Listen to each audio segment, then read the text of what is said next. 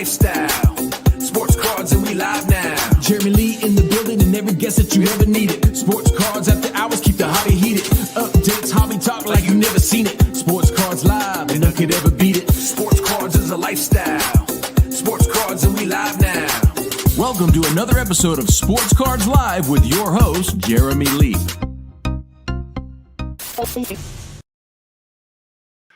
All right, guys, what is up? Welcome to the September episode, the September Fanatics Collect Premier Auction ending watch party. It is September 25th, 2025. I'm Jeremy Lee, and let's get right into it and bring out our co-host, none other than the Real 27 guy, Mr. Adam Gray. Adam, hello. Hello, and how are you? Hello, I am fine. I'm great. I'm better than fine. It's the best night of the month, and I get to hang out with you for maybe 5 hours tonight, dude. It's going to be crazy. 421 items are at auction and ending tonight. This is a record-breaking Fanatics Premier Auction, guys, going all the way back to the days of the PWCC Premier Auction. We've never seen a Premier this big. Is this a sign of where the hobby is at? What are we in for tonight? Time will tell. We will find out. Extended bidding, all access extended bidding starts in 28 minutes from now. And then we're going to see what happens. There are tons of great cards, and we are going to go through several of them. What is up, Kevin Hawthorne, Jacob Dahl, the Professor, Chris W., Linda's First? Good evening. We have this or that. So we have 9 this or that's ready to go. I made them a few days ago, like 8 days ago, maybe 7 days ago. I looked at them earlier today, and I thought, these are good. I like them. I'm happy with them. I hope you guys enjoy them as well. We will get to them for sure. Nate Flesher, good to see you as well. We do have our work cut out for us tonight, but we're going to have some fun, definitely. And it's an interesting time in the hobby, Adam. Lots of action, lots of big cards. We're still coming off the big record-breaking sale of the dual logo man and the big Kevin O'Leary, the Wonder Shine Index, they're calling it now. So times are exciting. The hobby is going crazy. And we'll see how it goes tonight. Is there anything that you've noticed hobby-wise, macro level, before we get into the cards tonight, that is kind of making you shake your head or take a second look or kind of just check yourself and say, okay, hobby's healthy, but let's not get too excited? Where are you at? Well, I think I'm pretty much how I always am. I'm looking for cards where I'm like, that card's a really good thing to be in my collection right now. Can I find it for a price that is something that I'm willing to pay? Am I willing to move something else from my collection for that thing? I'm always doing that. That never really changes for me. It's clear that a lot of people are paying a lot of money, especially in the high end, and it's exciting, but it doesn't really change how I operate. Some people are like, are you tempted to sell? Some of your stuff's worth so much money. And I'm like, yeah, I might get tempted sometimes, but it wouldn't. What would I do? What would I buy with it? My purchasing power is down as my collection increases in value. So it doesn't do anything for me. It just doesn't really affect me. The cards you have are cards that are very difficult to replace. So you have what you want. It's a great way to go. Jay Mollico, welcome to the show. Kevin Linane says beast mode. The hobby is in beast mode, no doubt. Soccer, everything is in rocket mode. I think rocket mode is one level above beast mode. Mollico, yes, we're going to talk football, soccer, baseball. We got some hockey, basketball, football, of course. Gennady, welcome to the show. Tonight, we're going to do a little bit different. We're going to start, the first 2 pages are going to be vintage. We're going to go through the vintage, and then we're going to head into the 90s and go from there. So it's going to be fun. Adam, let's dive right in. And this top row, I love all 3 of these cards. I'm still trying to figure out which Ty Cobb card I want to add to my personal collection. Will it be a T206? Will it be a Wonder of Sport? Will it be something like this? An E102 set of 25. This is a beautiful SGC5 copy here, 1909 at $23,000. Let's go to the other side, though, here, Adam. The 1933 Gaudy Babe Ruth number 53. One of the most iconic cards in the whole hobby. This is a PSA 2. It's at $10,000. Wonderful centering, great, decent registration, not perfect. It's got corners and edging issues, surface a few problems there, but it's graded a 2. So you're going to get what you get with that card. Love this card, Adam. Absolutely love this card. Take a quick look at the back of it. Back, it matches up to the front, maybe a little bit cleaner even. And I think at $10,000, that's a good value at the moment on this card. I'm a big fan. But this card in the middle, Adam, for me, this is the card of the row, if not the vintage card of the night. I love the tip-top bred Honus Wagner. You have such a nice portrait of him, the wide shoulders, the yellow background, the blues in the collar, the word Pittsburgh. It's also a wider tobacco era card versus narrow. You know, it's not tobacco, it's a bread card, it's a food card. Authentic, altered, doesn't bother me. If I were going to be making a play, that would just bring the price down for me, and I might be pretty happy. These are very rare overall. And the back itself, it does have some significant paper loss on the back, which is why it's only $15,500 and not something like $80,000 or even more. It would obviously be graded different, but a beautiful, beautiful Honus Wagner right here. I really like all three of these. If I could only pick one of them, I'm going with the Wagner, though. Adam, what are your thoughts on these three? My favorite of the three is the Wagner. Also, I love bread cards, both bread label cards, and in particular this one, Tip Top Bread. It was a company that used to like deliver bread to people's homes, and so there's a really fun story there with that card. But of course, the image of Wagner is what stands out, being the same image from the T206. I absolutely love it.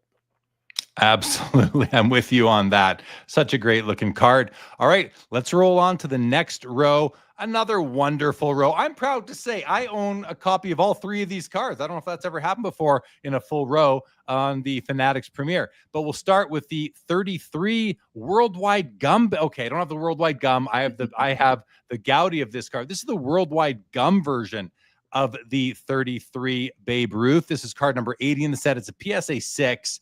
And this card is absolutely smoking spectacular. Look at here, let's just blow this one up a little, guys, and take a quick look at the color is nice. The color is very strong on this card. The centering is also very strong. Edges and corners, no complaints whatsoever there. The border has some toning. I like my vintage to show its age, and toning is one way to accomplish that. Perhaps the weak point in this card is the registration. His face is a tad blurry. You see a little bit of blue color fringe coming off the edge of his ball cap there, which is contributing to a little bit of blurriness. But everything else on this card is very strong. The back is nice. Some toning. Doesn't bother me at all. Wonderful card. Real quick, while you're on the back of the card, and I know you're now off the back of the card, but the way that you can tell the difference in a Worldwide Gum versus the Gaudi is what it says on the back of the card. That's where you get to find out that it has the Montreal or Canada label. And so the reason that it looks exactly like the Gaudi is because it's basically the same card, except for it's from Canada. It's a much rarer card. Check the population. This isn't, I don't know that this is Jeremy's favorite type of card, but this is totally an Adam card. I love different variations and unusual sort of like, and I don't want to put words in your mouth. You might say differently, but you know I love stuff like this that's lower print run and sort of has some weird story to it. Yeah, I prefer the Gaudi for myself, even though, you know, being a Canadian, you'd think I would like this one, but I like the Gaudi copy personally. And maybe if I didn't have it, I'd be willing to go Worldwide Gum, but I think they're both beautiful. They're both from 1933. This is rarer. It's probably a better card if you're just looking at it that way. And I know you like the tops tests and these things, so I totally get it and definitely respect it. 26,500 right now on this one. That seems conservative to me at this point for this card. In the middle, 39 play ball Ted Williams rookie card, his one and only rookie card. This is a PSA 8.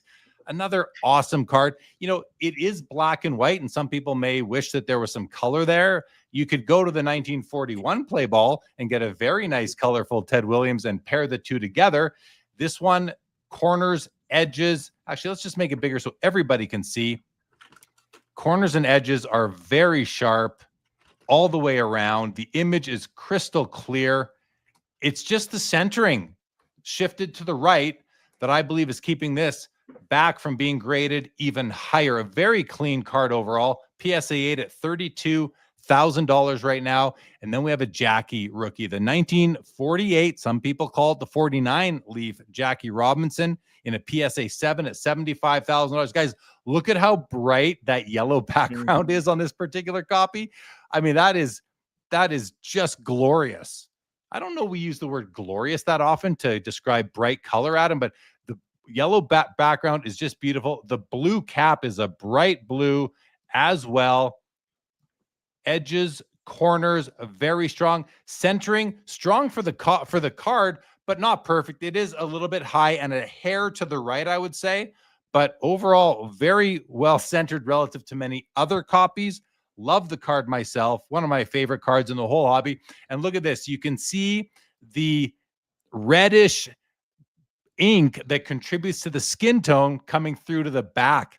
Now, I think we see this every so often. There's two different types of these 48 leaf cards, and this is the one that does have the brighter colors. I believe that to be the case. It's a great card overall. I don't mind seeing that shadow on the back, actually. If that wasn't there, I have to wonder, would this be graded even higher? I don't know the answer to that, but 75,000 on this card right now. A great row altogether. Adam, your thoughts on the other two?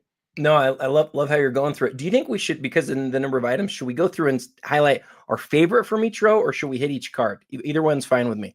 I'm going to go as I go. Okay. I'm not sure yet. We'll go by feel, but Okay. What do you like? What are your thoughts? I love your comments on the brightness of that Jackie. We've seen so many of them through the years. I'm not sure we've ever seen one that bright. One thing I would challenge anyone to do, this might be a fun thing to do, Jeremy, pull up all of the leaf Jackies that Fanatics have ever sold and just scroll through them and find one that has that level of color. I think you're going to have a hard time finding that brightness.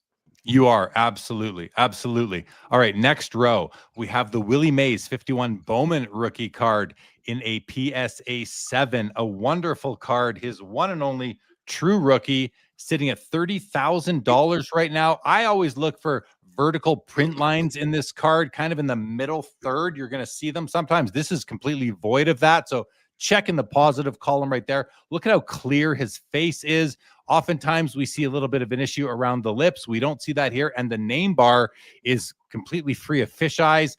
Very well, if you zoom right in, there might be some microscopic ones, but a very nice copy, decently centered. And this one, this is a nice looking Mays rookie, Adam.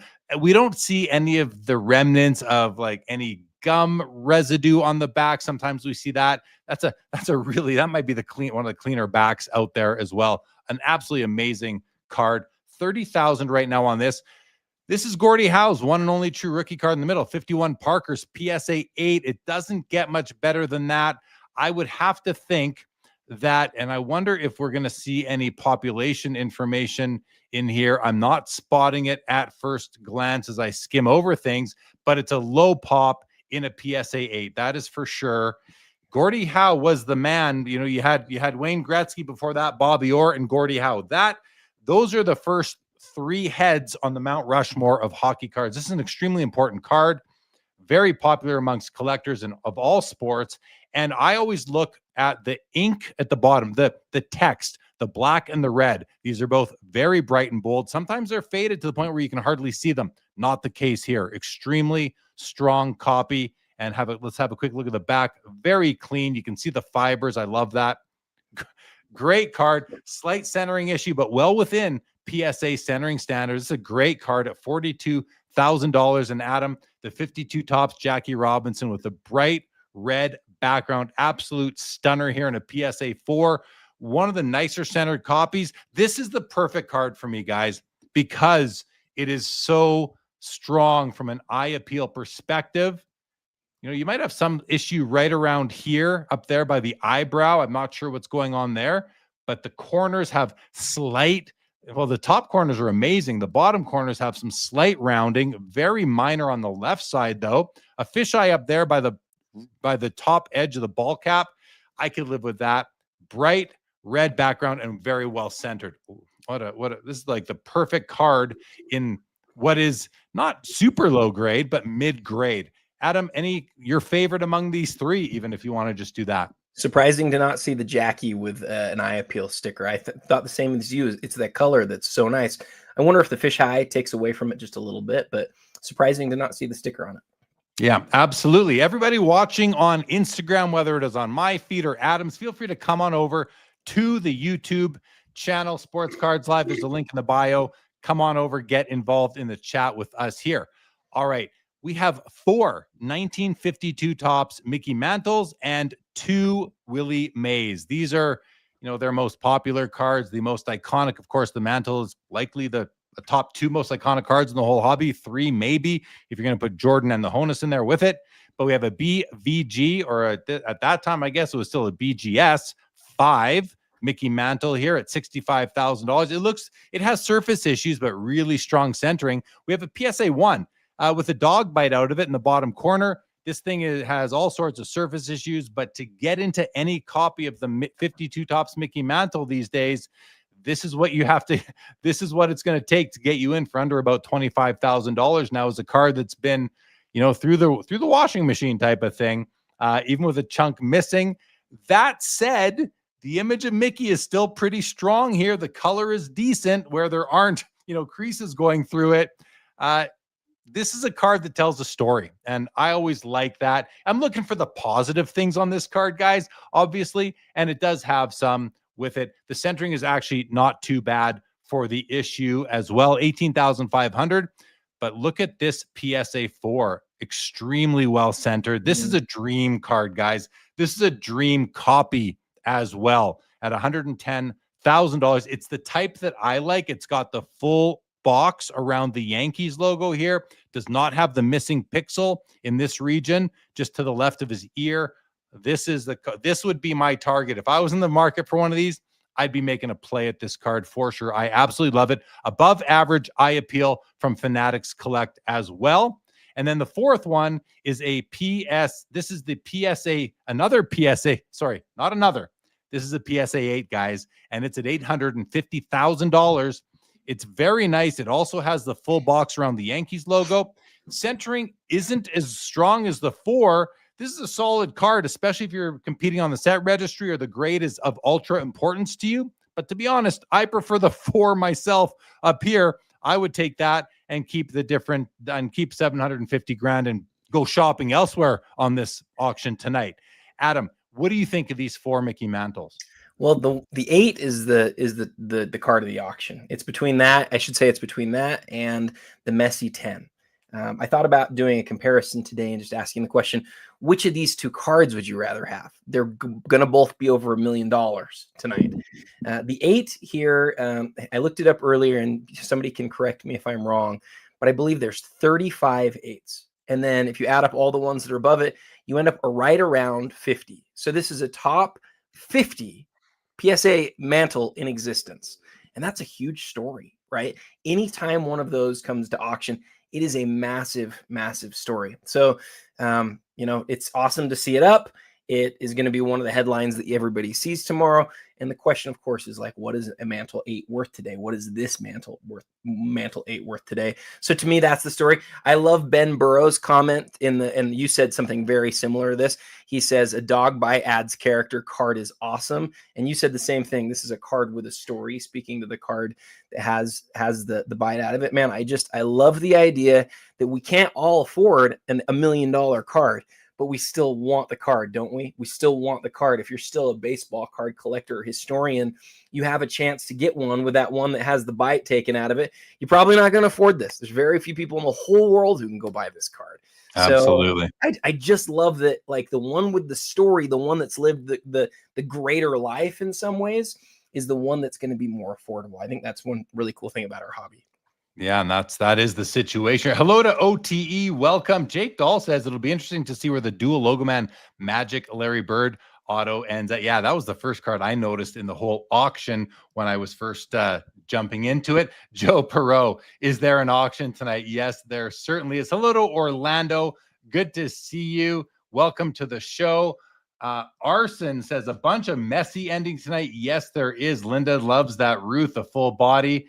The worldwide gum. Ben Burrows, good evening. Thanks for the comments tonight. Laura, hello. Diamond card collector, what's shaking? Good to see you here with us. Kinger, good evening to you. We have Adam in the chat as well. What's up, Adam, in the chat? P. William, good to see you. Molico says the card is fully undervalued. I'm not sure which one, but good to hear from you. Dan Brown says, is the Royal Desserts not a true How rookie? I'd say no, not widely accepted as one, that's for sure. Orlando loves the Jackie. Kevin Lenane loves the 56 Mantle. We're going to get to that shortly for sure. Appreciate all the comments, everybody. Okay.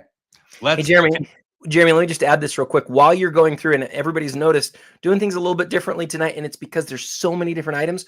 I'm going to watch the top of the auction, and if anything crazy happens, I'll let you know. I'll interrupt very kindly. If you're Interrupt me. Okay, so thank you. Yeah, absolutely. I appreciate that. Okay, couple of 52 tops Willie Mays, both PSA 7s in this case. And look at the price differential right now. 36K to 18.5. I mean, I don't know about how quick you guys do math, but that's basically double on the card on the left. And it looks to be a centering issue. If you just look at them from here, I mean, from this angle, they both look like the images are strong, good color, but look at the centering on this. Oh, and it's got above average eye appeal designation from Fanatics Collect. This copy is stunning, guys. If you're in the market and this is in your price range, grab this copy. I love it. Or you can grab an off-centered copy and save yourself almost half the money. Both beautiful copies overall, strong images. Oh my goodness, Adam, what do you make of that differential? Anything? Well, I like that we're doing it this way because this is really an interesting comparison. You're exactly right, Jeremy. The other thing that I noticed is you looked at that. I might be wrong, but I think it's the older label or the older serial number.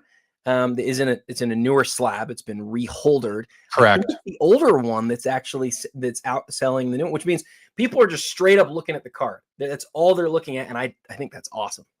Yeah, it's an absolutely amazing card. Kevin Lenane, who works with Fanatics Collect, says it's the biggest auction ever. Yeah, we stated that at the we are well aware of that, Kevin, I think it's the 53rd time we've covered this. Wow. And that's why I'm trying to talk a little bit quicker than usual. But yeah, and he goes on to say again, like Fanatics is killing it right now on the weekly and the Premier, guys. Congratulations on just wonderful, wonderful cards. Curmudgeon, welcome to the show. Good to see you. Texas Rangers PC is here as well. All right, let's keep on going, Adam. 53 tops, Mickey Mantle, PSA 7.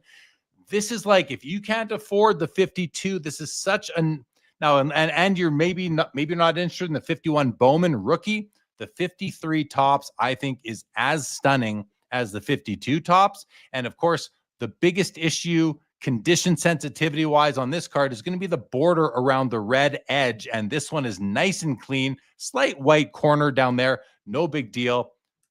Absolutely beautiful cards. It's a bit off center to the left. Otherwise, a really nice copy here. Currently sitting at a bit of $18,000. We have a 54 tops Hank Aaron rookie and a BVG 8 holder. Let's just zoom in on this and have a look at that centering, which, oh my God, it's perfect. Look at that centering. It may be, slightly less than perfect. Wonderful registration. When I say that because I'm looking at where the orange meets the blue on the ball cap, and it's just very sharp, very nice overall. No blur in his face. The action shot is nice and crisp, but those corners, edges, and centering that's to die for, guys. Just amazing. 17.5 on that card at the moment. And the Roberto Clemente rookie card, BVG 8.5 this is a BVG Pop 1, none graded higher. And this card it's a blazer as well. Very well centered, crisp image. There is some color fringe. You got a yellow stripe coming down to the left of the green there, which is causing the action shot to be out of focus to that same degree. You can see a bit of shadow to the right of his ball cap there as well. But other than that, this centering, the edges, the corners, really nice copy. Outside of the registration, a very nice copy, sitting at 15.5 right now. Adam, any comments on those? No, I love how you covered those. I guess the only thing I'll say is it's neat to see a couple of BVG or BGSs in there. Some of those, we've talked about this a million times. Some of those, if you've got a great eye, provide some of the best buys in the hobby, because if you can cross those to what you're thinking you might get it to the high end of what PSA might grade, you can get really like some awesome deals there. Right on. Vintage Card Collector says Fanatics has the best UI of any auction house by a mile. They have to be taking market share. I think that's evident here. Robert Scott, good evening. Welcome to the show. And Found Treasures, good to see you. Hanging loose. All right. Next up, another Clemente rookie, PSA 7. So this is the BVG 8.5 at 15.5, and not trailing far behind is the PSA 7 copy. This one is more off center, sitting low, but it looks like the registration is stronger. How about a 55 tops Yogi Berra? Far from his rookie year, but a beautiful card, a beautiful copy in a PSA 9, Pop 12, no 10s, sitting Wow. at $13K, and a 56 Tops Mantle SGC 8.5, sitting at $22,500 with exceptional eye appeal. That's top 15%, guys. And look at the centering. Look at the beautiful borders, a little bit of a rough cut. Love that. The registration appears to be absolutely perfect to me. This is a great copy. You know, sometimes you wonder if someone buys this, would they want to move it over to a PSA holder? I don't know. It's going to be up to you, but this card looks very, and I would never advise and say, oh, that's going to for sure cross to an 8.5 PSA. I would never advise that, but this looks like a gorgeous copy to me. Adam, this row, what do you think? The Yogi's the one that stands out to me. How often do we see a 1956 card in a PSA 9, especially of a guy who we all know and love? I mean, that's a big card right there. And I always wonder with these lower pop cards, there's a high variance. You don't know what they're going to sell for. They're the sort of cards that I like to watch as the auction goes on. I love how you said who we all know and love, because truer words can't be said about Yogi Berra. I love this card. I collect Yogi. I think I have 3 of his cards. I might be looking for a couple more. This one will probably make the cut for me. All right. We have the Johnny Unitas 57 Tops rookie in a PSA 8. And this is a tough card to find centered. And this one appears to be almost perfectly centered. Superior eye appeal. That is the loftiest eye appeal award that you can get on Fanatics Collect. Top 5%. It's at $13,000, and it's an 8. It's not a 9. It's an 8. It looks like it should be a 9 to me. I used to own a copy of this card. This is just absolutely gorgeous. Strong registration. Corners and edges are great, but the centering, I don't know that I've ever seen one this well centered, Adam. Absolutely love this copy. $13,000.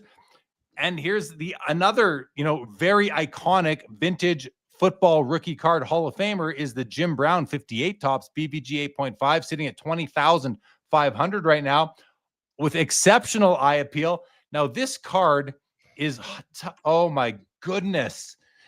I said that because look at the black background. Look at how dark and solid it is with minimal snow. Usually we see more. Centering is extremely strong, like 95, sorry, I'd say 52.5, 47.5 type of thing.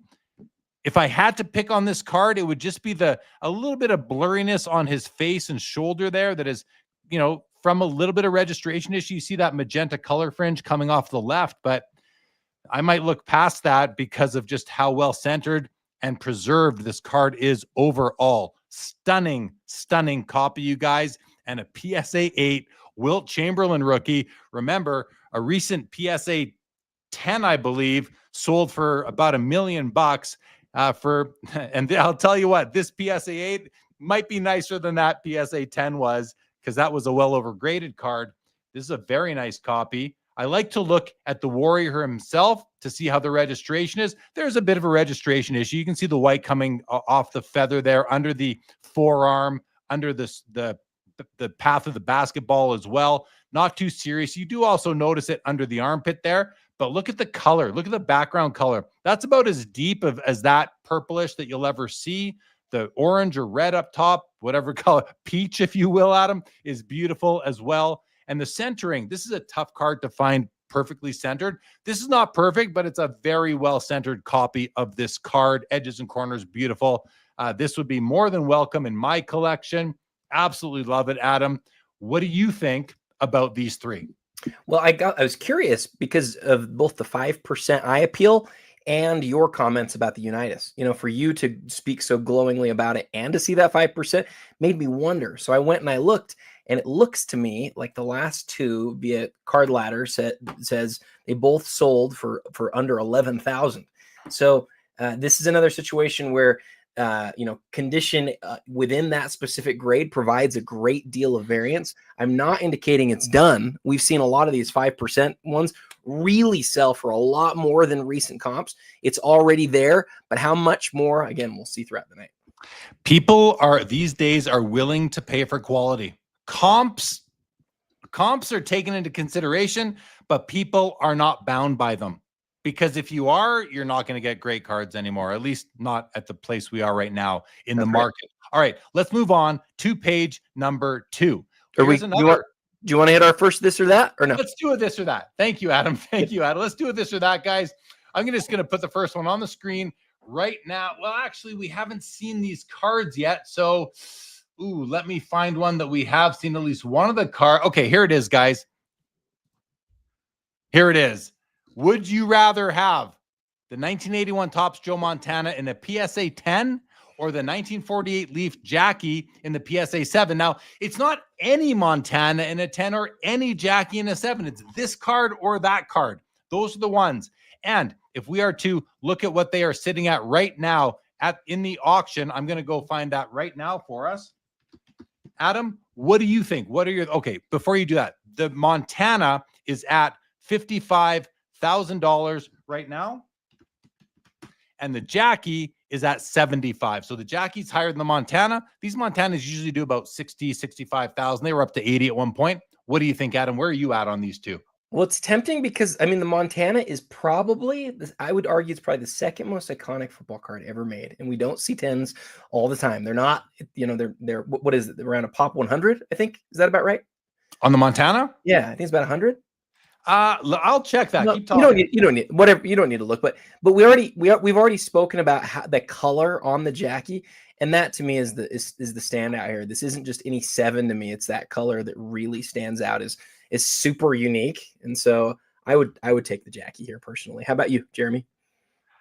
That's the problem. I'm going to take the Jackie as well, not just because it's sitting currently at $20,000 higher, but that would be the one that I would take. I feel like a Joe Montana, I can get it many times. It's a pop 115, by the way, courtesy of Card Ladder. I would take the Jackie as well. To me, it's kind of a no-brainer. It's older, it's harder to find, and I'd be happy with a PSA 8 Joe Montana, even a strong 7 in my collection.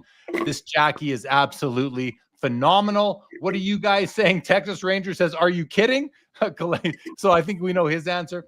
Orlando's going, everyone's going to go Jackie, right? Orlando's going Jackie. Linda's first is going Jackie. Jake Dahl. Ranger says it's not even close. Found Treasure. 7th Huneman is going Jackie. So is Reef the Sea. Ben Burrow says it's too good to pass up. Absolutely.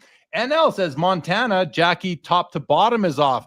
Yeah, if centering is going to keep you out of this Jackie, then go with the Joe Montana. But to me, I mean, I don't expect to own a perfectly centered Jackie. I'm okay with some off-centeredness there. Found Treasure says the Montana 9 looks just as good. Some of them do, not all of them, I would say, but yeah, some of them definitely do. Daniel says I'll take the Jackie. Can always get a very nice Montana. Agreed. Diamond Card Collector's taking the Montana. Texas Rangers doesn't understand why anybody would take the Montana.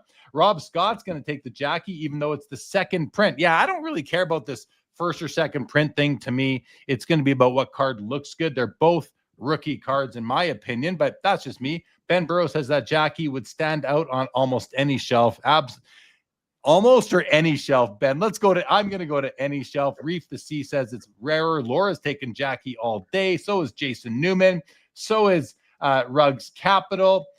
And Mookie Chilson says Montana a little off center.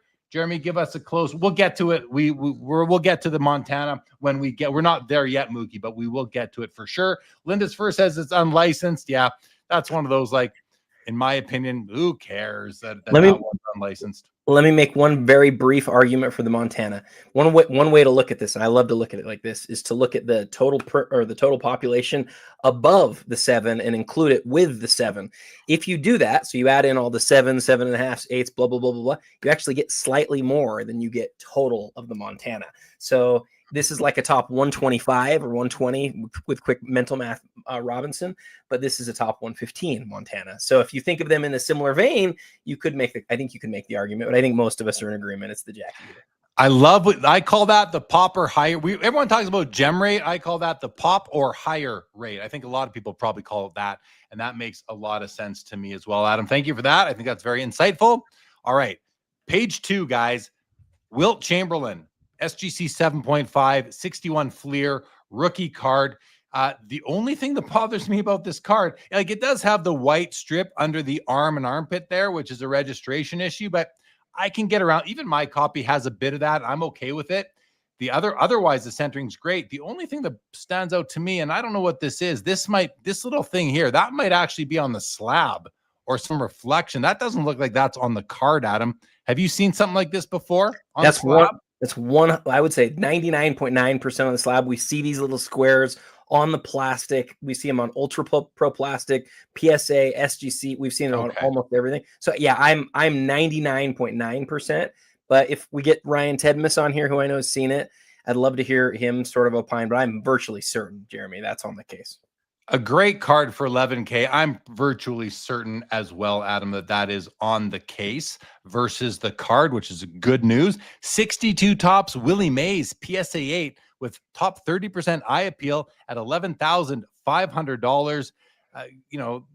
This is the Lou Brock rookie year. It's a great Gaylord Perry rookie year. You can pick up a few Hall of Fame rookies and then round out your flight collection of 62 tops with some Hall of Famers like a Willie Mays.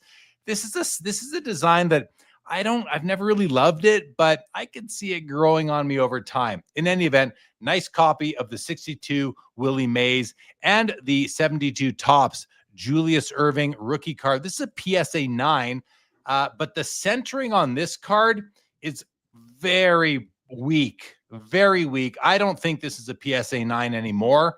Maybe it is. Look at all the room underneath Julius Erving and forward. It's also shifted to the right a little bit, and it's got the fisheye right there. We often see it in this region, and there it is, bright and bold and letting you know that it's there. This is a set registry card. This is a card for someone who cares, as much, if not more, about the grade than they do about the actual card. Plenty of people like that in the hobby. So this is a good registry card. If you're just looking to score points, you'll get them through this card, and you'll probably get this for cheaper than most 9s because this is a very inferior 9 overall, in my opinion. Adam, what do you think of these three? I love your comments about the Erving, and I would say the same thing, but take just a slightly more positive spin, which is for a lot of people, that's what matters, is that grade. And if you can save thousands of dollars or a few $1,000s even on a card that maybe isn't viewed as like a top 50%, or like, even if you'd say, hey, this is a bottom 20% PSA 9, that's great. It's still a 9. It still hits you in the registry where you want to be. And look, it's still like, I've never owned an Erving nearly that nice, and I've owned probably, 20 Erving rookies over the years. That's a really beautiful card, great color, typical other issues. But yeah, you're exactly right. It's a lower quality copy, and that might work out to somebody's benefit. The only thing you said that I would just pick on is where you said it's still a 9. Only because it's in that holder. I don't think it's still a 9 according to today's grading standards. Yeah, it's great for somebody who wants the 9 and wants one at a discount because it's likely not still a 9. Okay, this card blew me away when I saw it. 1977 football discs, Diego Maradona, PSA 7 Pop 6, only 2 graded higher, $65,000 on this right now. And I mean, do we even call this a card or is it a disc? It is cardboard. It's got the perforations. This thing is crazy. Look at this card, guys. I called it a card. It's made of cardboard. We can call it a card. Look at this piece. Absolutely bonkers. 65,000. I mean, Diego Maradona. Adam, what do you want to say? Yeah, let me blow you away a little bit. I remembered this being one of the big items of the pandemic boom. In June of 2022, this card sold for $192,000 in this same grade. Wow. So someone's either losing some money or getting a great deal tonight. But listen, before there was Messi and Ronaldo, there was Diego Maradona. I mean, there were a few others in between there, but this is the guy I remember being kind of the post-Pelé GOAT, if you will. All right, we have a 1979 O-Pee-Chee PSA 8 Gretzky rookie. Now, this copy, first of all, let's see, no eye appeal, because this card, I do have an issue with it. I have a couple issues with this copy, and I'm going to share them with you guys. I got to be transparent and authentic with my thoughts on these cards, and I'm going to first talk about I'm going to talk about what I don't like, then what I do like. The oil drop is certainly shifted to the right within its pocket. However, on a positive note, the Oilers logo overall is well centered in the black circle. That is rare. That itself is very rare. With the oil drop being offset to the right, we are seeing the magenta color fringe coming off the bottom of his legs. We see that often. Bottom edge is beautiful. Bottom right corner is fine. A little bit of white showing doesn't bother me. The side edges are very nice. On the positive side, we're not seeing any gaps between the blue and the black, thin black borders. I love when we do not see that because I do not like those gaps on my cards. So while this has a registration issue, there are worse registration issues you can find on the Gretzky rookie. As we scroll up the card, very clean. You do have the blue fringe coming off his face, so a little bit of blur. The word Edmonton's very strong. We've seen better. Top edges, I love the top edge on this. That is the perfect O-Pee-Chee rough cut. Top corners, I'd say, are beautiful to perfect. But if we scroll out and we look at the centering now, this is where my biggest issue lies. It has clockwise tilt. If you just look at that right edge, you can see how it widens as you come down. To me, that is a deal breaker. I don't like that. That said, it's a PSA 8. It's recently graded. I'm not saying it's not a PSA 8. Condition-wise, it likely is, but there's no shortage of these cards on the market. They come up on the regular. So if this is good for you, wonderful. If you're someone who would rather that the image be straight on the card, you might want to wait for another copy. It is recently graded, which tells us that it is graded in, along with the more stringent standards that PSA has been implementing as of late. So not a bad copy, but I have a couple issues with it. Adam, what do you think of that before we move on? Man, I love every time you break it down. I look to that oil drop every time. I've never owned a Gretzky rookie. It would be very cool to own one. I would want the OPG if I did, and an 8 would be really cool to own. All right, and then there's a Topps SGC 9.5 at $50,000. I can't imagine I'm going to find anything wrong with this copy. And of course, the Topps was just a better produced product than the O-Pee-Chee was. And yeah, quick glance, I see nothing wrong with this. This looks to be perfect. I mean, look at the centering on this, the edges, the corners, the color, the registration. This card, even the reverse is void of any blemishes or I see a couple little dots here and there, but nothing that would cause me any grief or dissatisfaction. This might be a perfect card, guys. Not, as close to perfect as you're going to find anyway. $50K. This gets my complete, blessing, if you will. All right, let's keep on rolling along here, guys. Mark Messier's PSA 10 O-Pee-Chee rookie, a very difficult card to find in this condition. It does have the O-Pee-Chee rough cut coming down the right-hand side, which is very typical. A little bit extra rough. Very nice black layer of ink. It's very, very strong. Centering wise, oh wow, that left to right at the top is perfect. Look at the angles of the lines between the corner of the cardboard and the corner of the green border. Those are equal inclines. I love that. That is tough. Let's look at the bottom. It's harder to measure on the bottom because we don't have the right bottom corner. This might be a perfectly centered. Well, then I'm looking at the borders down here, though. It's a bit wide. Well, maybe it's not that close to perfect. I'll leave it at that, guys. Close to perfect centering on this card. Reverse, you cannot say the same. It is shifted to the left. But this is a PSA 10 Messier rookie sitting at $9,250. We were asked earlier to take a look at this a little bit closer, so let's do that. And yeah, this thing, does it have some slight tilt? I don't think so. I'll let you guys judge for yourself. It looks to be pretty good to me. It may be like 49-51 centering kind of thing. Color registration, corners and edges all look good to me. Adam, what do you think of those two? And then we'll move into some Michael Jordan cards. Nothing to add. Great comments. Star 101, 84, Michael Jordan, rookie card, XRC, whatever you want to call it. His first semi-licensed card in Chicago Bulls uniform.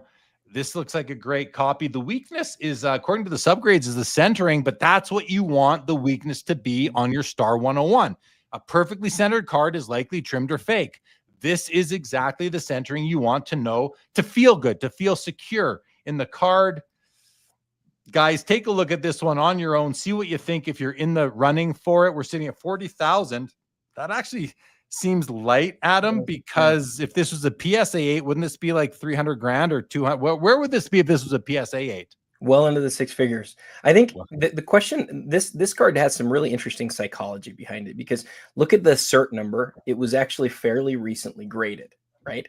And so the question is, why would somebody grade this card with BGS at this point? And I'll tell you why it happens a lot. It's because Beckett's grading is way less expensive, right? Like way less expensive. If you get this card graded with PSA right now, you're paying a lot of money. Now, some people might say, well, it also might have been a much lower grade with PSA, and we can't know that based on what we're looking at. But sometimes we do know that people grade with BGS because it's a lot cheaper. If this card is a PSA, there's a chance it's a lot more money, Jeremy. Even as a 7, it's probably what, 3 times as expensive as this? That's what I was thinking. So that tells me, I mean, listen, if you like to collect cards, this is the buy, right? If you like to collect grades, wait for your PSA 7 or 8. If you like to collect slabs versus cards inside them, this might be a value buy guy. But that said, look at the card, inspect it yourself. Look at the corners, the edges, the centering, the surface as best you can. Look at the video that Fanatics provides and make your own decision. Okay, moving along. Real quick. I talked to Dave Zenzel about how he, was able to get his 9s, and he was just really clear. Like, he studies the heck out of those cards. Like, he knows what PSA is looking for. He knows like what he needs to be able to get a really high grade. For somebody who has that technical level of understanding on the card, that is the perfect card to go study, because if it hits everything, if that can cross to PSA, it is really an incredible opportunity. It's just obviously a risk because you don't know whether you're going to be able to cross it or not. Absolutely. Okay. We have 2 Michael Jordan Star 195s, the gold medalist card. We've got the BGS 8.5 and the PSA 7. In this case, the BGS 8.5 is currently outselling the PSA 7 by a margin of $18,000 to $3,000. I would just say to you guys on these, go have a look at them, inspect them, make sure you're happy with these cards before you start bidding on them, because pick the one you like better. They're not that far off. $5,000's a lot of money, but if you're shopping in the Premier, you can probably buy the card that you like the best, regardless of the slab that it's in. Maybe it's the PSA 7, maybe it's the BGS 8.5 in this case. Now, this card over here, Adam, 84 Star Basketball 101 with an on-card Michael Jordan autograph certified by Beckett Authentication Services. The autograph does grade out a 10. The card grades out an 8.5. This might be one of the finest Star 101s on the planet, Adam. I'm just going to go to you on this. This is your specialty. So as of right now, if the auction ended this moment, the only 2 Star MJs that would have ever sold higher are the 2 PSA 9s that we have public sales of.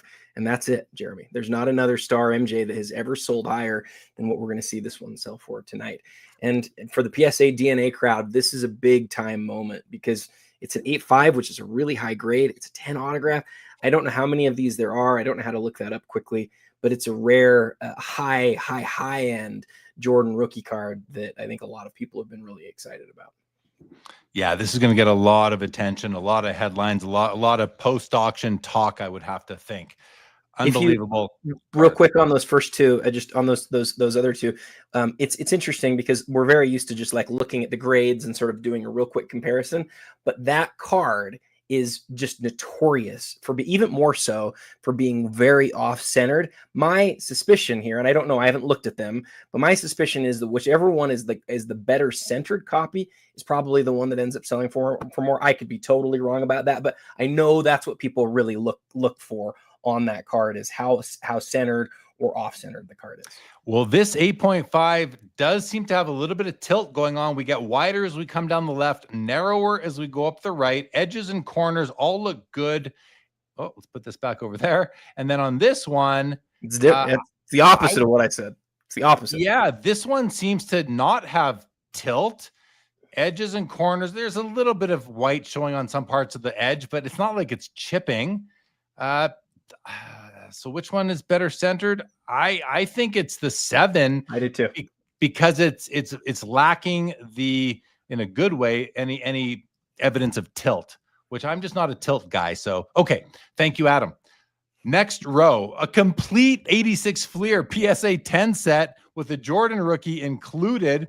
Doesn't include the stickers, which we should note, but it is all 132 cards in PSA 10, $300,000. A rare opportunity to just get it all done at once, guys. On the left side is the Nike promo 85. We're calling it a rookie here, 12,000 for a PSA 10. That seems cheap to me at the moment. Maybe you can tell me your thoughts on that. I also have Card Ladder open in another window, Adam, so I can go check that myself. And we have a Dominique Wilkins 86 Fleer autograph rookie. This is a dual dimes, guys. You got 10 on the card, 10 on the auto, sitting at 25.5. It is a pop one. Someone's going to be happy landing this for their collection. Absolutely. Adam, I'm going to go to you on these three really nice basketball lots. Love how you covered it. The Dominique being a 10-10 is really interesting. That's the one that I'm watching there. And then, yeah, you're right. It seems like, I don't know, we've seen the Jordan sell for before, but in a PSA 10, that does, you go look at Card Ladder, but it seems like that's a pretty good deal. Okay. Continue. 3 MJ 86 Fleers. Never mind that. How about 4 MJ 86 Fleers? We've got a BGS 9 and a 9.5. We have a PSA 10 at 220, and we have a PSA 9 at 21.5 with eye appeal, top 30%. Guys, we cover this card. You know, I'm going to let you guys have a look at, unless there's one you'd like us to look at. Adam, is there one you'd like to look at closer out of these 4? No. How about the 10? You know, we're going to look at the 10 because it's a PSA 10. And, you know, should be a gem mint card. And, yeah, I mean, just looking at the edges and corners right now, pretty perfect. Pretty perfect. Centering looks, I mean, is it, if it, at worst, it's off by 1%, like a 49.51 kind of thing. I think it's a gem mint card all day long. You know, there's a very slight registration issue, but otherwise, this is easily within PSA 10 grading standards, even the new ones. And yeah, I think that's a great looking PSA 10 at $220,000. Okay. Jerry Rice, PSA 9, autographed 86 Topps rookie with a 10 auto. I mean, this card in just a straight PSA 9 without an auto, you know, I think they're doing between like 1,700, maybe 2,300 in that range somewhere. Last I remember, you had this autograph on here and you jump way up to $16,000. Looks to be extremely well centered. PSA 9 actually, and also very recently graded, which means that this might have been a 10 in recent iterations of grading standards. It is slightly off center to the right. It's easier. This card can throw you off with those diagonal white dashes on either side of the image. But if you look at the width of them, you can tell. If I compare the width of this one over here to the width of this one over here, this one's a little bit longer than this one. So there is a, you know, it's not perfectly centered. Might even have slight tilt, maybe not. Tough to say. Autograph is perfect. It's beautiful. It's right where you want it. It's a great card. It's a great card for the Hall of Fame autograph rookie collector. Exceptional eye appeal as well on that one. And we have a Topps traded Tiffany Barry Bonds PSA 10 at 8,500. I love this card. I love Tiffany's, guys. It's a great card. Adam, your thoughts on these last few? I love that you highlighted the Rice the way that you did, especially the interesting centering. I think you're right about those lines. It does make it tough to say. I found myself, and I know you might not be the same way, I found myself more interested in some of these high grade autographs like this. Obviously, Jerry Rice is going to have a ton of autographed rookies when all is said and done, but I just think that's a really cool card. Absolutely. All right. Now we're going to get into the 90s, guys, starting off with 3 iconic Jordan cards. The Stadium Club Beam Team PSA 10 at 10,000. You know, there is the members only version. For me, this is the card I would want. Adam, which one would you want? This or members only? Gosh, that's such a good question. I'm probably going to go with this because I love the idea that it was just in a pack, but yes. I can see somebody taking the members only too. It's tough. Yeah, this would be my choice. PSA 10 grand right now. We have the 93 Finest Refractor. This is the first Finest Refractor PSA 10 MJ at $20,000. And what is well known, commonly known as the first insert, the first Chase MJ insert that everyone wanted, 93 Ultra Scoring Kings PSA 10, $18,000. Adam, give us your thoughts on these 3. How important are they? How iconic are they? Well, I've really gone back and forth over the first hour of us doing the show on like whether I like this order. I love the order right now, looking at it like this, because between 92 and 93, I'm not sure there are 3 other cards of Michael Jordan. Like literally, I'm not sure there are 3 other cards that I would point out as like real like chase interesting inserts. You said, hey, the Scoring Kings is the first really big chase insert for Michael Jordan, but where I lived, it was probably the Beam Team. It really was. Fair. And that refractor is the very first basketball refractor literally that was ever made. The first card from the first set. It is awesome. All 3 of these, all in Gem 10 condition. They're huge pieces. The question that I would ask for you is, what's the level of greening on that Jordan right there in the middle? Is there a lot of it? Is it Yeah. Yeah, I mean, it's actually interesting. There is a lot of it, I would say. You know, the top half of his head, his whole right arm, and look what happens right there. It goes from dark to green on the forearm, so a little bit on the thighs as well.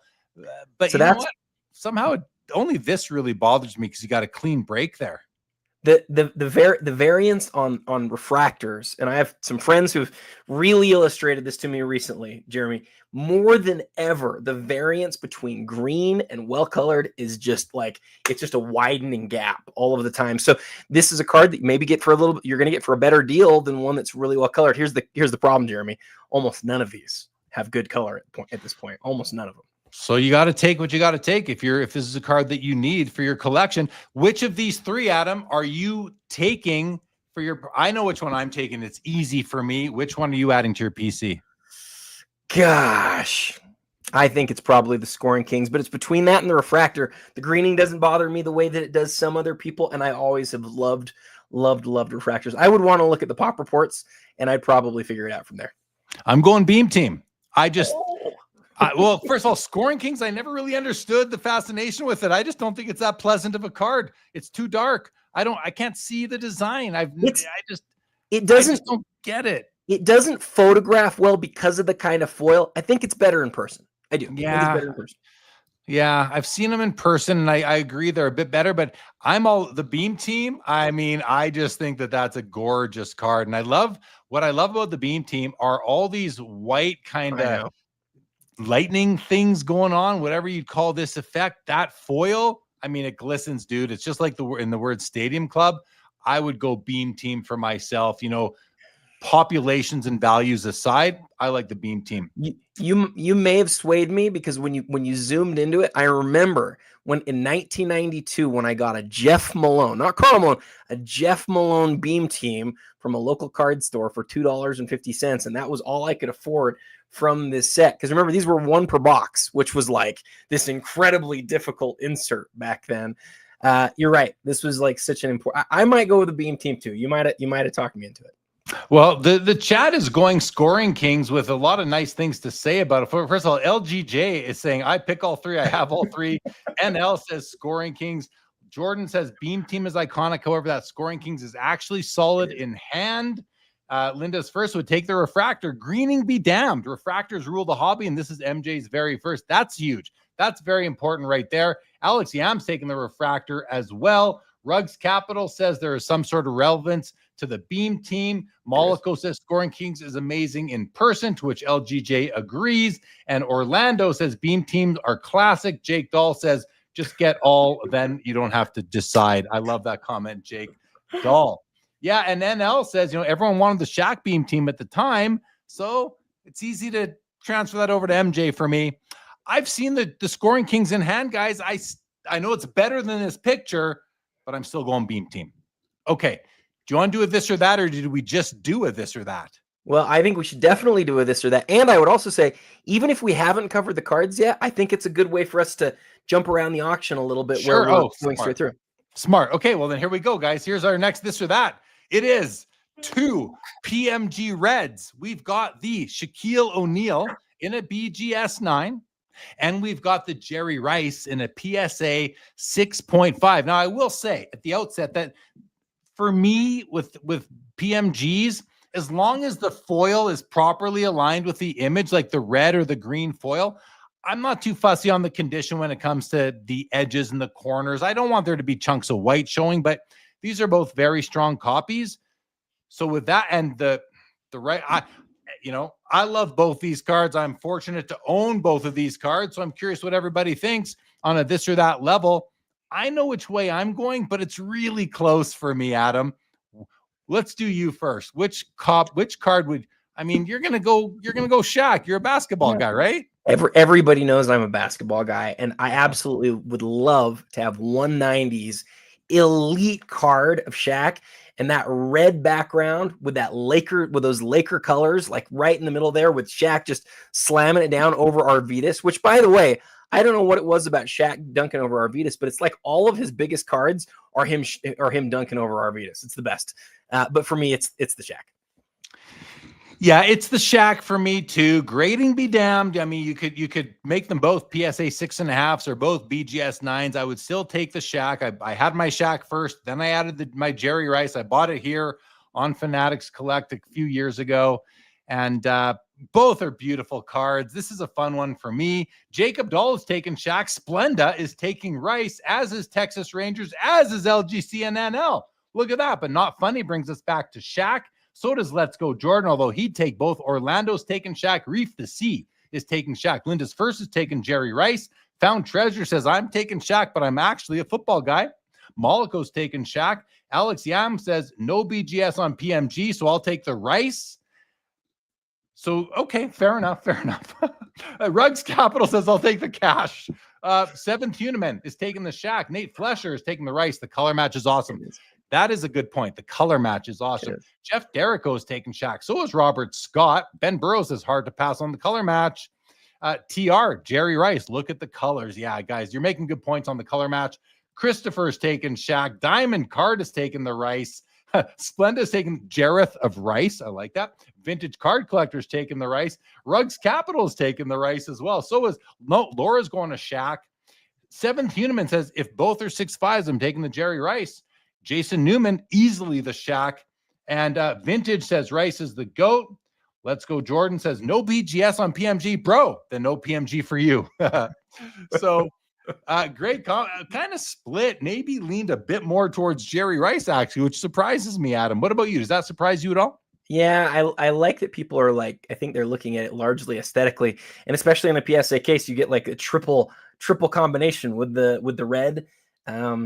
Yeah, it'll be. What are they at right now? Are they close? Are they? Well, let's have a look. PMG. I'm just going to check on the other window here. So I would guess Shaq's ahead. I would guess. Yeah, way ahead. Shaq's at 40K. Jerry's at 19.5. So it's not even close. Maybe it will finish close because we got a long way to go. But I would, especially in that 9 holder, I would suspect Shaq wins by quite a bit. Yeah, and when I made this, they were a lot closer in price. They were not this far off. Because I go through an order, I try to go even price, but things definitely have changed. Courtside says Shaq already eclipsed his all-time high. Let's Go Jordan means also we are old and remember Rice-A-Roni.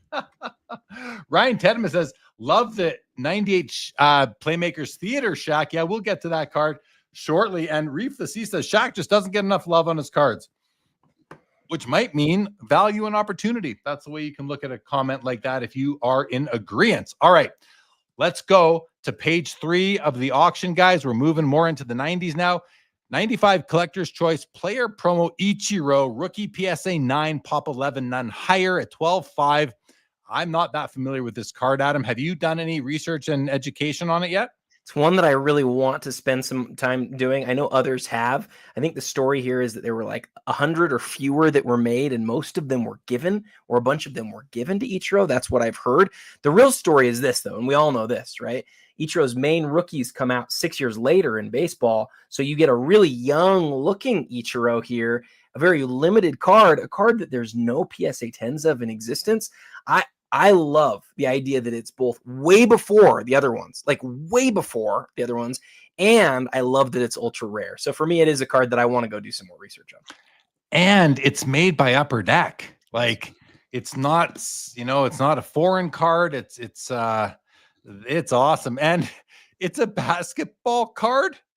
It says baseball player, but is this from a basketball set, Adam? I don't think it's actually from a specific set. It's like media it card. was made and then given out in an event. So it's an official card. It's a real Upper Deck card. It's been known in the hobby for a long time. I need to do more research, but I don't think it's part of any specific set. I don't think. Next up, 2 Jordan insert parallels. I love both of these cards a lot. I've never owned the Meltdown. I've owned the Atomic Refractor. Regrettably, no longer do. It's a PSA 10. It's at $23,000. I believe it's his first Atomic Refractor, and it is absolutely stunning. I love the color combination, the border design on these. But this Meltdown, I've never owned one before. I saw Brock from Acquire did a little video on it on Instagram. I saw it today. This card is sparkly. He talked about the fireworks coming up behind him. You know, I'm all about PSA 8 MJs right now because I can afford them. And this is on my list. I would love to grab this in a nice, clean, recently graded PSA 8. But this PSA 10 is at $36,000. This pair right here, if I owned these two, would be like my 2 favorite Jordan cards. I love both. Adam, what about you? Well, the Meltdown's a really interesting card because of the design. It's sort of like a Fleer metal. It's like got a metallic background. And, you know, you look at the year, there's not a lot of cards from 95 that have that feature to it. So that's, to me, why it stands out. There was like a different form of Meltdown that came out at that same time that was like a little bit lenticular, that I think is even like the same type of card, but I don't think Jordan has one of those for whatever reason. So I need to do some research on that. But look, the story here, like you've illustrated already, this is a 10, and being a 10, it's really expensive because it's really low pop. I don't know what the exact population is, but given the era, there's not very many cards at this point that had ever come out of Michael Jordan that are both as rare and as hard of a 10 card. If you get into the next year and the year later, you get into some really expensive stuff. But yeah, there you go. 17. That's the number. That's a really small number, Jeremy. That's a really small number for a Jordan PSA 10, and $36,000 is kind of affirming that for us. Spectacular card. I love both of them. Hey, what did you say? You had a 10 of the Atomic Refractor, right? Yes, I did.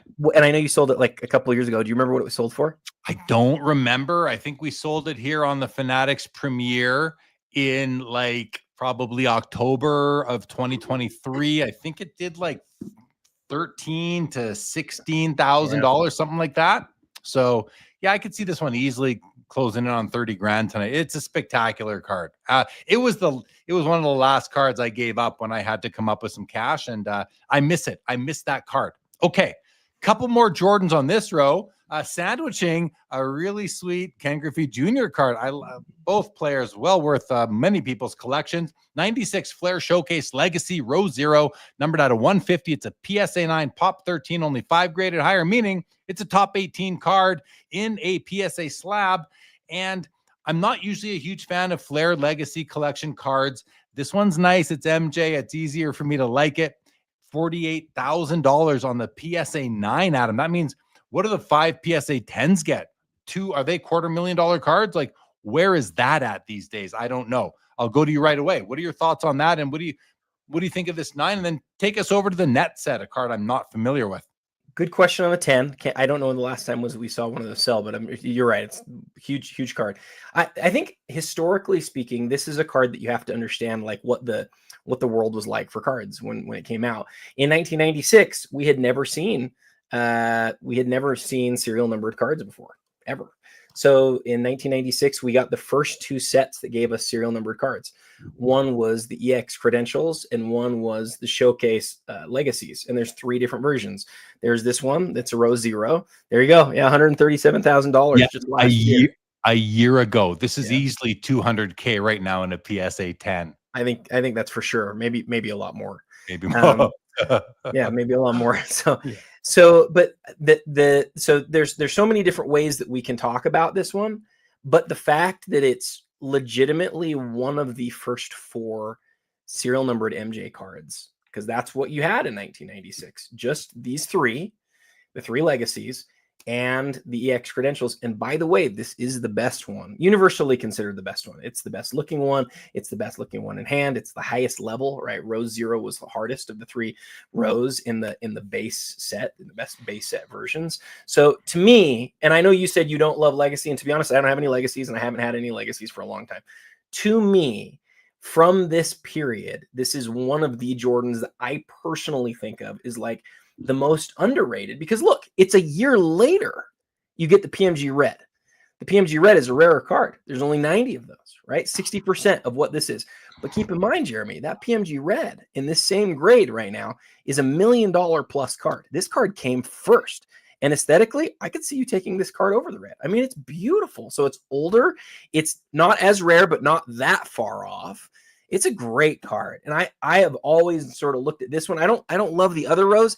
To me, this is the Jordan legacy from 96. It's the big one. So I feel like it's a deal. I really do feel like that compared to the other Jordan low numbered cards of that era. Love it. Thank you for all that. What about this net set? This is a card that I don't remember seeing before, Adam, which is rare by now. Yeah, I think the story here is definitely that pop 1 of 13. It was not an easy card. I think it's not like 1 in 360 or 1 in 720, but maybe like 1 in 72 or 1 in 96, one of those type of sets. I need to look it up, but it's pretty simple card. But the story here is that it's a PSA 10. It wasn't as rare, you're saying, but the population, the low pop is either one of two things. One, it's tough to get it in a 10, or two, just not a lot of submissions, relatively speaking. Yeah, and it's a great card. Even raw, it's a few $100. But yeah, it's again, this is definitely one of those like, wow, it's a pretty rare MJ insert, but wow, it's really rare in a PSA 10. Yeah. Ken Griffey Jr.'s 1996 Select Certified Mirror Gold. These are stated print runs of 30. You don't see a serial number on the card, but it is a gorgeous looking card. It's a PSA 8 at $20,500 right now, recently graded as well. All right. Next row. So I told you guys earlier that I'm into PSA 8 MJ inserts. Well, I picked up a full court trap PSA 8, and it's a beautiful card. I love the full court trap. It's very nostalgic for me, going back to my early days of listening to the House of Jordans podcast, where they used to profile one card per episode. And this was one that I just remember. So I bought it at the National this year. Actually, I love it. This is the PSA 10 though, guys, $9,250. A really cool card. To the right of it is the finest embossed gold refractor, numbered out of 74. This is a PSA 10 MJ, 70 grand, pop 4. This is a big card. This must be a tier 1 on the Cajun hierarchy, Adam. I'm guessing it is. It's got some, what I think is some greening happening, however, on the arms and the legs. Definitely some greening going on there. But again, and I'll defer to you, is this one of those cases where, listen, you're pretty much only going to be able to buy this card if you grab a greening copy? It's number 33 of 74. What can you tell us? I haven't done a study, but what I can tell you is like all of the cards that I've seen, and I've had several cards of this set, even in the last couple of years, they're all super green. Yeah, just like Let's Go Jordan says here. Now, with that said, you may still find one or two out there that are amazing in, their color is amazing. And that, I think that's an ultra premium element to them. But the story that I would tell everybody about this, for those who weren't collecting, when this set came out, this was a bigger card than the PMGs were. Right? This was a bigger card than the Rubies. This was the card because Finest was really thought of as like the most premium brand. And you had the base, and you had the silver, and you had the gold, and they were all 3 different numbers in the set, right? Not parallels of each other, but three different numbers. Then you had refractor versions and embossed versions, but the highest level, the greatest of all that they made that year, was the embossed refractor. And this is it. This is like the best card from the whole set. And it's in the highest grade. Now, look, people aren't going to like the greening.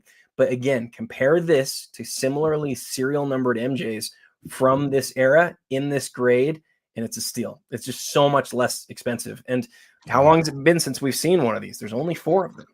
Only 4. That's the story to me. Only 4 of them.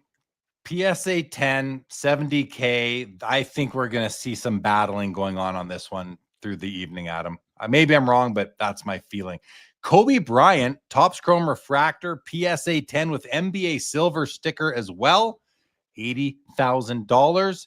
I mean, this is a card that you can look at. You can assess the centering. It's easy to assess the centering on this card. A little bit of greening going on, but nothing like, there is greening, but it's not like in your face, fluorescent bright. Adam, you're colorblind. You might not be able to tell. I'm not sure. It's a nice copy of the card. $80,000 right now on that one. Any comments on the Kobe or the full court trap MJ? It's fun that we are still looking at mid-90s stuff and saying, wow, the greening's the story here. I continue to think we have to see a time where it's standardized, where people can give it like as of a moment in time, like this is what the level of greening is. Just the same way that we have for eye appeal. I think it would change how people think about these cards. And someone asked here in the chat, I'm not sure if I'm going to where the comment go, but somebody asked, why are some not going green? Or, oh yeah, here, Moloko says, how do some not turn green? And my understanding really quick is that it's got to do with the refractor coating that was put on these sheets of cardboard, and they weren't always mixed the same. Some that had the mix that lent towards them going green, well, those go green. Some that didn't. But it's not necessarily a timing issue. Is the chemical going to make it happen or not? And that comes from discussions with Gene McLeod of Arena Design. Okay, this is a fun row. We have a bunch of Flair Showcase Legacy collections. The first two on the left are my favorite of the Legacy designs. And right here tonight, guys, you can pick up a Kobe and an MJ out of 100. That, I believe, is the rarest besides the one of ones that are, I believe, out there as well. There's also the ones out of 250, but these with the blue foiling, I love the design of these cards. I think they're beautiful. And while I don't love the design of this Kobe over here, which is 100 of 100 from the row 1 BGS 95, these are all great cards, though. Please don't get me wrong. I love these two. The thing that has me, can you guess, Adam, what has me kind of doing a second take at the Kobe and the MJ? Well, there's a couple things. One is that they're in their slabs the opposite ways. Exactly. Is that what it is? That's the inconsistent slabbing. Yeah. I'll tell you what throws me off. I can't understand any reason why somebody would rather have, and maybe I'm crazy, but I don't know why anyone would rather have the one on the right over the Kobe on the left. I don't understand that at all. But yeah, everybody's different. That made it sound like I was speaking down to it. I'm not. It is. I actually really like how it looks. You might like it because it's vertical. You might like it because it has that, I don't know what we call that pattern that's in the background, but it's a really cool thing.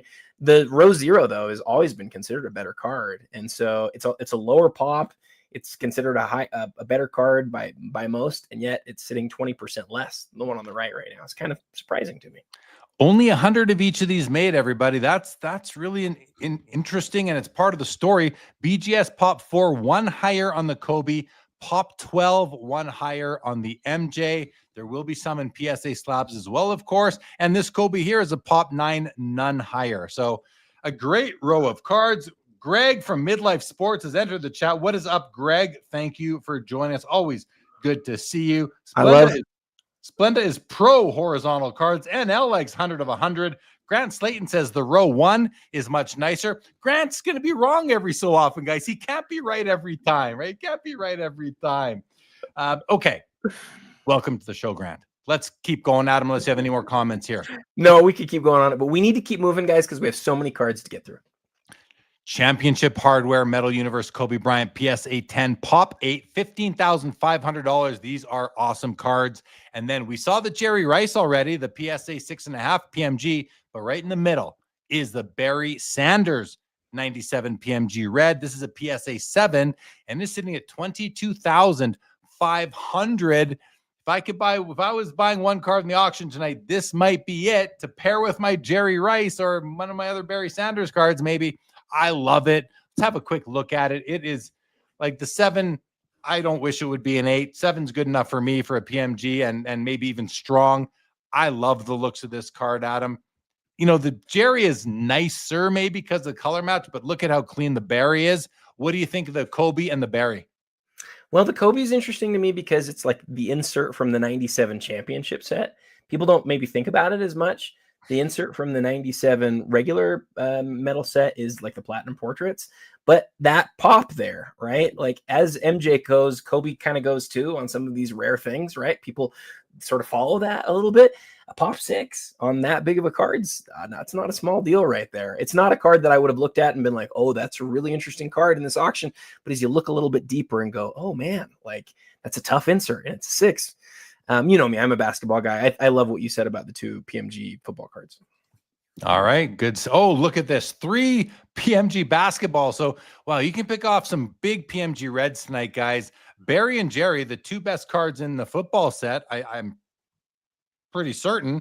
And then on basketball, you can pick off Karl Malone, Kevin Garnett, and Shaquille O'Neal. We talked about the Shaq already. The Kevin Garnett's a PSA 5, while the Malone is a PSA 7. Now, I think the Malone is beautiful. Adam, how do you feel about the Malone, considering it is a Utah Jazz card and you're a Jazz guy? Is this a card you've ever owned or you would strive to own? You know, the thing that I would say about this really illustrates something interesting, because KG is far more popular than Mailman is. But look, Mailman, you can see it right there in the subtext.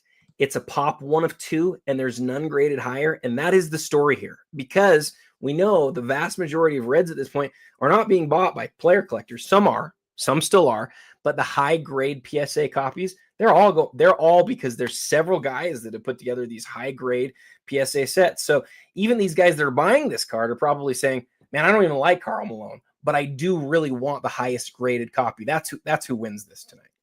Absolutely. Now I want to show you guys something on the Kevin Garnett here, that because I had a friend who consulted me earlier on this card, and I said, listen, it's a PSA 5, which is fine for a PMG, but I do have an issue with this card. I just have to point it out, guys. If you have a look, and you might already see it yourself, look at the registration problem here.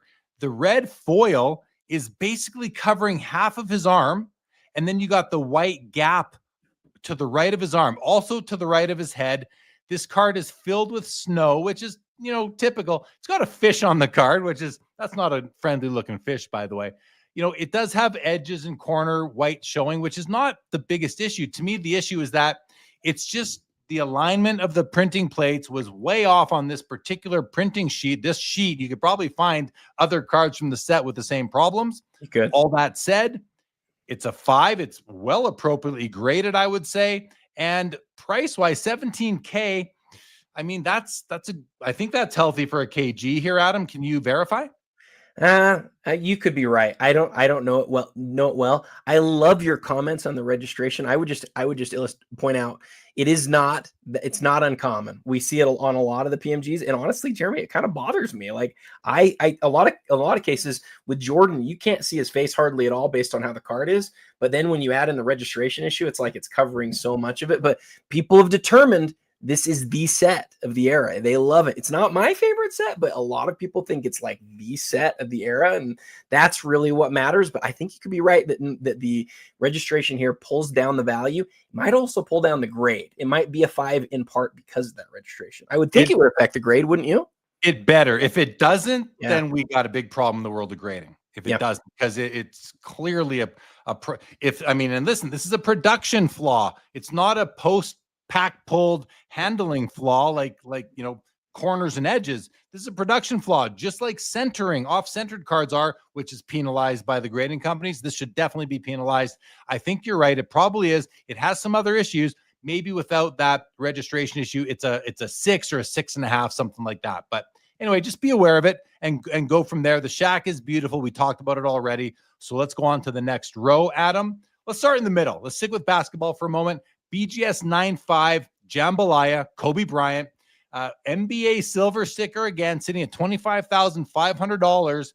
And this, listen, I love Jambalayas, and I would love to own the Kobe. Pair it with the MJ I no longer have. That would be great too.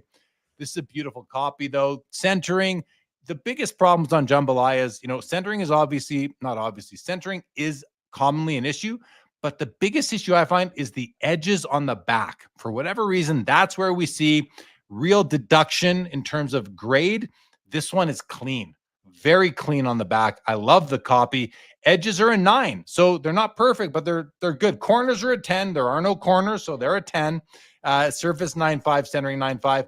Great copy right here. Adam, anything you want to say about that before we go to the Barry and the Jeter? I co-signed to everything you just said. You're an expert on the set. You know the stuff about the back edges. My Jordan, that's a 9.5, has a 9 edge grade, and you're exactly right. It's because of that back. You don't see the wear on the front nearly as often, but you see it on the back, and that's definitely a deduction. I would just highlight one other quick point here, which is that we do a lot of talking about like this PSA 10 boom and how much PSA 10 inserts have blown up, and it's totally a true thing. But there's this real conversation now in the world of people who've been collecting these types of cards for a long time, where they're like, man, why is it that these PSA 10s have grown as much as they have What about these rare inserts like Jambalaya? I think part of that story, Jeremy, we're just not seeing these cards sell very often. We're not. The rarest 90s inserts, we're not seeing them sell very often. So seeing the Kobe move right now tonight, it's awesome. I would love to see a Jordan sell. I think it's been a sec since we've seen a Jordan Jambalaya move. Yeah. Yeah. To the right of it is the 97 Skybox Premium Rubies, Barry Sanders, numbered out of 50. This is a PSA 7 Pop 2, 6 graded higher. I love the color match on this, Adam. This, oh man, 42 grand for a 7. Did you see the video that Acquire did on this specific card? It was. I don't recall. It was I'll just say sorry to interrupt real quick, but I can't remember if it was Brock or Jesse, but one of them was holding the card in hand and said, like, I think it was Jesse said, he's like, this is like one of my favorite designs. And I couldn't tell if he was speaking specifically about this card, but the video that they took on it, the movement that they showed in the background, check it out when you guys get a chance. It made me go, holy crap. And I know this set, I know how good looking it can be, but this specific card in that PSA holder, it's an unreal aesthetic to this card in hand. Yeah, this I said earlier on the Barry PMG, if I could buy one card tonight, that would be it. I think it would actually be this card, and I would get into my first 97 Rubies card of all. Do we have enough bandwidth to check the 360? We're not going to risk it. We're not going to risk it. Okay. You guys can check that for yourself. Okay. And on the far left is the Essential Credentials from 1997 Skybox EX 2000. Derek Jeter, numbered at a 99. Beautiful card. Great acetate inlay. Beautiful border with the fireworks going off. PSA 10. Pop of only 2 on this Jeter card. $10,500 right now. Adam, this is a great row of cards. If you could only pick one, I'm taking the Barry Sanders. Which one are you taking? If you're going with aesthetics, I think you've got to, but I love Kobe and I love Jambalaya, and I would love to have that card. Absolutely. All right. Here's a John Elway, same Skybox Rubies, Premium Rubies, out of 50, PSA 7. That's at 82.50, while the Barry is at 42K. Same grade. In the middle is the Skybox Z-Force Quick Strike Michael Jordan, PSA 10 at $14,000. And on the right is the Grand Finale Tim Duncan, jersey numbered 21 of 50 in a PSA 7 at $17,000.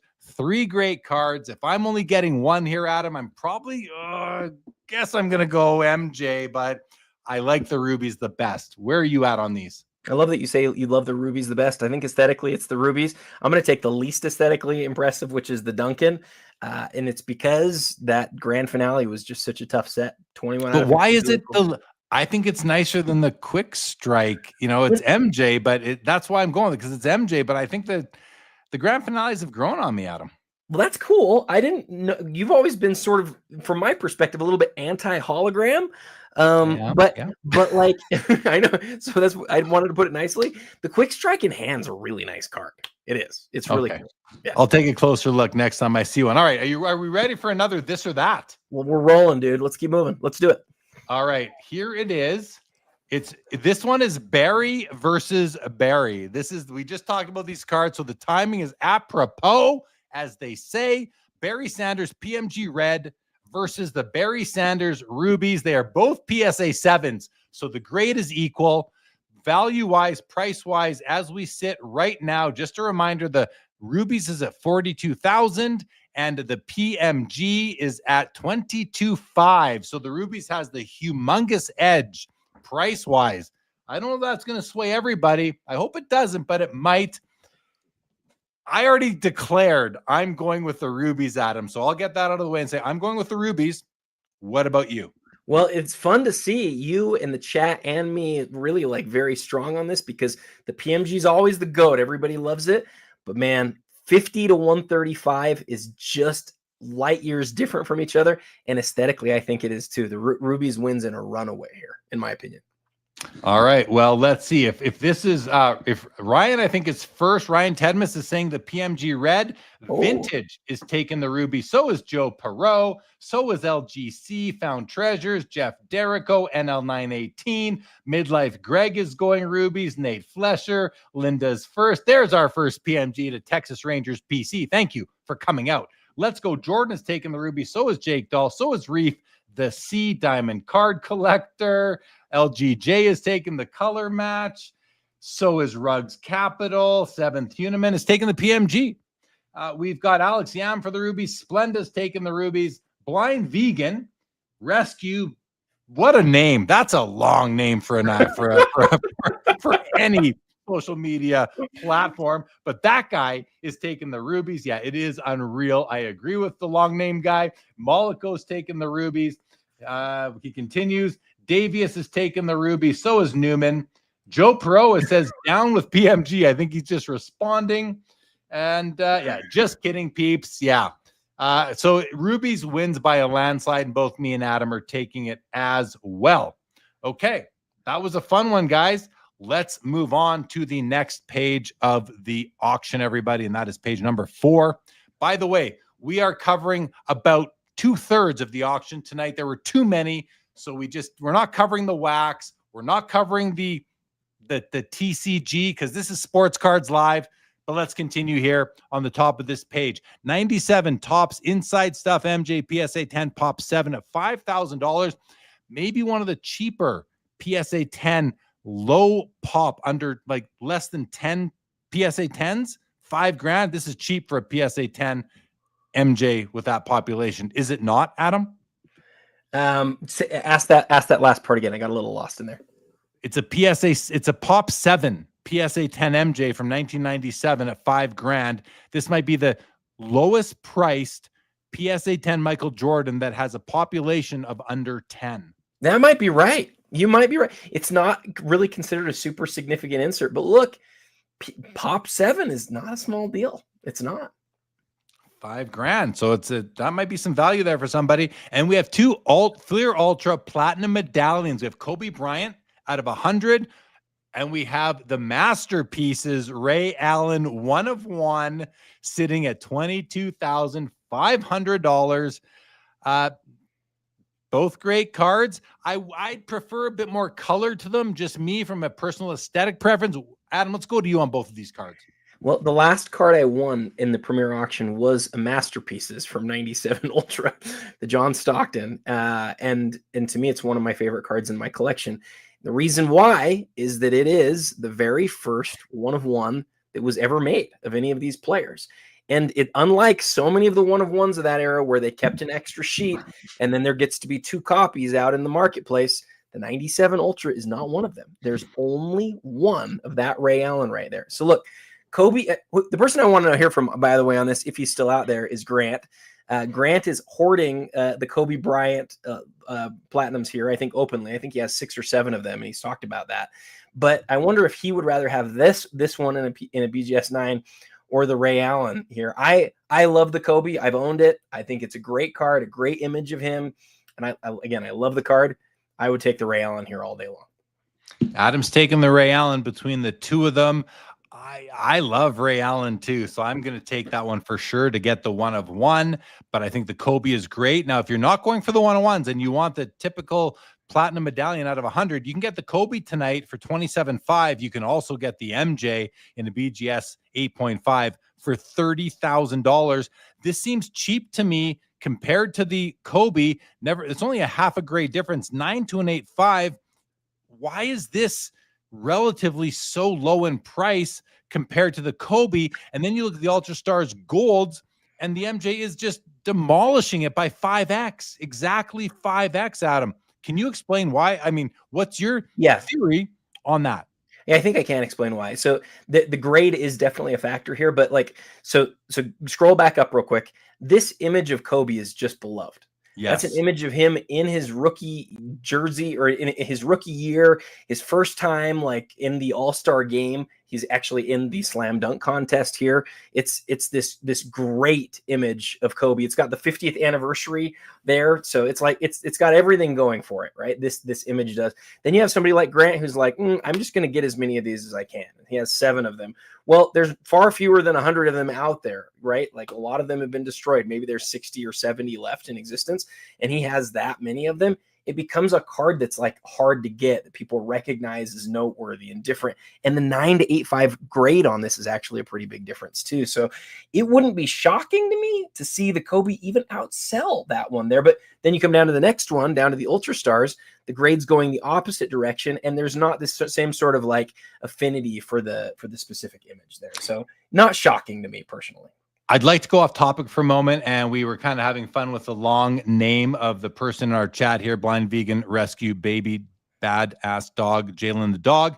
But apparently this is a tribute to our fellow collector in our community who lost his sweet girl just a few weeks ago due to a tumor in her spine. Truly want to give you our condolences on losing your dog. That is never easy. So our condolences, if I may, Adam. Yeah, and apologies if we came across as lighthearted there. We like to have fun with this, but we might say some things sometimes that are insensitive, or obviously we didn't know, so we apologize for that. Thank you. Gennady says, can I please win one card in this auction? Good luck to you, Gennady. I wish you luck with that. Here's the MJ Platinum Medallion out of $130,000. We talked about it. And then one of my favorite inserts of all time is it's like the parallel of an insert is the 97 Ultra Stars Gold. We got the Kobe Bryant and the Michael Jordan. I used to own the Shaq in this set. It's a beautiful card. These are gorgeous, Adam. How do you feel about Ultra Stars Gold? They're one of the best non-numbered inserts of all time. It's like between them and the Jambalaya, really. I'd probably go toward the Jambalaya, but that's it. Like, those are the top two.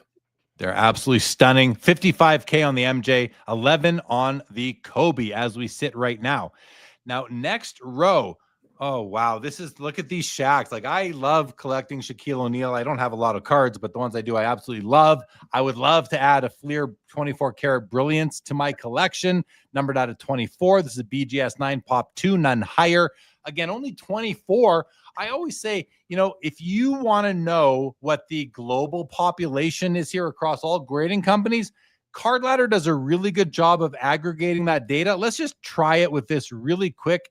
Adam, even just highlighting it makes you open up the window, but I'm just going to go into Card Ladder because I'm curious. I think this is one of those things that is instructive for you guys, for everybody to kind of think about when you are researching cards. I have to think a bunch of you already are doing this, but I want to find, okay, so here we go. We click on the player. You can come down here to pop. It's going to bring up the population, and it's only PSA. There's no record of any other grading company, according to Card Ladder, having ever slabbed one of these. So there are only 5 of the 24, or 5 submissions ever of this card.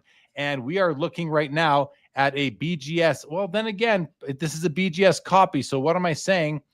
For some reason, Card Ladder is unable to bring in the BGS pop. So in this case, you might want to do a little bit more digging. Okay. Sorry about that. I misspoke about that one right there. But in any event, it's always good to do that anyway. It works for most cards. Shaq here, BGS Pop 2, 22.5, and then Playmakers Theater. I love this card. I own a copy myself. This is a PSA 8 sitting at 10,250. Wonderful card. It's got some light embossment going on. It's got a beautiful coating to it. This card is one that I can tell you for certain is nicer in hand than on screen. Adam, your thoughts on the 2 Shaqs? Well, I'm sort of more thinking about the card that's next to it right here, but I love both of these Shaqs. I love the Playmakers Theater. And if I wanted to own one Laker era Shaq insert, it might be this one right here that you're looking at. I didn't catch it. Sorry, I wasn't listening for a sec. Do you have that card? Did you ever have that card? I did. I do. And I still do. Sorry, I asked like 6 questions at the same time there, but which of those 2 would you rather have? I love the Playmakers Theater. The Playmakers Theater I would rather have. I think it's a nicer looking card, but I love that the 24 karat is only out of 24. Yes. To me, that's a big deal. That's a nice, rare Shaq, and it's a very shiny card as well. But let's go to the card you're most interested in, the 1998 Finest Mystery Refractor, MJ and Kobe on the back. This is a PSA 10 pop of only 12, $30,000 right now. What I love about this is that you're getting a card of both Kobe and Shaq in one. It's like the East-West. You're getting both. That is value right there. Adam, what do you think of this card? How important is it? It's pop 12. Like 30K seems too low to me for this. Is there something about mystery refractors that people just don't like as much? Well, so I guess there's a lot to process here for me. Like the fact that it's a pop 12 is really interesting.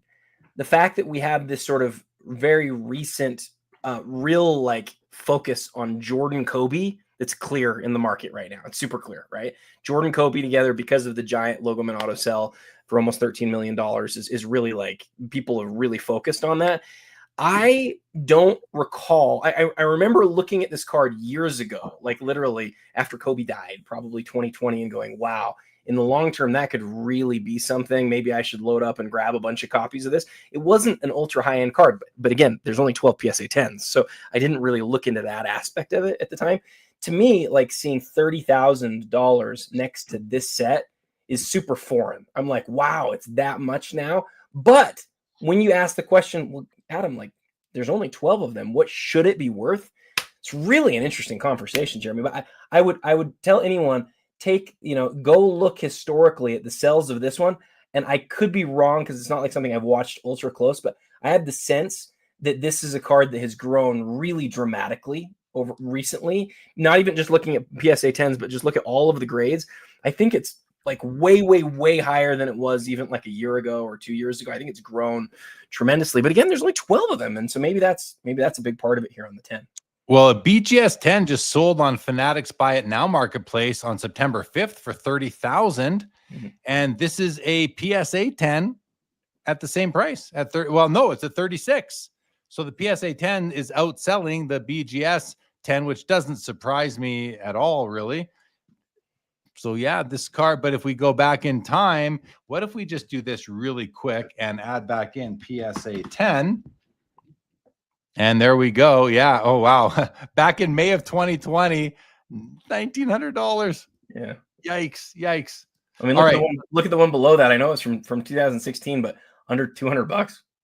Like absolutely bonkers. But it makes sense. Like, I mean, if you were to tell the story on this, it's so easy. It was made in the 90s, and you got both MJ and Kobe on the same card, and it was like the highest level of that insert. Like, it's crazy that they made that card, and the fact that there's only 12 of them today, I get it. It's very foreign to me that we're there now, because it used to be like you can see there, it used to be a $200 card.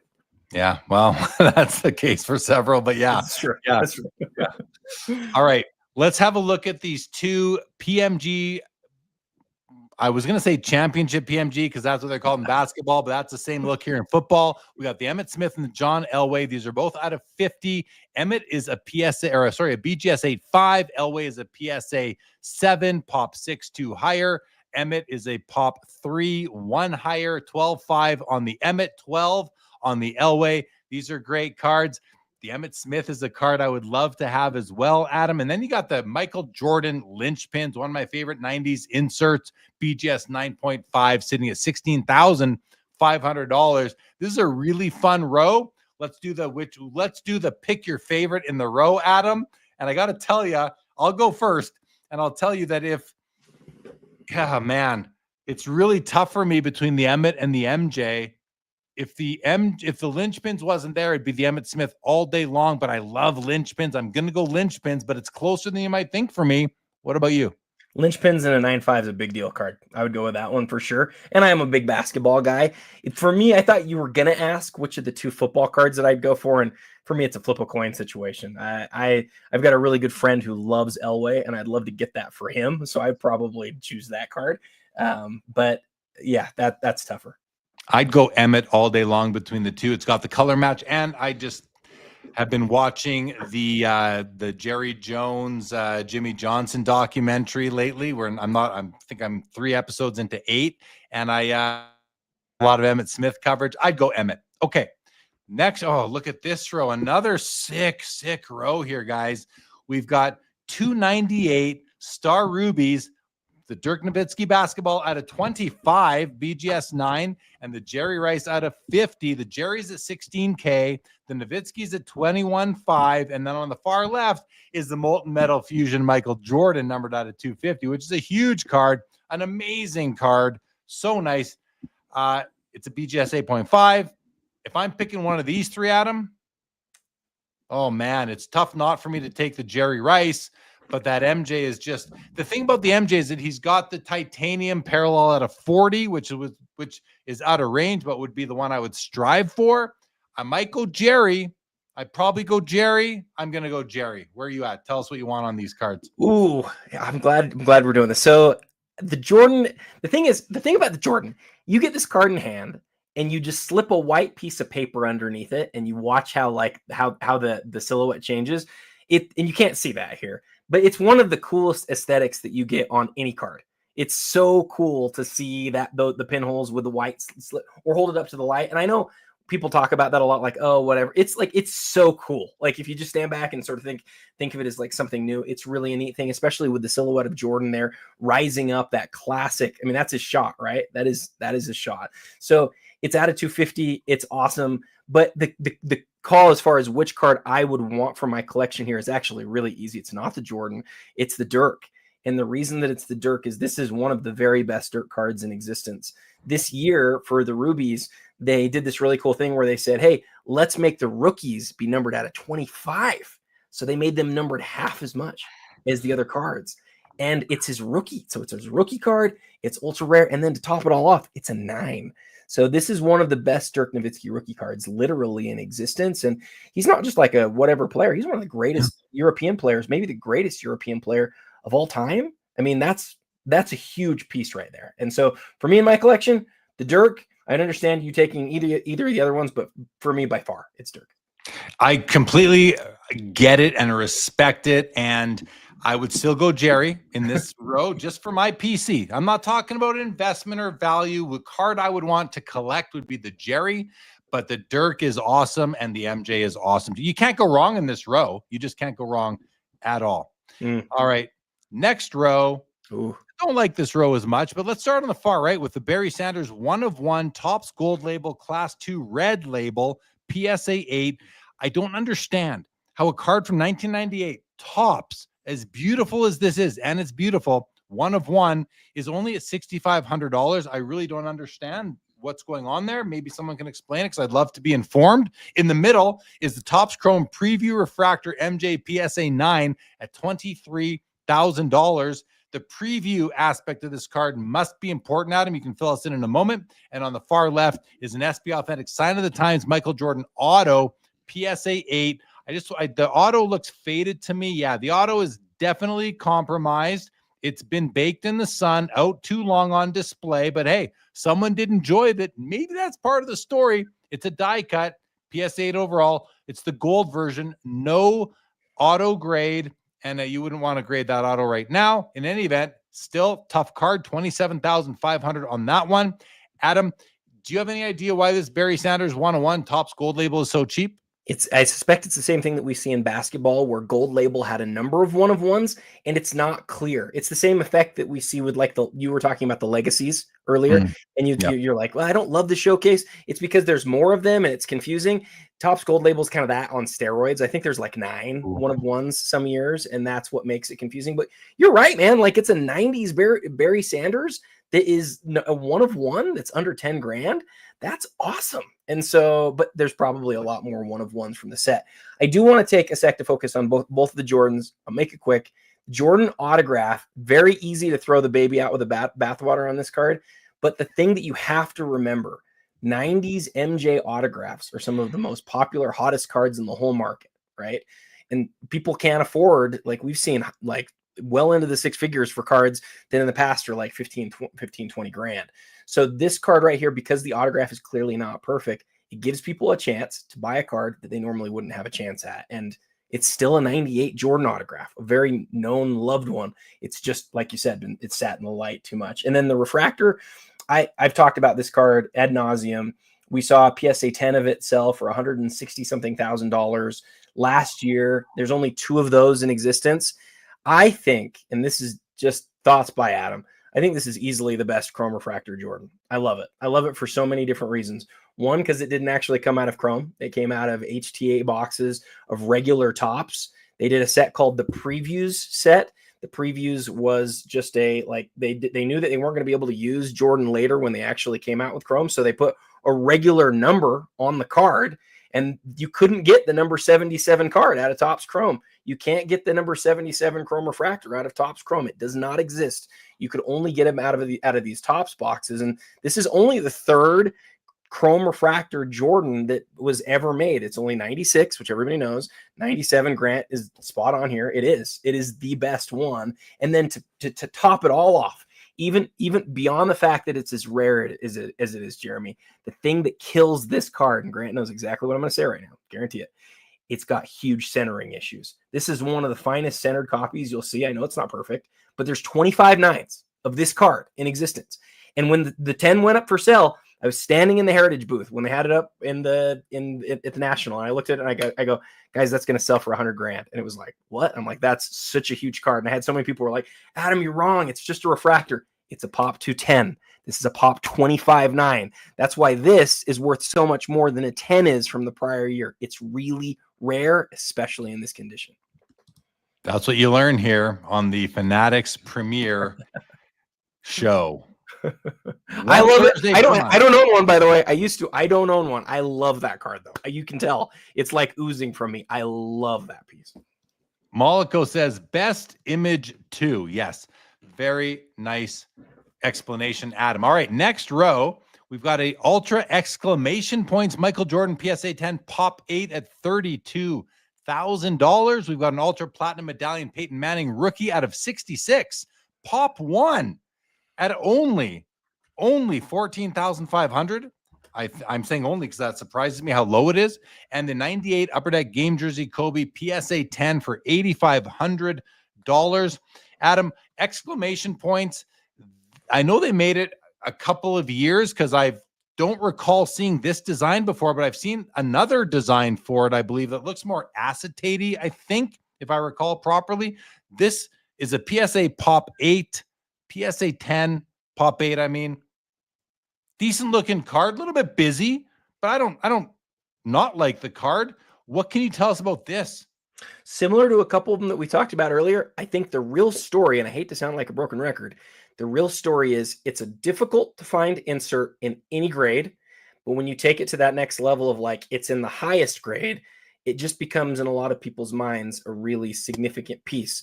I've already said, and I'll say it forever, I prefer cards that are just really rare over cards that are really rare because of the condition. But the hobby's not just gone that way. The hobby loves PSA 10s of pretty rare cards. And that's exactly what this is. And that's why it's, $40,000 almost out the door. Yeah. And then we got the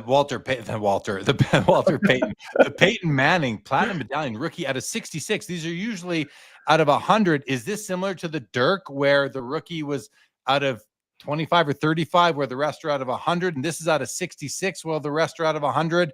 PSA 10 Pop 1, 14,500 seems really low to me for a card with these aspects to it. Do you share that thought? I totally do. That I think I didn't even notice the PSA 10 here because we've seen this card. We've seen the 1 of 1 sell a couple of times. Maybe people have gotten a little tired of seeing it, but yeah, Pop 1. The only thing that I can see that would maybe sort of lend it to it being a little bit lower is he has 2 cards in the set. The first one is in his college uniform, and so people think of that as the regular rookie. But if you want his first card where he's in the Colts uniform, this is it, and it's the only PSA 10. I agree, man. I think out of 66, well-known card, Pop 1. It's a big deal card for that price, in my opinion. And he's a top 5, if not better, all-time quarterback. I think people would argue. So, yeah, that seems really low to me. We see the Kobe 98 jersey, Upper Deck game jersey regularly, but PSA 10, that's not so easy. We don't have the population listed. Do you happen to have any idea on what that might be? Any thoughts on the Kobe with the nice yellow jersey? Yeah, the selling point here is simply that he wasn't in the 97 set. So this is the first time you get the Kobe. You get a Kobe jersey card. He has 2 cards in the set. Somebody can correct me if I'm wrong. I think this is the first one of the 2. I think the second one's rarer, but I think this one's the first one. I think. I love these. I love first jersey cards. I love them. So this is a great card. Rugs Capital, thanks for joining us. Have a good night. Appreciate it. Blind Vegan, though, says black and white hurts the Peyton. That's the thing about those platinum medallions. They're all like that, but some people just love them. And I do get it. He says, and it's a glamour shot too. Fair enough. It is a little Mariano Rivera going on there in the image. Okay. Look at this. You can pick off the Kobe Bryant 98 game jersey and the Michael Jordan, a BGS 9 same night game worn jersey patch. The MJ is at 10.5, but then there's the autograph version, also from 1998, numbered out of 23, sitting at $130,000. The autograph does grade out of 10 in this one. Let's take a little bit of a look at that and see. Yeah, the autograph is all still there. I'd say it's not quite as blue as it might have once been. It does have some minor bubbling. It's still graded out of 10, though, by BGS grading services. I love this card, Adam. Like, these are, and I know these are grail type cards for Jordan collectors and Jordan collectors who want a mem auto card. I'll defer to you again on these, though. So 90, yeah, yes, everything you said. Yes, they're total grails. I've always thought, and this is probably just a weird thing by me, but I've always thought it's cool that in 98, you get just one jersey card. There's 6 different jersey autos, and you're right, grail of grails, right? The first Jordan Bulls jersey autographs. Because remember, the year before this, he's in an all-star uniform, right? Like one of the best, most recognizable cards of that era. But if you want the first Jordan Bulls jersey autograph, you have these 6 to like choose from. Next to it, there's only one jersey card. There's not 6 different variations. There's only one. And I think that's cool. Do you think that's cool? Or am I just sort of making something weird out of it? I think it's cool. I'm with you. Yeah. These are, because you got different poses too of him. And I think that's what kind of adds to it. So you get variety. You can pick your favorite, or go for all 6 if you can. What about this Ionics MJ Auto out of 23 on the far right here, Adam? BGS 9.5. What I like about this card is that you've got the additional image, the kind of a intense profile pic, if you will, down here from an in-action game, practice, whatever. Hand numbered 5 of 23. I like in the background here between these lines or whatever they are, you've got the Celtic player there, number 12, I believe he is. I love the Ionics brand logo as well. You see some scuffing. That's on the BGS slab, guys. Very common on BGS slabs to see this. This is a True Gem Plus. You're getting an extra half a grade on the centering. Kind of a cool card. The autograph is a little bit tougher to see, but it's easily there. And that's a beautiful bright blue. A lot nicer than the one we saw. I'd say brighter than the one we saw on the game jersey card. What do you think of this Ionics jersey? It's not jersey, sorry, the Ionics MJ Auto. So, yeah, I've got a lot of thoughts on this one, but I'll keep them short. I know this is the era where I just love to talk, so sorry, I'll make it quick. In 98, you get this Ionics autograph, and then in 99, I think it is, you get another one that's just far better looking. Yeah, Grant's on it. If you compare this to other 98 Jordan autographs, especially at this level of rarity, it's like the biggest steal out there. And it's because of what Grant just said. People think of this as like not being a very nice looking card. Alternatively, the next year, so a year later, not as old, right? People like older cards, not as old. You get a much better looking Ionics Jordan autograph. And I've always said, like, I want the first. I collect firsts. This is a case, though, where I think people have discounted this one over time because they sort of view it as the autograph's hard to see. It's like they straight up took the base card and they're like, let's slap the different like certification language on the back, have him sign the front. Like, it doesn't look like it was meant to be signed. And that sometimes can lend itself to not having the greatest aesthetic. And that's how I think about it. I guess that's probably how most people think about it. But it is, Jeremy, a 98 Jordan autograph, numbered to 23, and that is a huge deal. And so no matter what it looks like, it sells for a ton. It just might not sell for as much as if it was a nicer looking card. So until you got to that last bit, I felt like you were describing the Tom Brady Contenders ticket auto rookie. Slapped an auto on, doesn't look like it should be there, hard to see. Not the prettiest card. I like it. Very similar. I think a lot of this is subjective. I don't think that, like, I'll believe Grant because I can't mentally line up all the 90s MJ autos in my mind. I can't do that. But all that said, I don't think it's that bad. I don't mind it. I don't mind the card design terribly. So, 29.5 as it is. There we go. Next page. Oh, this or that. Are you ready, Adam? Are you ready? Let's do it. Sorry, okay. I went to mute for a second. Let's do it. I want an answer, buddy. I'm just kidding. Okay, here we go, guys. We're going to go horizontal this time. And here's our this or that. This is interesting. 2003 Upper Deck Exquisite Collection auto patches. We've got LeBron James on the left, obviously Michael Jordan on the right.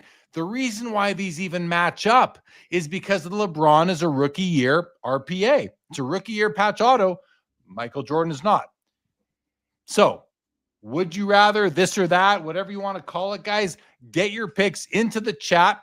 I'm going to go and just confirm what the current bids are at on these two cards. And Adam, while I do that, let's hear your take on these two cards, please. Can I go second on this one? Are you okay with that? I'm okay with that. Okay. I'm okay with that. Exquisite. I'm just going to find the let me just find where they're at right now.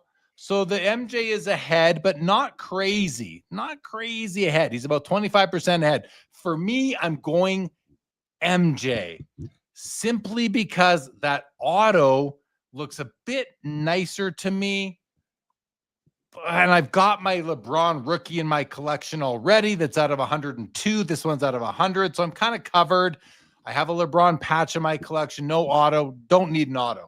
I'm going MJ here. I like the red and black patch, mostly red, but it's that auto. I don't care that the last stroke on his auto is going off the card.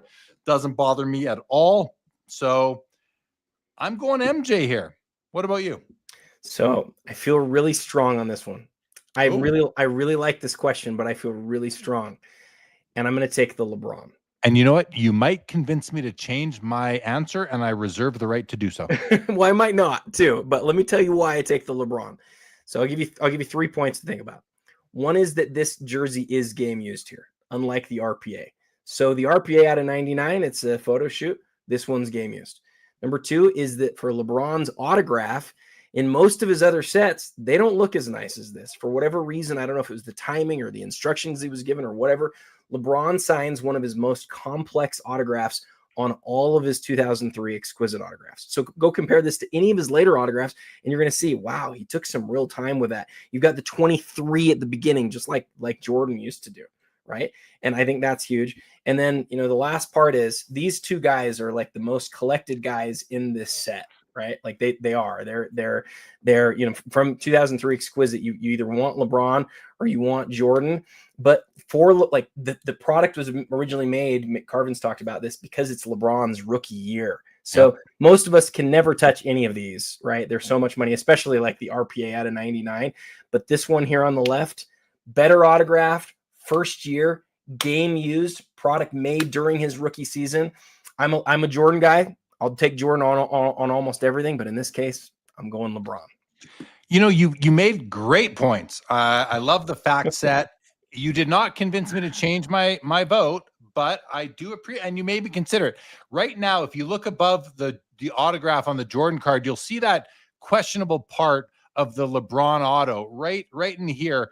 That is not a problem. There is like a light refracting off the inner sleeve or something that is causing the bottom of that maybe J to look lighter than the top of it. So you can see, it's hard to see there. I'll show you afterwards what I'm talking about.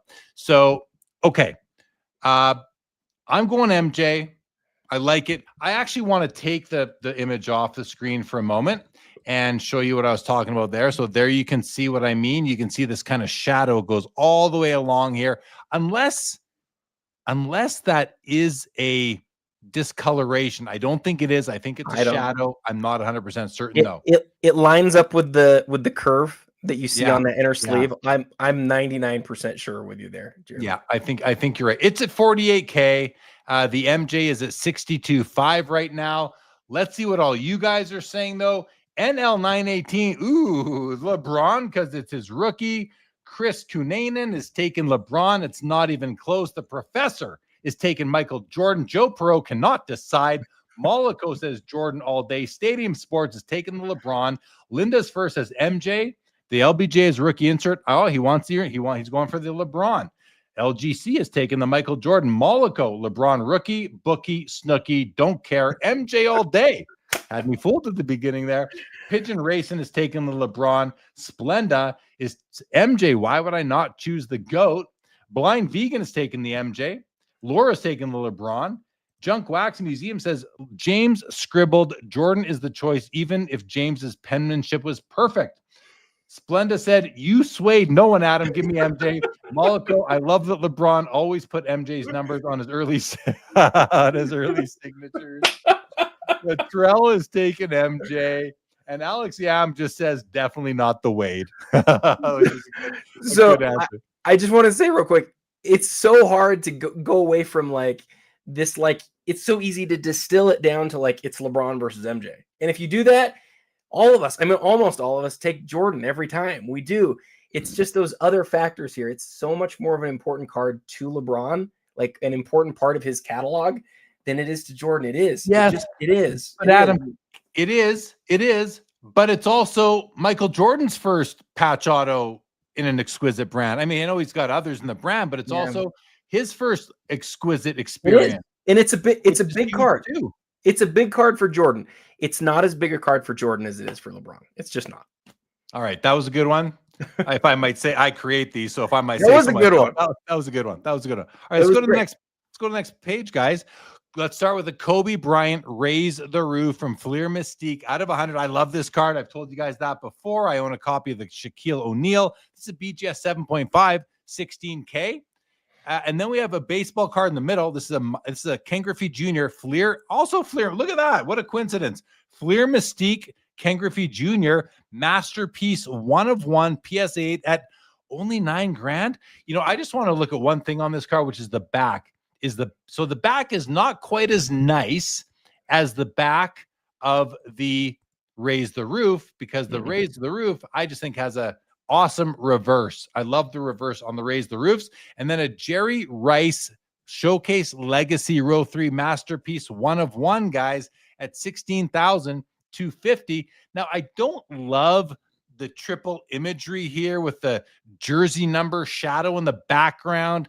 I think this, and even this delineating kind of line that you can see between, like, just right up there. It's a dark background on the left, a light background on the right. I don't love the design of this card, but it's a Jerry Rice 1 of 1 from a very interesting brand, Flair Showcase. That's a pretty cool card, even if you don't love the aesthetic, as I don't. That said, I'm taking the Kobe Raise the Roof in this row. Adam, your thoughts on all three or none of them? I've wanted the Kobe for a long time, and it's one of the nicest looking inserts of all time. So I would take that.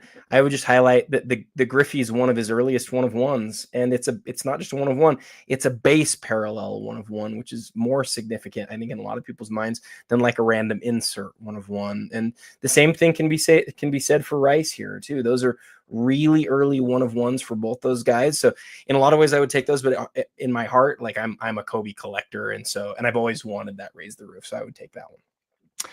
Thank you, Adam. Roth Cards here says, do you guys see LeBron downtown 1 of 1 at 410? Is that in this auction?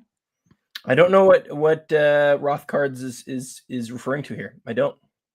Well, I want to see. It's not in this auction. I can tell you that.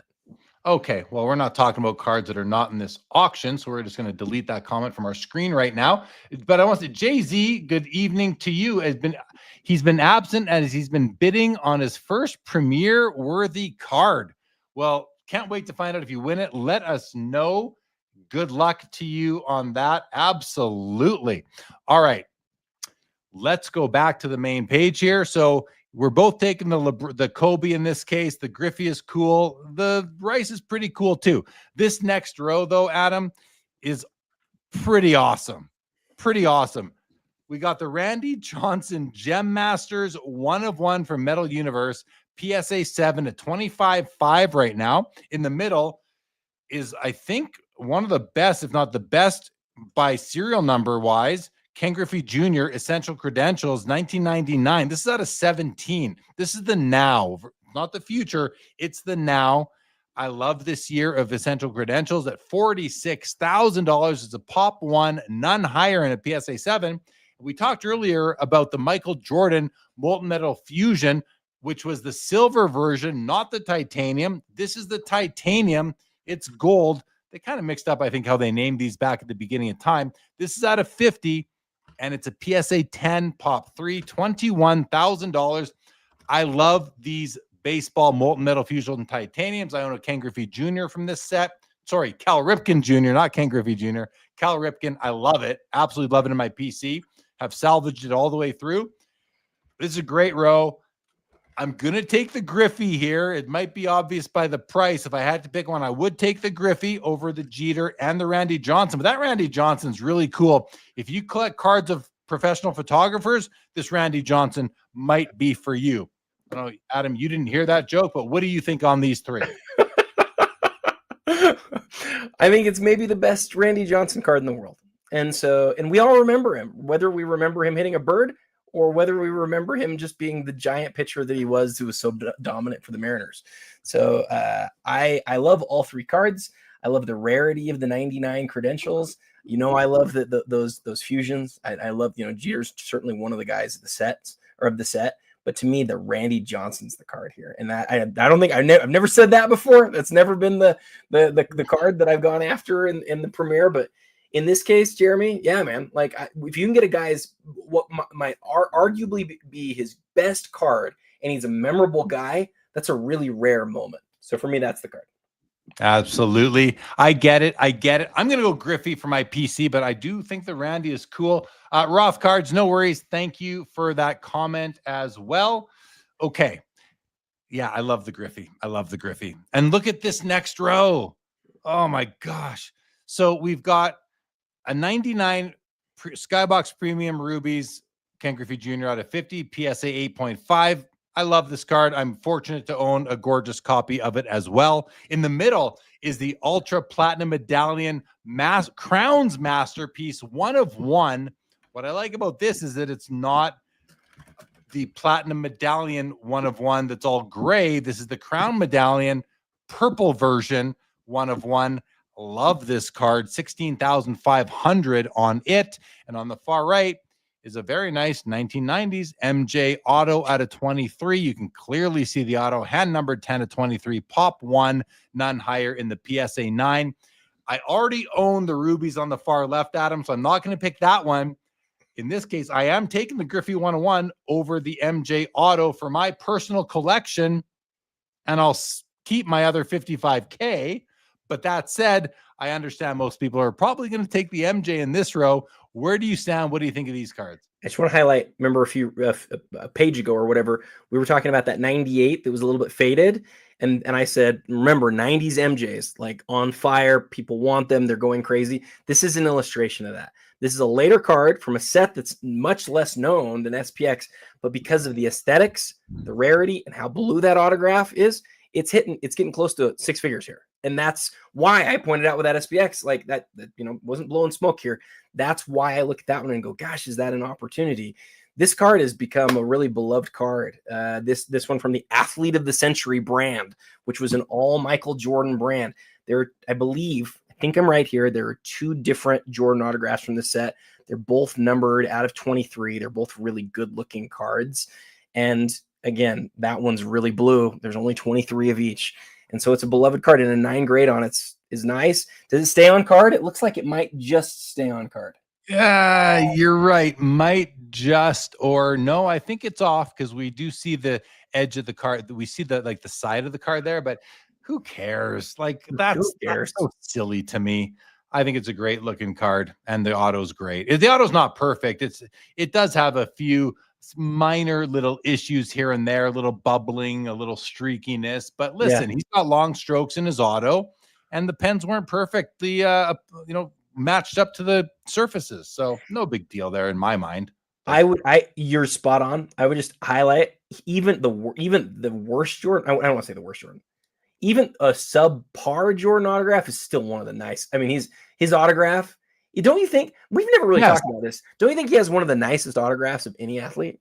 I think he's got a great auto. He's got a great auto. It's fitting that he is the GOAT, and he's got a great auto. Gretzky in hockey has a great auto as well. It's nice when these guys take pride in their autographs. Absolutely. Michael H says Randy Johnson was the most ridiculous player I know of. It goes on to say he was dominant. Jordan needs special fouls. He's messing around for sure. The one thing I'll say about Randy Johnson is, for me, I was watching baseball back in the days when he was pitching. Him and Pedro Martinez, those guys were the best. You got Roger Clemens as well in his prime. He was great. We have issues there. And never mind Mariano Rivera. Also, I see his name in the chat. But to me, Pedro and Randy Johnson. If I was collecting pitchers, and Maddox. Oh, yeah, there were some great pitchers back in the 90s. Okay. Next row is an exclusive Tom Brady row. We're going to start with the Bowman Chrome Refractor rookie card in a BGS 8.5. This looks like good value to me. This is my favorite Brady rookie card. Yeah, I'm going to stick with that. We got the Leaf Certified Mirror Gold as well at a 35 in a BGS 9. Pop 7, none higher, 75K. And the Contenders Round Numbers PSA 9 auto at 11.5, where the auto is not really, designed well into the card. Similar, that seems to be the deal with all Contenders autos from the era, I would say. They've really fixed them up as of late. In this row, Adam, I think all the cards are awesome, but I do favor the Bowman Chrome and the Leaf Certified. And like the Leaf's out of 35, while the Chrome's out of who knows how many. If money wasn't a fact, no, I'm going with the Bowman Chrome. I'm going Bowman Chrome. I like the Patriots uniform, and I just love that card. Where are you at? I love how much you love the Bowman Chrome. It sways me a little bit. The rarity of the gold. And you mentioned the practice jersey. I sort of don't notice it because the rest of the card's so nice. Yeah. I'm definitely going with that one, but you made me think twice about it for a second. I also want to just point out on the Contenders, they've been inconsistent in how they've slabbed it over the years because this card is actually in the case backwards, right? The Bulger is supposed to be on the front. Yeah. But I think that it's fun. It gives it like a talking point to the card where you could sort of say, I think it should be in the right way, or no, I think it should be in the wrong way. And I think either way is a fine opinion. I like it how they did it. Put the player you want to see up front. I'm okay with that. The only thing I'll say, I agree with what you said about the Leaf out of 35, where the card is so nice you'll get away from the fact that he's not in like the pro jersey. I did that with my Essential Credentials LeBron James rookie card out of 102. I'm okay with it because I just love the card that much. Good call. If that card was numbered, and we know what it's limited to, but if it was numbered, it would be worth so much money. And it's funny how you just put a serial number on it and it changes how people think about it. But like there's a third as many of those as there are the Contenders champ ticket. It's really a great card. All right, let's go to the next row. Here is the Tom Brady Contenders ticket auto. PSA 7.5 is at 26K. And the auto grades out of 10. And let's just make sure, because I've been seeing some really great autos on this card lately. And yeah, this one is pretty dark. The only things you're seeing are like light reflecting off of the embossed like stamp, that like the seal that's on there. So that's like a perfect auto on that card right there. I'm still good with that card, Adam, even though it wasn't designed for the auto. The Upper Deck Legends Master Collection MJ Relic Auto. It's a beautiful card. Absolutely stunning. 9 of 23, $120,000 in the PSA 10. The auto grades out a 9, which there's nothing bad about that. It's going to save somebody money. That auto is better than 10s we've seen tonight, you guys. It's better than 10s that we've seen. That's a great card. Like what a dumb grade on that. Is it graded? Is the autograph graded a 9 because it goes off of the game used piece of floor? What else could it? Listen, we cannot speculate because autograph grading is so sillily inconsistent. I love your opinions on this. I love it. You're so strong on it. It's ridiculous. Yeah. Can I talk about the Jordan real quick? Go ahead. Master Collection is really cool. Very ahead of its time. They basically gave you the whole set in a box, and it was the same every time. And there were just a couple of cards in every set, in every box, maybe just one card in this product that was different. That came in like a mystery pack. This Jordan floor isn't just a piece of wood; it's actually a piece of the final floor too. So that's kind of cool, and it's numbered out of 23. But the real story, of course, is like it's an early Jordan autograph that there's very few of, and this is one of the nicest copies, and that's why it's, again, not to get back to that SPX that's sitting so cheap, but that's why this is such a big card. It's gorgeous. I love it. If I were in the market for this card, I would love that auto is graded a 9 because it might save me $100,000. Legitimately, like this might be a quarter $250,000 if that autograph didn't go off the side of the wood, which I'm with you. It's silly. It's so silly. So silly. All right. Oh, and we have a Barry Bonds Fleer Showcase Masterpiece 1 of 1 BGS 9 for only $82.50. I say only because it's a kind of it's a classy looking card. I'm not familiar with it. Don't know that I've ever seen this set before, Adam. It's kind of cool though. And Bonds has a big following, one of the greatest ball players of all time. I don't know. It's a cool card. I don't have much more to say about it. Do you have anything on it? Yeah. 10 seconds. When Arena Design left, they left behind these really great looking base sets. This is post them. This is not their best. This is not the best looking stuff from Showcase, but it is still a one of one parallel from the set. And you can look at that serial number on the slab, Jeremy. That card has been in that slab for a very, very, very, very long time. It's a very cool Barry Bonds 1 of 1. There's not very many 1 of 1s of his made before that. 2 Tiger Woods 2001 SP Authentics. We have the gold parallel out of 100 and the regular version out of 900.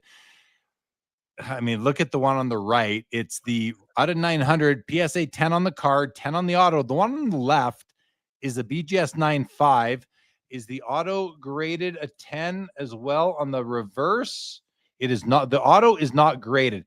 This is look at the price differential. Only $6,000 on a card that is 9 times as rare as the other one. Now, this is where the bidders drive me bonkers. It's the premium is not big enough on the gold out of 100 here in my mind, because so much value is given to the grade on this one. Let's have a look at the auto. It's not graded. Is this auto going to grade out a 10? Oh, maybe not. It does have a few little gaps in it, a little bit of bubbling going on, but let's check out this one and see if it is void of that. I sure hope it is, considering it's graded a 10, and it is. That auto is legit perfect, I would say. Well, it's got a little bit of streak down there, but again, doesn't bother me. Maybe a couple minor bubbles. I'm searching for them now, though. Usually I wouldn't look that closely because the auto is still wonderful. I think these are both great cards. If I could get into the gold, I would. One day I'd love to own the one out of 900. I think it's just such a fantastic card in our hobby. Probably the most iconic Tiger Woods card, in my opinion. I mean, his Upper Deck rookie is printed like the Griffey was. So it's it's not that exciting, but I love the SP Authentic Tiger Woods autoed cards. Adam, we'll just stop there and get your thoughts on these two before we go to this MJ buybacks. Can you double check the gold on the back to see if the autograph is graded? I did. It wasn't. Oh, it wasn't. You did check it. I'm sorry. I didn't see you do that. I didn't see you do that. Okay.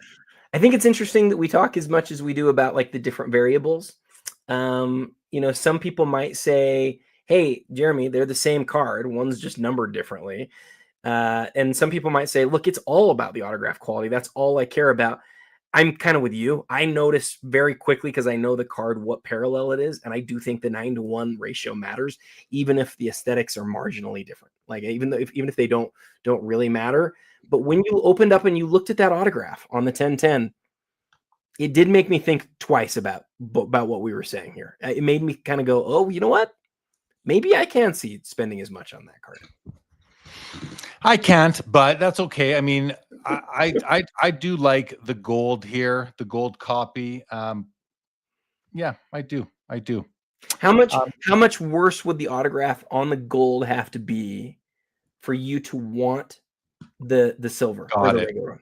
Great question. It would have to have been baked in the sun. This is bright blue. This autograph hasn't changed since he laid it down on the card. It just has a little bit of bubbling going on, which I think is the surface of the card issue. It is. Right. Not Tiger's problem. This autograph has not been baked. This has not been sitting in the sun for hours upon, hours on hours, weeks, months. It is still bright and blue, just like this one is on the regular card. So I'm never going to pay a premium for a 10 auto. Never. But not me. okay, but without respect to the grade, if you would agree, I think that the autograph on the regular one's a lot nicer than the one on the gold. Well, because of the yes, I do agree. Yeah, but it's not so much nicer that you're willing to pay for as much as it, because the other one's 9 times as rare, and that's really interesting. And I think the auto isn't that much worse. It hasn't been cooked. Once they cook and that blue starts going navy and eventually fades altogether, like these autographs get baked in the sun or in the light, guys. Totally. I'm with you on that. But the ones we're looking at here, can you just pull them up both real quick, big again, just so we can just compare them just real quick? I know I'm being annoying. No, it's okay. There's the 900 card and there's the 100 card. So yeah, it's got more little bubbles in it. This one has a couple small ones right there. Yeah, this auto is clearly cleaner than this one, but this, I would still rather have this card with that auto. Totally. I think it's a fun conversation, and I am with you, but less so than at the very beginning. I think I would be willing to sort of, I get why somebody might take the other one more, even though I wouldn't, is how I would say that. Okay, let's move on. Adam, what about this 2001 Ultimate 99's buyback MJ Auto 1 of 1 BGS 8.5 at $26,250? Yeah, it says Ultimate, but this is from Victory. That's right. Oh, Ultimate Victory. But it says Ultimate Collection on here. This is not an Ultimate Collection card. It might have come out of Ultimate Collection as a buyback. That doesn't matter to me. That's not an Ultimate Collection card to me. I hear you. Okay, talk to me about it. I remember 2001 Ultimate Collection. It was like right before I left on my mission. I remember it like coming out. I worked at the card shop at the time. It was so popular. There was one buyback per case. I remember it like it was yesterday. And if you were lucky enough to get a Jordan, holy smokes, you were as happy as you possibly could be. But yes, you're exactly right. This came out of an earlier Ultimate Victory. I think this is 98 Ultimate Victory. That's I believe the year here. It's numbered 1 of 1. The autograph does get a little lost. If the autograph didn't get lost, I think you're looking at a lot bigger number, even though people don't love buybacks. Like they do like this era of buybacks. This is when buybacks were still really cool. But you just highlighted maybe the most interesting thing about the card, which is scroll down a little bit more. It's a serial numbered original card. They numbered it to 100. They bought it back. Then they had him sign it 1 of 1. You'll see a lot of buybacks. You won't see a lot of buybacks that were originally serial numbered cards. That's a pretty rare thing. Yeah. I kind of think the card's a bit of a mess, to be honest. because the autograph gets so lost, you just can't see past it. The way Beckett labeled it, I just think to me, it's not an Ultimate Collection card. But anyway, that's minor. 2 serial numbers can be very confusing, but all that said, it's actually pretty cool. I like the design of these. I have a Gretzky that's similar, not bought back and autoed, but it's a cool design. But yeah, the auto gets lost a bit. If it wasn't, it'd be a better card. 26,250 right now. I love it's a little bit of a mess. that totally caught me. I'm going to surprise you though. I like that it's labeled as an Ultimate Collection card. I do. Oh. Why? Because I remember opening it, and I remember when the buybacks were such a huge deal. Like I actually like knowing that came out of 01 Ultimate Collection. I do. Yeah, I'd rather that be in the subtext versus the top row on the Beckett. I get it. I totally do. All right, next row, finest refractor, LeBron James, rookie out of 250. It's a PSA 10. It's the suit card, the draft day card, I believe. We got the Topps Chrome MJ Black refractor out of 99, BGS 10 Pop 1. Wizards card from 02. And we've got the Topps Chrome Black refractor, Tom Brady out of 599, PSA 10 Pop 14. What an opportunity to pick off 2 black refractors of 2 of the indisputable GOATs, Brady and Jordan, in one night. Both 10s, different companies, great cards. If I'm picking one on this row, Adam, I'm taking the Joe. Give me the Jordan. You're going LeBron, I think. I'm going Jordan. Gosh, All right.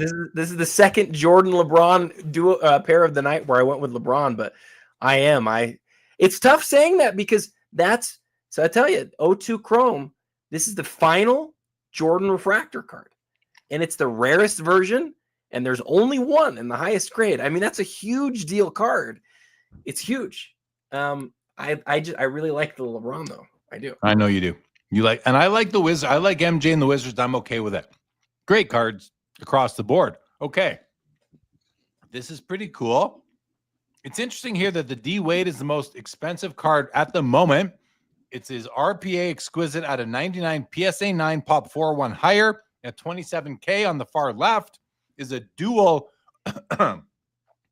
auto mem of Kobe and Michael Jordan, 2002 Upper Deck Championship success, number 23 at 25, BGS 8.5, $22,500. Pretty cool card. You're not getting patches, but you're getting jerseys here. Interesting die cut pattern on the memorabilia. Talk about bubbling autographs, Adam. Look at those two. Yeah. Compare that to the Woods on the gold SPA. Yeah. That autograph is perfect when you compare them. These autographs, is this graded on the autos or not graded on this? This is a subgrades on the reverse, an older slab. A very cool card, though, I would say. MJ on the Wizards, Kobe on the Lakers, of course, 23-25. And in the middle is a Tiger Woods 2002 Upper Deck Fairway Fabrics Green Patch Auto, BGS 9,250. This is cool. If I'm picking one, I'm going with the dual here, Adam. I'm going with the dual, and it's even with those autos. No, wait, those autos. Not even with those autos. I'm going Tiger. I'm going Tiger on this row. I like all three of these cards. I could take any of the three of them and feel great about it. There's something about the O2. I don't want to bore anyone with my thoughts here, but like I actually think it's really cool that this card was graded as long ago as it was. It was graded before they were grading autographs. My guess is that this card was graded literally in 2003. We could look it up real quick, but I don't think it's past 2004. It basically came out of the pack. It was graded. I think there's a good chance that the autographs even like bubbled over time. They probably didn't look that bad when they were first graded. It's number 23 of 25. And compare it to what we've seen others sell for lately of the pair, and it's like a small fraction. And we know why. It's because those autographs they're not ideal. They're not. Who autoed? I think Kobe probably autographed it first, because look at the autograph placement. He's right under himself. He didn't leave much room for MJ. He had to go over and autograph over his name, the team, the NBA championship drive text at the bottom. When you zoom out a bit, it's not symmetrical. The pictures are symmetrical. The jersey patch windows are symmetrical, but the autographs are not, placement wise. Yeah, it's really interesting. It's aesthetically, there's lots of it that I would change, but it's still a playing days duel of those two. There's not very many of those, especially with the pieces of jersey. But yeah, we sort of skip past the Wade. We saw another Wade earlier, right? I think Alex Yam was talking about like how there was another Wade earlier. This is the second. Well, that's when we were doing the this or that, but I searched for like Exquisite and it came up. This is that one. Yeah. Well, so like it's easy to skip past this stuff, but like as a PSA 9, look at that subtext right there. PSA pop 1 of 4, just one graded higher on, I think people should know this. Back in 2003, you didn't have some great number of RPAs to choose from.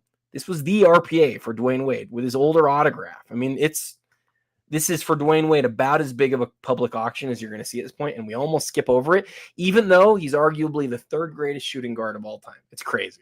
Absolutely crazy. All right, let's go to page 6. You want to do this or that? Yes, let's do it. Yes, he loves the this or the that's, you guys. All right. Okay, here we go. Now, this is actually a series of 2 this or that's. And here's the first of the 2 series.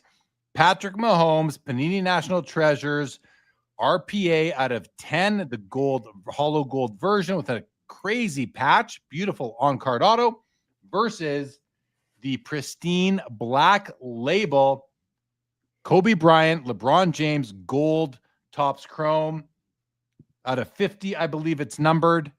Crazy, crazy, crazy card, beautiful card. It's a Kobe card with an amazing LeBron cameo. Value-wise, if we go check what they're sitting at right now, Adam, I'm going to go check that. Are you okay kind of talking about your thoughts on these? Yeah, this is a really good one.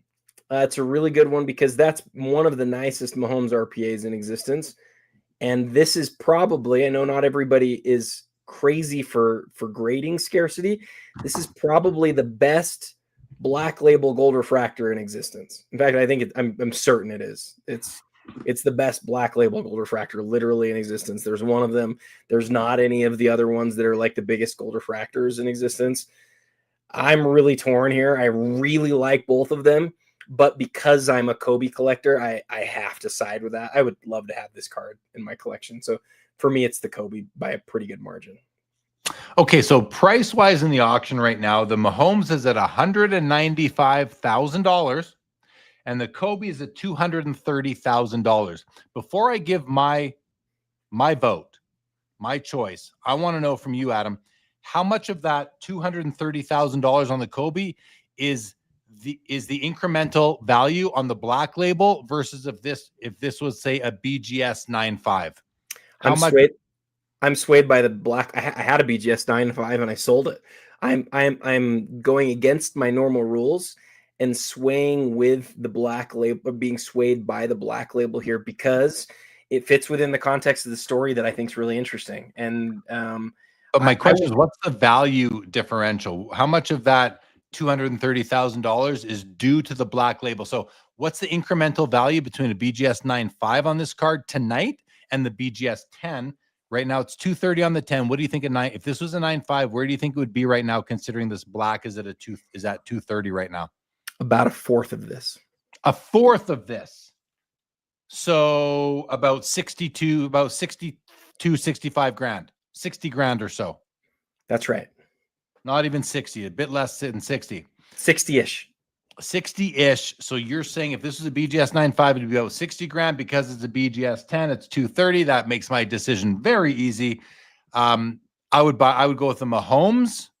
I don't have a Mahomes card. I would like to have one. I'm not a big NT guy, but I would go with the Mahomes just because I cannot, in my good conscience, give that much of an incremental value to the little black sticky in there. Personally, I'm just not willing to do that. So I'm going to go Mahomes. And I haven't seen what the chat is doing, but we have 21 comments already on it. So let's see what you guys are saying on this one. And NL is taking the Mahomes. Stadium is taking the Mahomes. Mollico is taking the Mahomes. Splenda, Kobe, gold. Linda's First is taking the Mahomes. Nate Flesher says, gold refractors are my favorite, but I'm taking the Mahomes. Personally, not paying a premium for the black label. Me and Nate Flesher. Black label for the professor. Label means nothing to me, says Mollico. That's my guy right there. Who cares? Gold Kobe for Alex Yam. Blind Vegan guessed wrong, said I was going to vote for the Kobe. Kinger says the black label is sexy. Yeah, but you can go make your own black label. You don't need to put it in a card. Alex Yam says PSA 10 last month did 168 on the Kobe. Splenda likes the gold. Alex Yam says Kobe gold is GOAT. LGC is taking Kobe. Jacob Thiessen's taking Mahomes. Ron Perry says, how much would a BGS 10 not black label go for? Yeah, that's another question. But the reason why I said 9.5, Ron Perry, is because I'm not willing to pay a premium for a BGS 10 over a 9.5. To me, the difference is just not visible in like 95% of the cases that I've seen. Gennady says that is the most iconic card. That's the thing there, is that I do think that the Kobe is extremely iconic. Blind Vegan is disappointed in me. That's okay. We'll get past it. We will get past it in our relationship, Blind Vegan. I'm sure we will. Jason Newman's taking the Kobe gold. Jay-Z says, buy the card, not the grade. Alex Yam says, has anyone seen the Chiefs play lately? And Joe Pro says, is there a Steph card in this one? Okay. that's where we're at. Adam, I think you want to say something else on all this? Well, I don't know if Joe was referring to this, but there is no Steph Gold Refractor Black Label. There is no LeBron Gold Refractor Black Label from his rookie year. So again, this is the best Black Label Gold Refractor in existence. There's only one. Again, I'm going against my own rules here, but the Black Label has historically really meant something to much of the hobby. And with how iconic the card is, being, that there's only one of them and all that other stuff I've already said, I do stay with it. But I hear everything that you said, and it's really easy to side with you here, because also that Mahomes is freaking sweet, dude. It is sweet. Let me add a bit of information that is like technical that I think should override the psychological kind of spell that the hobby is under with this BGS 10 Black Label. So a PSA 10 is a gem mint card. So is a BGS 9.5. Those are both gem mint cards. BGS actually grades on a 40-point scale, right? You've got 4 subgrades that are all out of 10 that add up to a grand max total of 40. The only 40 is a BGS 10 Black Label. All BGS 10 non-Black labels are 39.5s out of 40, where the BGS 9.5s can be 35.5 out of 40, all the way up to about 39, I believe. Yes, there's a gap there on a 9.5. So the important part there is what I said in the middle there. 39.5 out of 40 for a BGS 10 pristine, 40 out of 40 for a Black Label. The incremental value to go from a regular 10 to a Black 10 is 0.5 out of 40, which is, what is that? That's like just over 1% differential in condition. That's it. And it's this, and it's even not as much. The PSA 10 is going to outsell the BGS 10 in many cases anyway. So, I mean, listen, to go from a BGS 10 regular to a Black Label, you're not going up in condition very much. And let's face it, it's easy. It's not easy maybe, but getting that 0.5 bump at other grades along the way, you got 4 different subgrades to try and get that 1/2 grade bump to get you from like a BGS 9 to a 9.5 or 9.5 to a 10. I'm just telling you, I just don't, for that little 0.5 difference to get that BGS 10 Black Label, I think people are paying ridiculous amounts, but that's where the hobby is at. It's good for Fanatics Collect. It's good for the consigners. So, okay, let's continue. Good. Did you say that there was another this or that on this row? No. So I did, but it was, so what I was saying, Adam, was that, okay, so we just did this one here. Here's the other one. Kobe stays in place, but we replaced the Mahomes with a dual logo man, Magic Johnson, Larry Bird, which is currently sitting at a lot. What is it at? It is, oh, Magic Larry doesn't bring it up. Why doesn't that bring it up? Is it not? It's currently at 360 pre-BP. So that's $432,000 total. Right? 360 versus 230 on the Kobe. So for me, the reason why I added this one into the mix is because I just knew the Black Label was going to be very persuasive for people. And the dual logo man is slabbed authentic. It's not even graded. It could be a PSA 3 if it was graded. I'm not saying it is, but like, it's not even graded.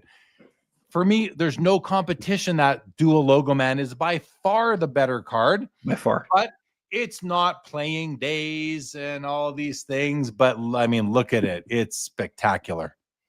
The Bird Magic is maybe my favorite card in the whole auction. Probably is my favorite card in the whole auction.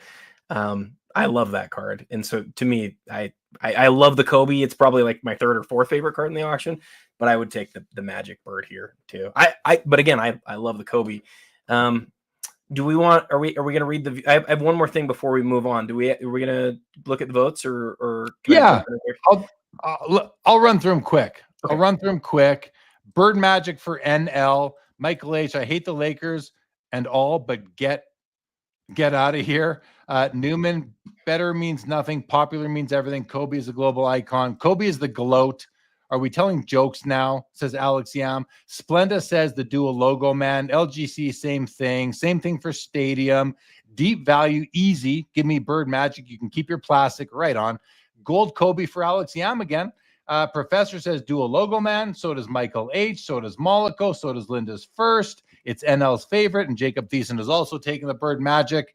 Gennady says, nope. To me, LeBron guarding Kobe, just color everything. It's my favorite card in the auction. That's fair. It's he's not referencing the label. He's not referencing the grade. It's his favorite card in the auction. I get it. That I respect that. Mollico says was like 85K a year ago. 2.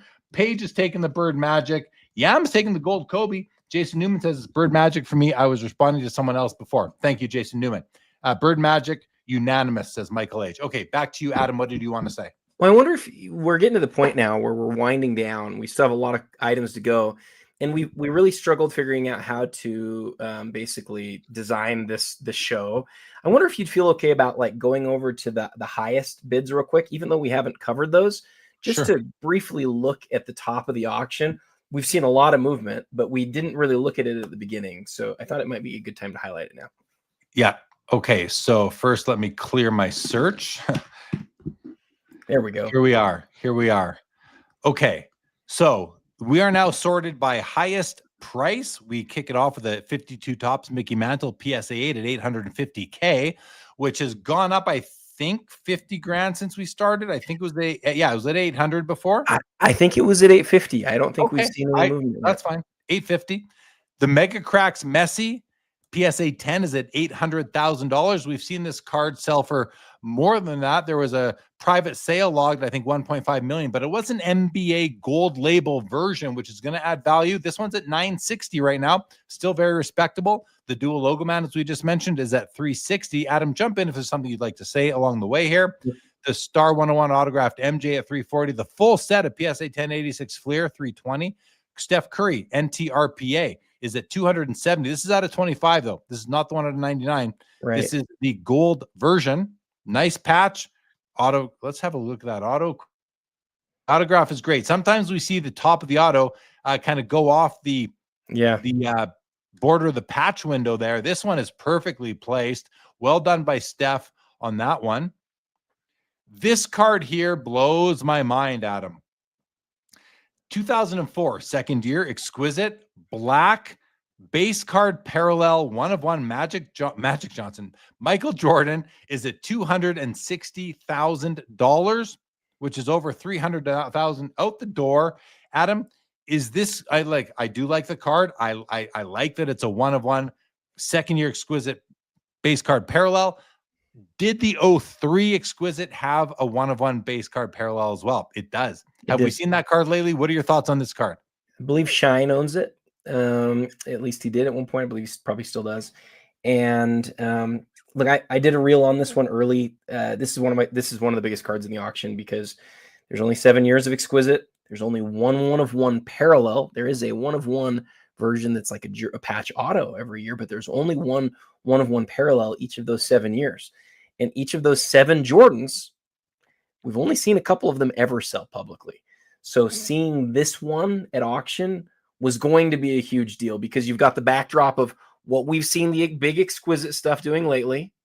The fact that Jordan only has these 7 1/1 parallels. And it's similar, Jeremy, it's similar to like when Prism has a black Prism card, or, you know, you've got like Topps Chrome with the Superfractor. Exquisite had 1/1 parallel each year.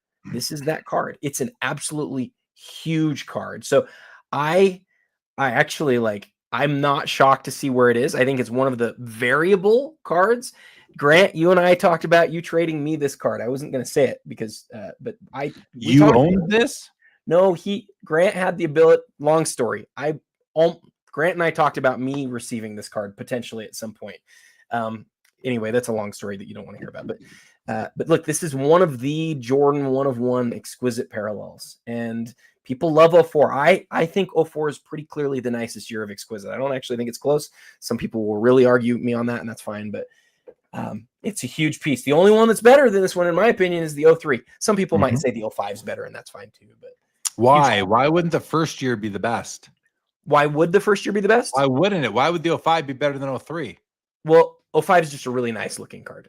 Okay. Well, yeah, aesthetics are important. I think the 03 would hold up, but okay, here's the black label we've been talking about, MJ PSA 10 at 220. We hadn't talked about this card yet. Look at the redemption at 165, but here's the 2010 National Treasures Colossal Steph Curry Logo Man Auto patch. It's out of 2. It's not even a 1-on-1. It's a $200,000. Pretty cool. The design, the design isn't my favorite. It's a sticker auto, so that's a knock against it. But the fact that you've got what I believe is a game used Steph Curry Logo Man, and I say I believe because I'm not 100% certain, but let's go see what it says on the back here. The language is super nondescript. The enclosed material and autograph are guaranteed. Oh, Panini, so weak. It's not great. So weak. This is a leap of faith card. This is what I call a leap of faith card. You have to take a leap of faith. It's game used. It doesn't say anywhere that it is. I can't see anyway that it's anywhere it says it is game used. It just says they are guaranteeing it. What are they guaranteeing though? I know. Like, what are you guaranteeing, Panini? This is it's when not going to fall out of the card. that it's an NBA logo man. It's not the NFL shield or the NHL shield. What are you guaranteeing here? Sorry.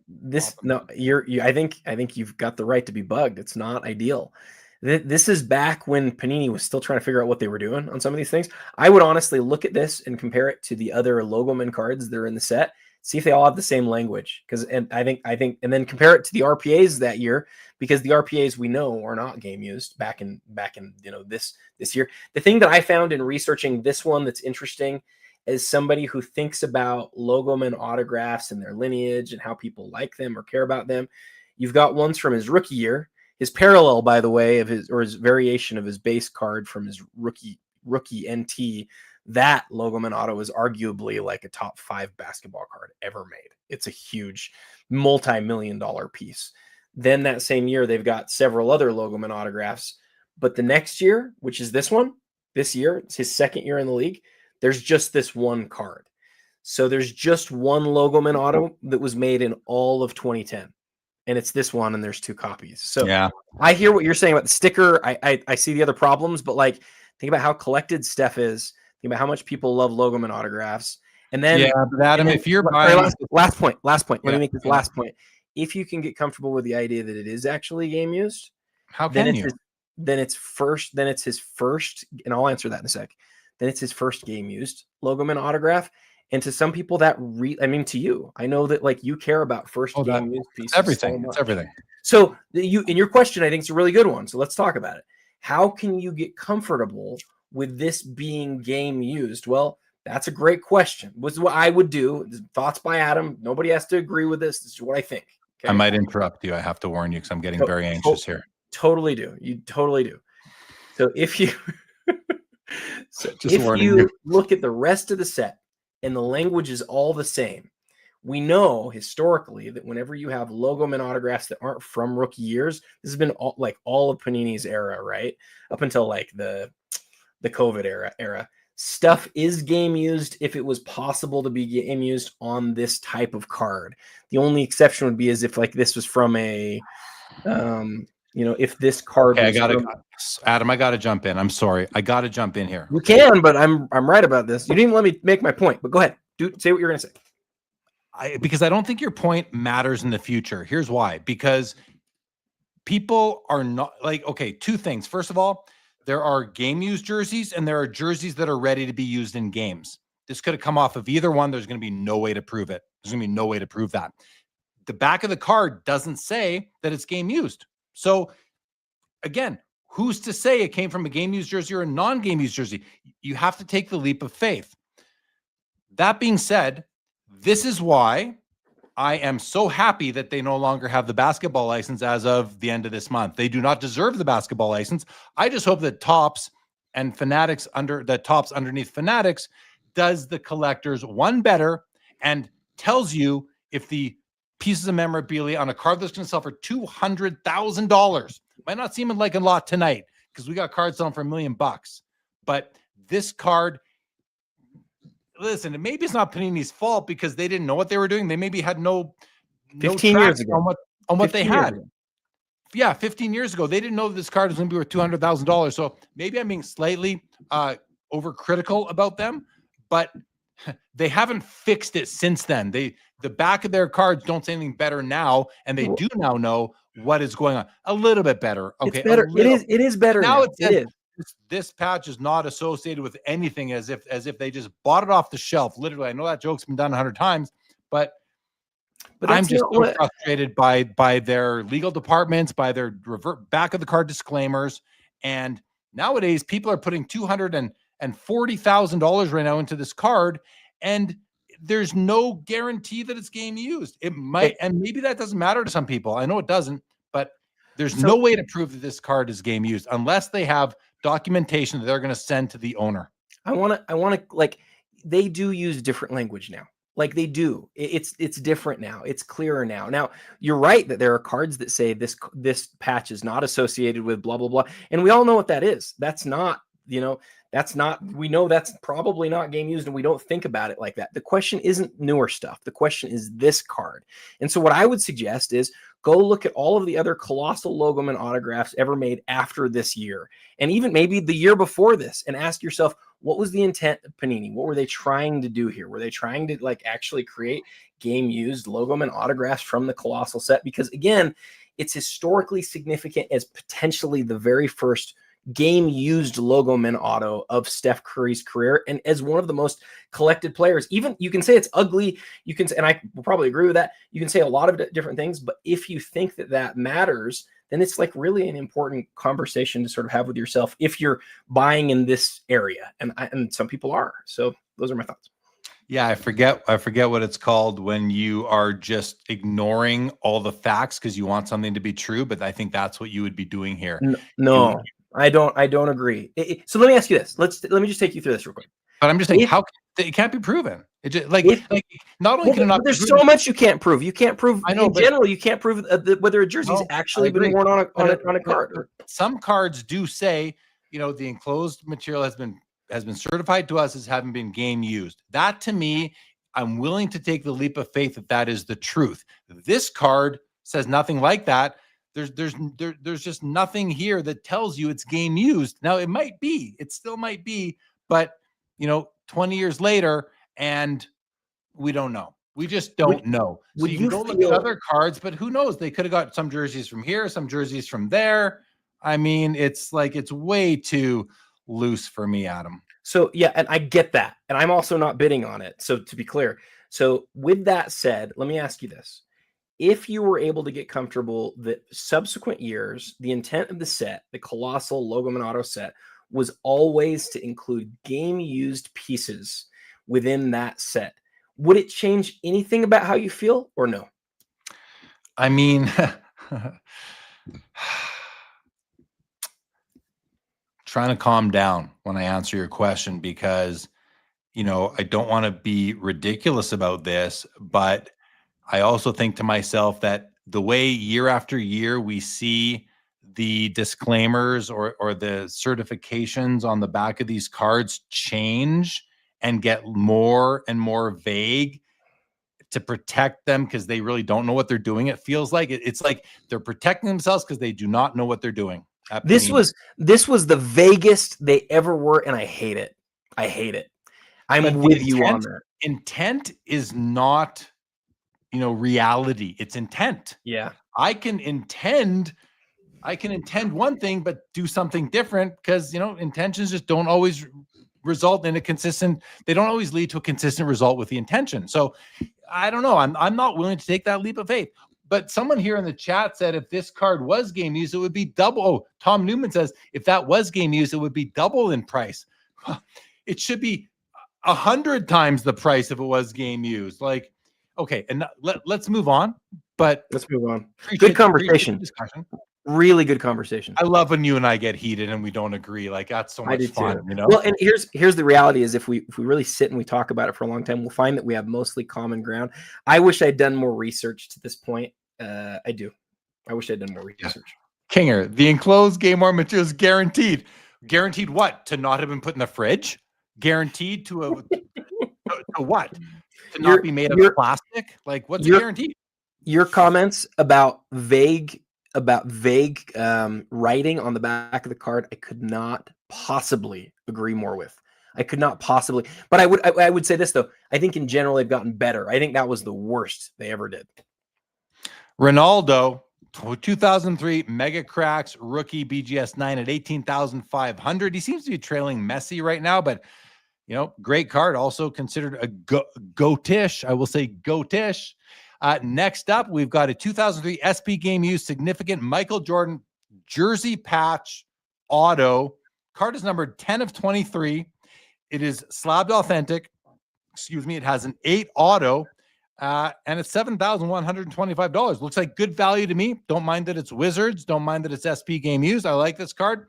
Adam, we skipped by the way, the Kobe Exquisite patch auto and the Kobe logo mount, which, by the way, is absolutely gorgeous. I love the patch on this, but I want to take a quick look at the auto, see how it's holding up.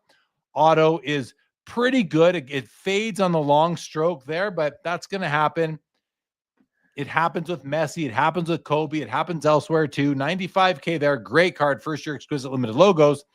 Adam, I'd love to hear your thoughts on either of these Kobe's as well as these, the Ronaldo and the MJ significant numbers, please. Really like your thoughts on all of them. As far as Exquisite cards go, 03 Exquisite limited logo Kobe is one of his most popular cards. And yeah, I think that's a great copy. That's the rare instance where the fade at the end almost makes it nicer because it almost doesn't go off card because of the fade. Yeah, it's true. He was making sure he wasn't in the way. Yeah, so that's a great patch on that card.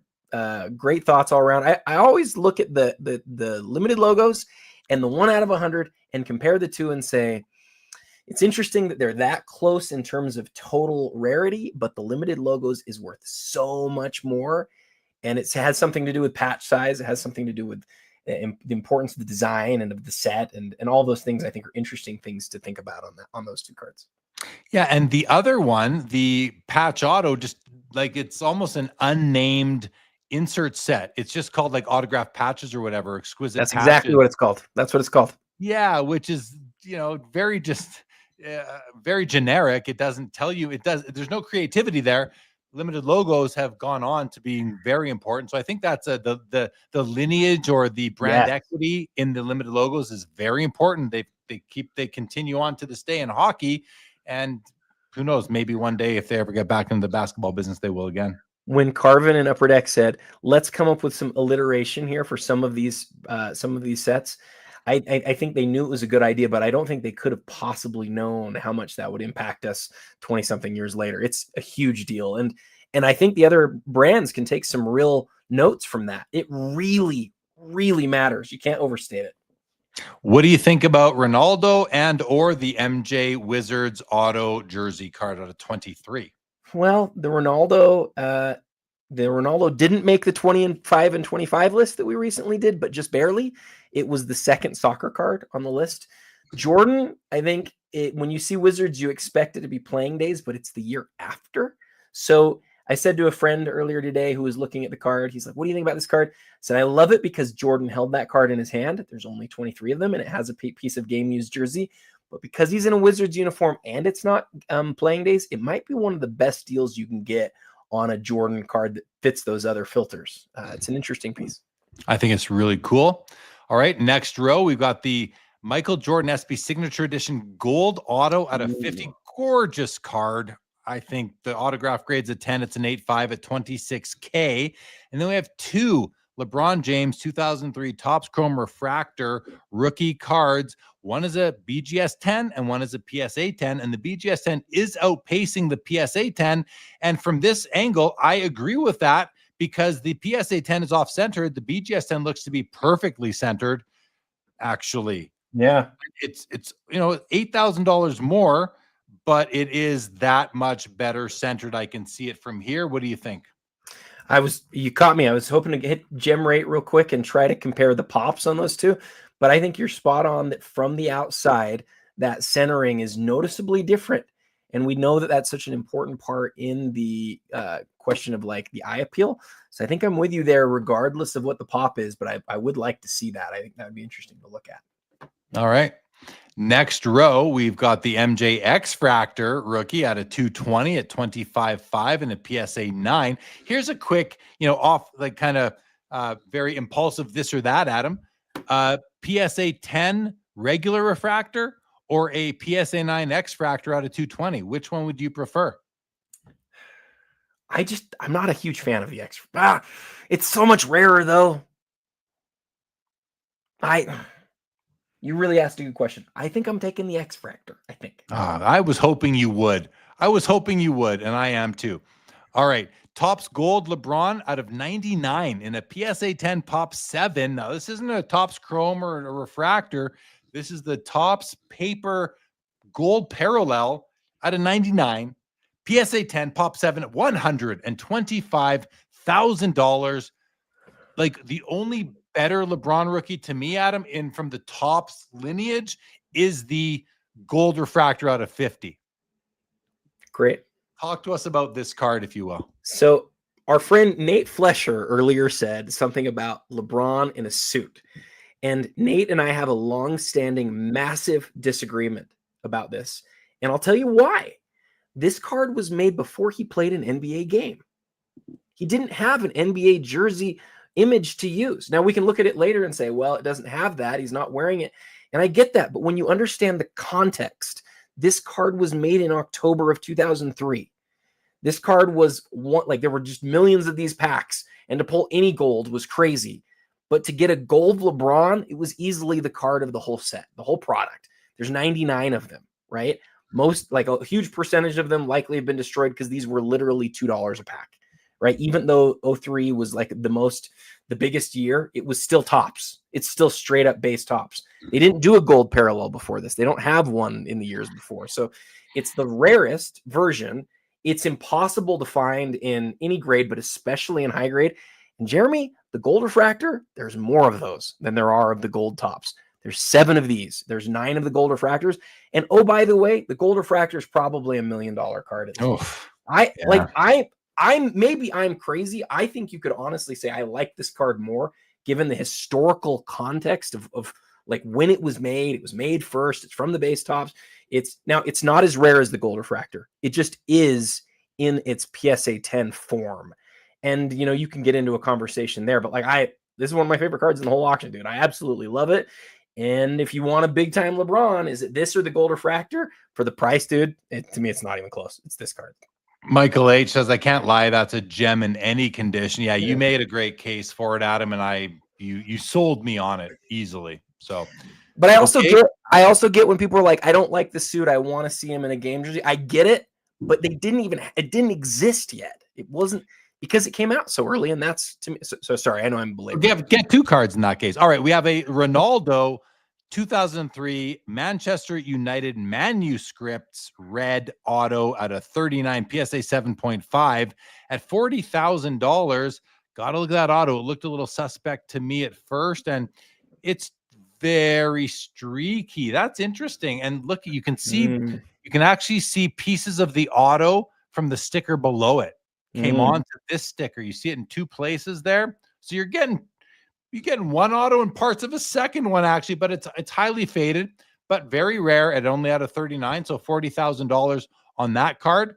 Next row, we've talked about this card regularly. It feels like, Adam, over the last couple of years, the Ultimate Collection LeBron James rookie patch auto out of 25, BGS 7 at $38K. From the same year, Michael Jordan Ultimate Collection auto BGS 9.5 at $20,750. And then we're back to the 1/1 MJ here. Anything you'd like to share about these 2 cards? I know we're rushing now, so I want to be sensitive to that, but I want to ask you, this LeBron or the LeBron Exquisite autograph patches from the same year numbered to 100? Which of those 2 cards do you like better?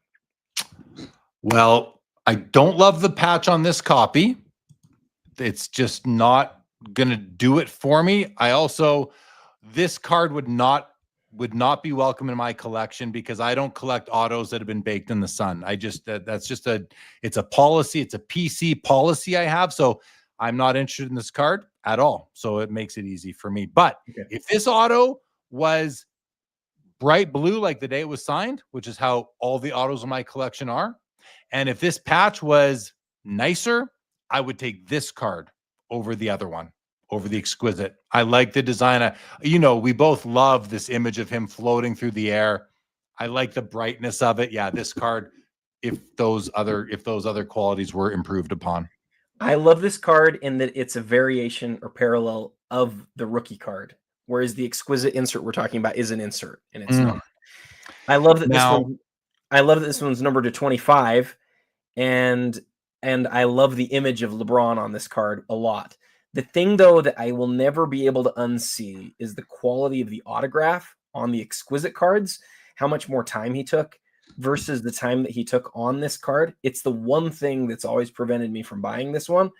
But I love this. I love it. In fact, the thing that I also love that we never bring up, the highest level of this card is his Logoman autograph, which literally is maybe the most expensive, most valuable basketball card in the world from this same product. It's the LeBron Logoman autograph from his rookie year, the parallel. And we have no idea where it is. It's the vertical one. I think that all makes it interesting, but Jeremy, that autograph quality on the Exquisite is just so much nicer. It's probably twice as long as this autograph is. Got it. And agreed. 38,000 on this one right now. Darn it. There was something else I was going to say there, but I don't remember now, unfortunately. Tom Newman says, how many policies are there in the PC policy statement? Well, there are a few others. I can try to, I've put them out on my Instagram before, and I'm just kind of, so no sticker autos is a policy. No non-game used memorabilia, no booklet cards. I only chase players I actually want. I'm not a slave to a checklist, although a couple sets have been grandfathered through, and I appeal over grade for me every single time. Michael H., thanks for being here with us. Appreciate it very much. Blind Vegan, yes. Anytime a bid is placed on any item, the whole auction extends for 60 seconds. That is correct. Do you also have a no oversized rule, or did I make that up? No, I do. No oversized card. I want my cards to fit in a standard slab. So no oversized cards. I don't mind undersized cards. No booklets, sticker autos, faded autos, non-game used. I also do not like cards that have tilt for centering, but I will make exceptions when the card is just, that hard to find otherwise. Okay. Next row here. This is a beautiful limited logos Kobe Bryant, number 50 of 50. Same sort of autograph issue happening, though it appears this one is even more faded. This one's been baked in the sun way too long. A great patch. The patch is sick. The autograph, I'd probably want to trace over it with a nice blue Sharpie. Don't really do that. He doesn't really mean it. He doesn't mean it. Thank you. I wouldn't do it. But I'd want to. No, I just wouldn't buy the card. But still, I get it. It's a great card nonetheless. But no, it wouldn't be welcome in my collection. This Scottie Pippen is pretty cool. Titleists out of 6, BGS 7.5, Pop 1. Is it 22,250? Titleists are great cards. They're very, very popular in the cup in hockey, which is the equivalent set to Exquisite. And finally, we've got this is interesting. We always think of the Messi rookie as the mega cracks, but look at this Monday Chromo Liga. I don't know if I said that right. Messi rookie PSA 10 from 2004 at $85,000. This might be pretty cool. I don't know. So, Adam, if I'm picking one card in this row, it's probably just not the row for me, to be honest. I might go with the Pippen, actually. But what are your thoughts on any or all of these three? Well, man, you're asking a good question. Titleists, I wanted to ask you a question. Are they in hockey every year in the Cup? No, they were only in hockey in, I think, like the first year maybe, and then they brought them back again like 15 years later, like last year. So they've only made them 2 or 3 years in hockey overall. This is the only year that they made them in basketball in 2004. Does that make them less interesting? I think it makes them more interesting because if you want a Scottie Pippen Titleist, this is the only one that you're going to talk about. And again, we've sort of not said it, but it's limited. Maybe you did say it and I missed it. It's limited to the number of championships that the player won. So where Pippen won 6, there's only 6 of these cards, and there's a lot of big Pippen collectors. So you don't see it very often. The Kobe, the only other thing that I'll point out, there's 2 versions of limited logos this year, and this is the best looking year of limited logos. This is the one, and again, I always have to sort of say, like, I own one of these cards. I own this same card. It's the Kobe point card. The image of Kobe on the card is just, it's wonderful. It's, as far as like Kobe Exquisite cards, to me, it's maybe it's the card that stands out most as a Kobe Exquisite card, because the image of Kobe on the card is awesome. But I'm with you on that autograph, man. It's just too bad that it spent so much time in the sun. It is too bad. Couple comments here we'll quickly get to. Blind Vegan is kind of asking, like, what if the sticker was placed on the card and then signed versus signed on a sheet of stickers and then affixed to the card?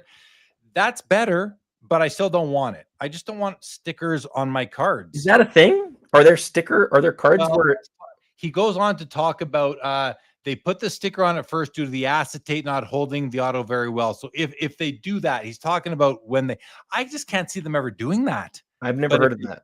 Maybe he's right, but I don't know about it. He says 2014 lustrous golf patch autos do that. I mean, if that's what they did, I'm never gonna remember that. You know, I'm not gonna have all sticker autos were signed before they were put on the cards, except for the 2014 lustrous golf. Like, that's just too obscure for me. So probably not going to be an exception to my rule. Now, I will say all my policies, I can override them. I can make an exception if I want to. And if I do, I'll let you guys know. I promise I will let you guys know if I ever do, just to keep myself honest, I suppose. Mitch Grotman does let us know that the first 5 years for Cup, they made Titleist, but the majority were made the first year. So they added a few like updates later. I don't know if those were like catch-up inserts or not, like not catch-up, but catch-up, like catching up for cars returned later, not in time for the product. But thank you for that, Mitch Grotman. Thank you, LCG Auctions. Good to see you here. They auction off a lot of cool like action figures and that kind of thing. Okay. Hey, real quick before we move on, and I can't confirm this, but scroll back up just real quick, Jeremy. I don't know how to say it. I had somebody on the Messi message me and tell me that this was actually his first card that they came out with in 2004. I cannot confirm that. I did not look it up, but it's interesting that it is, it's 10% the price right now, right? As the Mega Cracks. And you and I assume you don't know it. I don't know it. But if in the world of soccer cards, they're like, listen, this is the first one, and it's pretty rare. I think it's like a pop 30 something in a PSA 10. Maybe it should be more comparable to the Mega Cracks. I like seeing those conversations in soccer. I like seeing those guys really develop their hierarchy and how they think about those things. And I could be wrong, but it also looks like a more solidly constructed card than the Mega Cracks. Just my feeling. Pop 47 says Stadium. Thank you very much, Stadium, for that. On the obscure Messi rookie card. Here's another one, BGS 9.5 at 14K compared to the PSA 10 at 85K. Both gem mints, but a difference of $70,000. Here's another 2004 Panini Messi rookie card. This is the Barca Campeón. Don't know if that's right, guys. SGC 10 at $8,600. And here's his 2004 Mega Cracks Barca Campeón at PSA 10 at $32,000. So Messi has at least 4 or 5 2004 Mega Cracks rookie cards. Not Mega Cracks, sorry, Panini rookie cards. Okay, and here is the Mega Cracks. We have a trio of them right through the middle here, Adam. We've got the autographed PSA DNA Auto 10 authentic on the card at $44K, BGS 9.5 copy at $150K, and the PSA 10 at $800,000. Some big stuff there, Adam. Some big stuff there. Anything? I mean, we could pick our favorite here. I think I'm going to go with the BGS 9.5. I'll save $650K and still have a gem mint card just for myself. The autograph. So there's a really interesting conversation to have about the autograph, because there's less than half as many of those across all of the autograph PSA DNA grades as there are PSA 10s.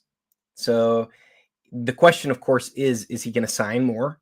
Because if he wasn't going to sign more, I can tell you this card would be way, way, way more expensive than it is. Like way more. But we don't know. And that's the thing is like, are we going to see, could there be 100 of them graded tomorrow? It's possible. It is. But right now, it's either 8 or 9 of these total in the whole population that are autographed. So I'm sort of shocked to see it as low as it is. I would think that number, even if it had the chance to go up, I would think that number would make people want this more, especially with how popular the PSA DNA stuff is. But look at that upper right corner.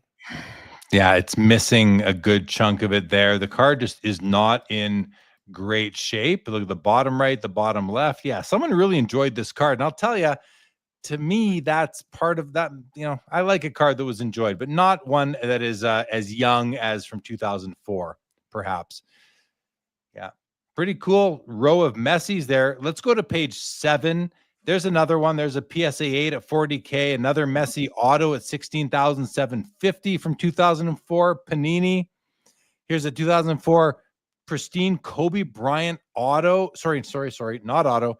Pristine Kobe Bryant out of 25, PSA 10 at 33K, pop 1. Adam, I love this card. I know you do. I love Topps pristine cards. I think this is just a cool looking card. I love the negative space. Whatever those design elements are coming through in Lakers colors is cool. That pose is sick. I like this card. What is this card like? Is it important? What are your thoughts? If you ask the real crazy Kobe shiny collectors, what's the nicest looking Kobe shiny card? A lot of them are going to say the 2004 pristine. And that's not the refractor. That's just the base card. They made a gold refractor that's numbered to 27 this year. And then they made this one that's to 25. The gold, I think, is typically worth more, even though there's less, or even though there's more of them. But the story here, and this is one of my most interesting cards of the day to watch. There's only one PSA 10, and it is a beloved card. So I had a feeling we might see a fight over this card, and here it is at close to $40,000.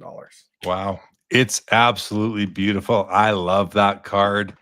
Here's a dual auto jersey, Michael Jordan, Kobe Bryant. I mean, we saw a similar card recently do 13 million. This one's a measly 75K BGS pop 3 and a BGS 9 with the 10 autos. This Michael Jordan sweet shot signature, pretty cool here at 11K, BGS 8.5, pop 1, 3 higher. And then we've got a Topps big game selective swatch logo man of Shaquille O'Neal. No picture of the player. This is all about the memorabilia. It's a 1/1 PSA 5 game worn at $5,875. The pick one from the row is obvious for me. It's obviously the dual auto. Yeah. Easy for me, Adam. Any sort of details or knowledge you can share on any of these 3 cards? Yeah. Check out that BGS pop 1/1 on the white. They made different colors for that set. And so some of them are really rare. I think the white is really, really rare, but you would want to look at the combined pop report for this one to understand how rare. I will tell you this though. In 2005, I thought Topps, I worked at a card shop at the time. I thought that Topps Big Game was one of the coolest products ever. One per case, you got a really neat patch card like this one. And the only thing, you highlighted it already, the only thing that ever held this set back is a major thing, and that is that you don't have the player imaged on the front of the card at all. And it really, it dramatically influences the value. If Shaq's face was on the front of this card as one of his first logo men cards, because remember, they'd only been coming out with logo men cards for a few years at this point. This would be a card that would be well into the 5 figures. I mean, well into the 5 figures. But here we are. We're not even sure it's going to make it to 6 figures because they didn't put his face on it. And it's not just him. It's everybody in this whole set is just the game used piece. Yeah. I don't love the aesthetic of it. I would more if there was more action in that white jersey space, but okay. Continuing on, 05 Ultimate, one of my favorite designs of any, brand across sports. Beautiful. Michael Jordan auto, $21,000, BGS 9.5 on the card, 10 on the auto. In the middle, Michael Jordan rookie debut ink. You'll have to explain that to me, Adam, because he wasn't a rookie in 05. Is this just a throwback image sort of thing? Here's what he looked like. Let's get his autograph. And then we have an Alex Ovechkin, the Cup rookie card, his RPA with a single color patch, which is actually not the worst thing in the world. At a 99, 9 on the card, 10 on the auto. This card was about half the price a few days ago. And I was thinking, man, if I was going to extend myself, I might want to grab one. And it's still a good deal, I think, at $29.5. But I'm out on it. Yeah, tell us what you can about this rookie debuting. I think it's a cool card. I'm going to look at it, make sure. Is that a sticker? I think it is. I think it is too. Yeah, yes, it is. It absolutely is a sticker auto. It's a nice auto, though. Sometimes autos look better on stickers than they do cards. Maybe. I don't think that's why they ever do them, but it does in this case. Nice looking card. What are your thoughts on these three, Adam? Power of the 1010. It takes even sticker autographs to just giant numbers. Love your thoughts on Ultimate. I love that it's like a cross sport design. We've talked about that before. Like, isn't that the same design in hockey? Yeah. I like that. But if we were to play what's your favorite on this row, you and I are going to agree it's the Ovechkin. Yeah, I'm taking the Obi. I love what you said about it being one color. You're like, that may not be the worst thing. It ensures, I don't want to say totally ensures, but it largely ensures that it's an original patch. Pretty much. It's a rarer thing in this card. It didn't you how many one color, you might know this. Like, how many one colors does he have across his 99? Any idea? How many does he across all 99? Like maybe 30, I'm gonna guess. Okay. Yeah, but like that's, to me, like that's one of the cards in hockey that I would be most interested in. It's game used too. This is a game used patch. I love that. Out of the, I think there's 80 rookies in the set this year. It's a dual rookie class. Only 4 are game used out of all 80. That's awesome. Yeah, I love that card, and I love that you're getting a discount for the lack of colors. I love it. Same here. All right, here's my favorite card of the auction. I think a lot of people's the dual logo man Magic Johnson Larry Bird 1/1 at $360,000. To the left of it, Exquisite Collection scripted swatches MJ out of 25, a PSA 10 on the card, and this is an instance where the auto actually looks really good on a game use swatch. Like, this ink isn't bleeding. It's solid. It's bright as can be. A 3-color patch. I like this card quite a bit, actually. I really like this card. $60K, and then a 2006 Essential Credentials LeBron James out of only 6 copies produced. This is the now version. Pop 2, none higher, $77,500.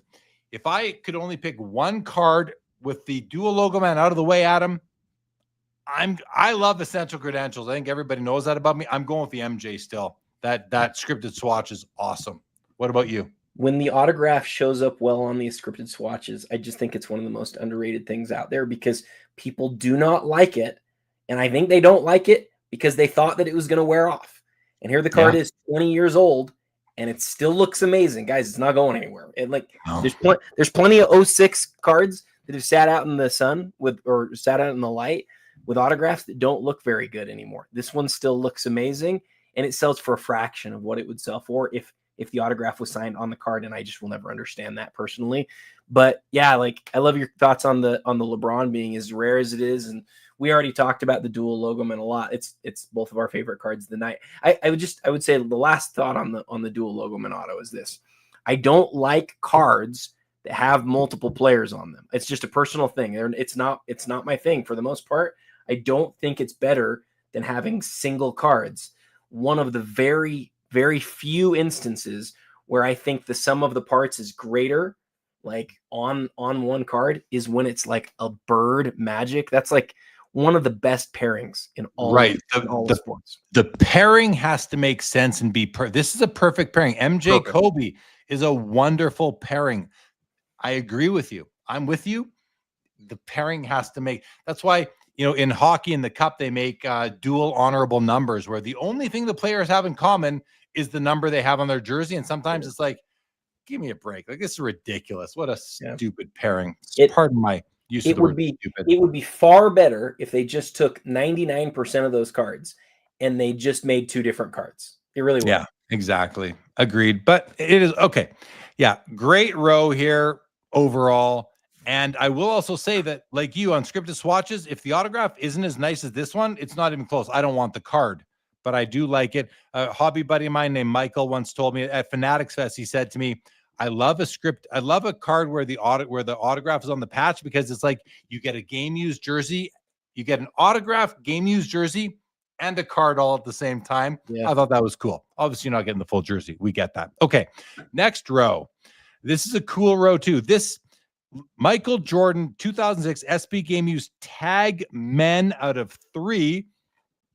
But this isn't any tag, you guys. I usually don't like tags, but this might be the best tag out there with you got Chicago Bulls and the Bullhead. Like, come on. That is very, very cool. I actually really like this card. PSA 7, who cares? Doesn't matter. Irrelevant to me. $55K on this one. I also like SB Game Used generally. SB Signature Edition MJ auto numbered, not numbered, I guess. PSA 10 on the card, 10 on the auto, pop 6 at 19,500. And a 2006 Topps Chrome X Factor Kobe Bryant out of 10. PSA 10 pop 1, 36K. I really like this card, Adam. I'm going to go, if I can only pick one card in this row, like my heart tells me to go with a Kobe because it's just so nice. But I think my head says go with the Bulls tag MJ in this case. The auto I wouldn't even bother with. It's cool, but I wouldn't. Where are you at? Which are you picking here? And anything else, Adam, you'd like to say about these cards? I really like team game used things like this. Can you think of another time we've seen a Jordan with like the Bulls head? Like, and No. specifically, like, let me talk about why this set is more interesting than like if you were to see this on like a limited logos. With a limited logos, the set is made where it's like, oh, we're gonna put a bunch of nice patches on here. But this set was made so that they would take a tag and cut it up, and it's numbered to 3. It's not numbered to 100 or 50 or 75. It's numbered to 3. Like that's what this card was supposed to look like. There's no question of whether the jersey was original to the card. We know that it is. We know, and it's maybe the coolest piece of tag I've ever seen on a Jordan card before. I mean, it is the best Jordan tag I've ever seen on a card. You'd rather have a logoman for sure, but a logoman's in the millions of dollars for Jordan at this point. Yeah. Besides that, is there another piece from the jersey that you'd want? I don't think there is. Well, is there? For me, there is, Adam. I would prefer limited logos. I would. Because it's autographed? No, because I like the team colors. This is also very small. I also want like, I do like this, don't get me wrong, but I prefer the exterior of the jersey. I prefer the jersey that you see when you're in the stands, from the logo, from the team logo, or the nameplate or the number. To me, that's cooler. This is very cool. I take nothing away from it. This is like 1A and 1B sort of thing. I would go with the limited logos, or even just a really sick patch card. Now, if that patch card's numbered out of 50 and this is out of 3, I might be swayed to this one out of 3. But out of 50, I might go with, if they're both numbered the same, or there's a patch card out of 3, I'm probably going to go with a regular patch for myself. Just my own personal preference. They're still very cool. I love it. There's a lot of things that you just hit that I'd like to hit. I'm just going to hit on a couple of them real quick. Sure. I like, you've been really consistent on this over the years. You really just like really big, chunky, crazy patches that represent the team, and you talk about the exterior of the jersey. I respect that. I really like it. If you're to just talk about a singular part of the jersey that represents Jordan, a lot of the time, those pieces that you're talking about, you can't tell exactly where they're from unless you have like a really big piece of it. You're just like, oh, those are the Bulls colors. And that's still cool. But like, this is his team. This is the Chicago Bulls on a tag. I don't think I've ever seen another Jordan card like it before. And again, there's 3 of them. There's 3 total. It's not the logoman. It doesn't, like, it's not the one point that everybody like looks at, and it's the tag. The tag's off the laundry tag. You don't even see this. This is tucked into his jersey. So there's those things that aren't ideal. But like, it's his team. It's the Chicago Bulls, and it's an insert. And it was used. It is from the jersey, even though you can't see. No, you're starting. I'm kind of, when I was like looking up into space, I'm thinking to myself, I don't have a piece of my collection that this card would fit into. Doesn't mean I don't like it. So then I'm thinking to myself, well, okay, I have a lot of chunky patches, so a Jordan chunky patch would fit.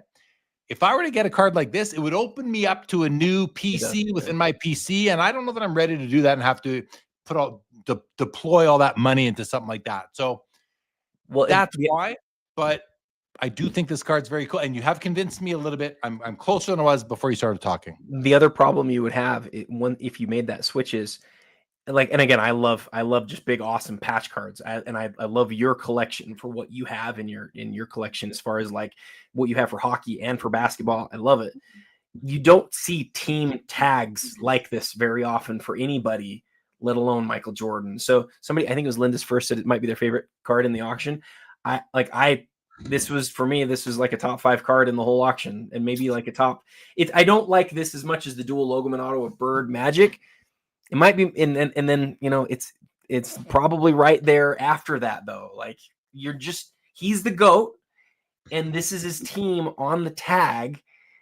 You're not going to see another one of those again, you know? All right. Good chat. All right. Next row, 3 really cool cards here. 06 UD Black, Jordan and Dennis Rodman, dual auto out of 10, BGS 9 pop 2, none higher at 13.5. And those autos look really nice. 07 Exquisite, Kevin Durant, RPA with a gorgeous patch. Looks to be a gorgeous auto as well out of 99, BGS 9 at 38K. He looks really young there too, huh? And this 07 Exquisite Collection LeBron James patch auto out of 35. Like, Adam, I prefer this LeBron to the 03 Exquisite auto patch, like by a mile. I know the 03's rookie year, so it's better. I get it. But aesthetics wise, the patch here, the auto, this card is beautiful. Yeah. I love this LeBron card. This card's rarer, it's better designed, and it's also game used, and the patch is far better. The autograph's not as nice on this one, and it's not from his rookie year. Is the autograph, you mean just the formation of it? Like the auto itself is great. Like it's great. This is a great autograph. It's just shorter. A shorter one. Okay. Yeah. I mean, and you know what? I can even this see, to me, I was saying to a friend of mine who was talking to me about this card, I said, this would be the only LeBron auto patch I'd ever need. Yeah, for me. I hear that. I love it. I love this card. Yeah. Can I talk about the UD Black card real quick? Yeah, let's open it up. So this card didn't actually come out of UD Black. Oh. UD Black was not a product in 2006. Well, then shouldn't Upper Deck or BGS have, just like with the buyback, it says UD. Oh, is it UD Black? Was UD Black planted into different sets that year or something? UD Black was only planted via redemption, and you would basically get, like, you'd open a box of hardcore and you'd get a little redemption card, and you take the redemption card and scratch it off. This is just 2006. This isn't the years after, but you'd send it in, and you know what Upper Deck would send you back was a pack of UD Black. So you couldn't go buy UD Black. You had to get a redemption card out of a pack to then send it in. You'd get a pack back, and most of the packs, they were awful. Like Ronnie Brewer sticker autograph, awful. Like nothing of value. But then I think every autograph that year they had on sticker. That's the one problem with it. Outside of that, though, I mean, it's just a glorious set. It's beautiful, and this is one of the best cards from the whole thing. You just obviously wish that they could have had this be on card, because it would have been an all-timer, but they're not, and it's still those stickers do kind of stick out like a sore thumb now that you look at it. I didn't realize there were stickers at first, and the auto's graded an 8. I think Rodman, like, you know, a chunk of his autograph didn't make it onto the sticker, so it's still a pretty cool card. I mean, you know, if you like, if it works for you, if it's not against your PC policy, have at her. All right. Next 3 great cards here. Dual auto enshrinements from Exquisite 07. Michael Jordan, Dr. Julius Erving. 10-10. What's the auto? Oh, what does it say? Auto, is it numbered 10 of 10? Oh, it's numbered 10 of a 10 out of 10. It is a PSA 10 on the card. That's actually a very pretty card, I would say, design-wise. 22,500. But for 150K plus BP, you can purchase a 2007 Exquisite Michael Jordan, Magic Johnson, LeBron James triple auto jersey patch, BGS Pop 2 in a BGS 9, none higher, 150,000. This is a sick card. Like, I would love to own this card. And then the Chronology MJ auto at a 99, Timeless Memories, PSA 9, Pop 6, 5 higher at $25,500. in this row, Adam, I'm definitely taking the triple. Kind of obvious price-wise, but that is easily my favorite card here. Anything you'd like to point out about these three cards? It's my favorite card too. I'm not a big multi-card guy, multiplayer card. I know I've already said that probably a couple times, but what I do like about this one is you can make the case those are 3 of the best 5 players in NBA history all on the same card. They all held that one too. That's not a sticker. That's exquisite. That is like in hand. All 3 game used pieces of jersey, again, not patches, but jersey.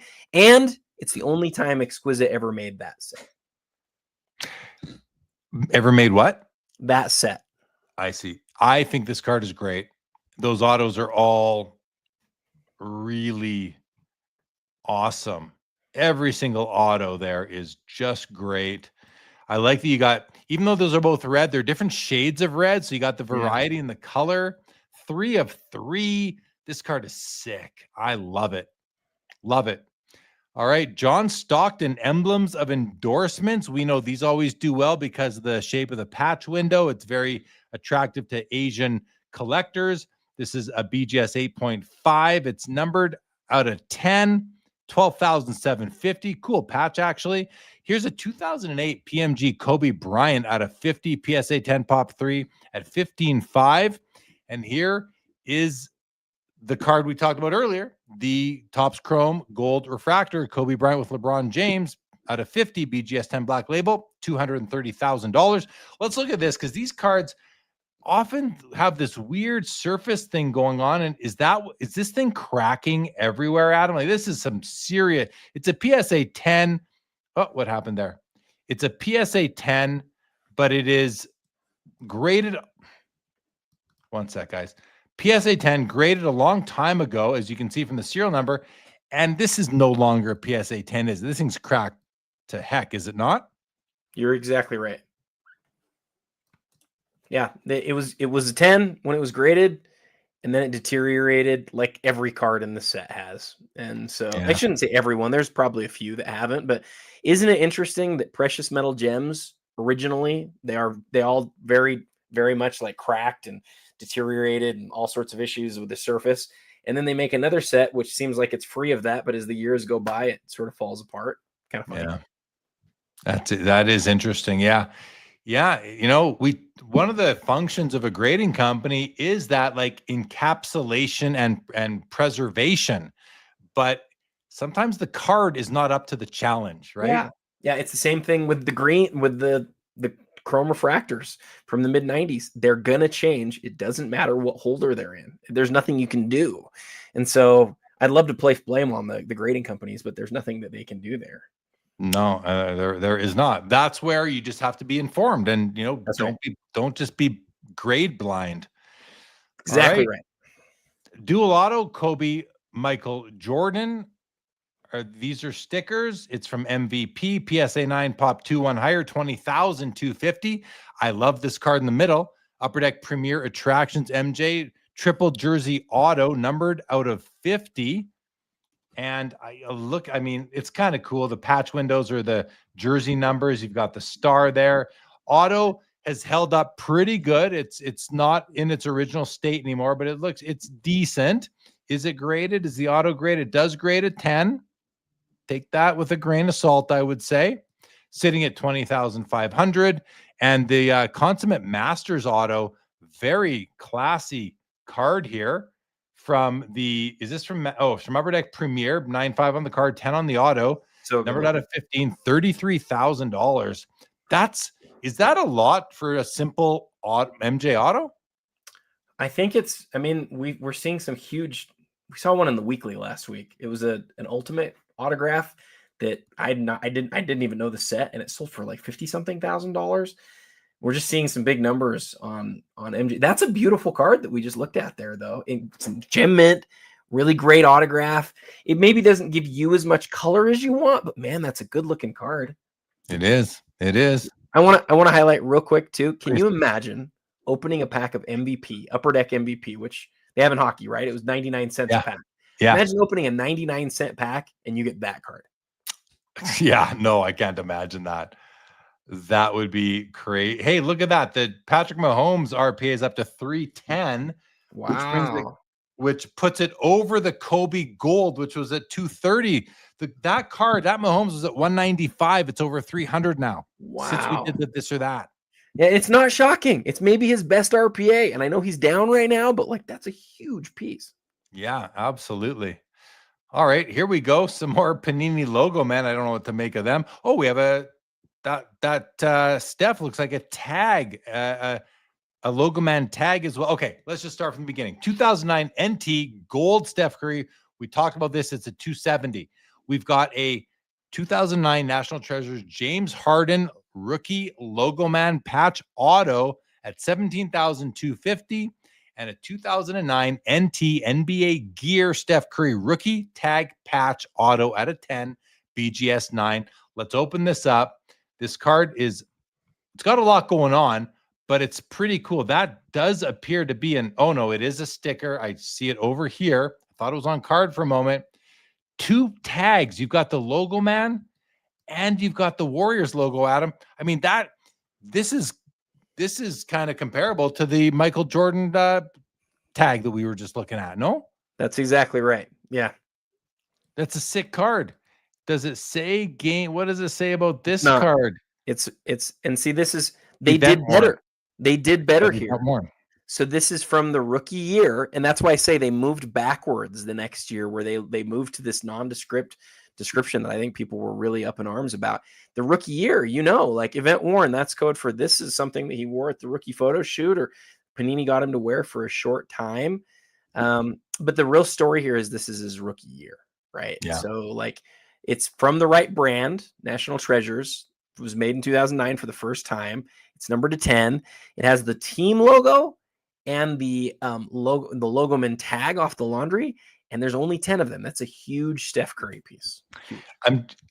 I'm just looking like, yeah, NL has been asking for football for a while, but we're just going in order of this is by order of we're earliest year. We're back to earliest year right now, so we haven't seen much football. Let's skip ahead, Adam. We're just going to skip a bunch because we're just gonna at this point. I do want to look at some football. Tom Brady NFL Shield patch 1 of 1 at 65K. Game worn. It says here.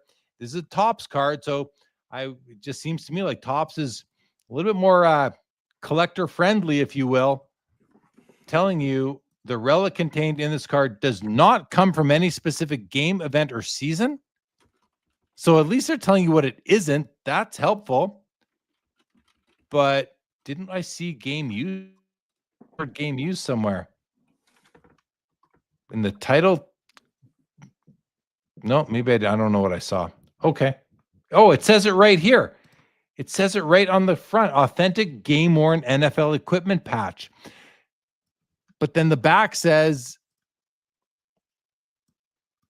does not come from any specific game, event, or season. That's weird, right? Is that contradictory or not? No, it's so. And you're asking a great question, and I've looked at this on a lot of different cards through the years.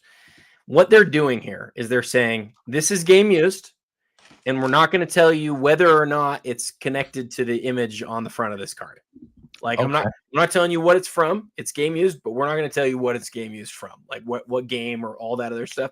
And I think it's just so confusing. Like, we want it to be simple. There's all these different layers. The best layer is we know what game it's from, right? We know who wore it.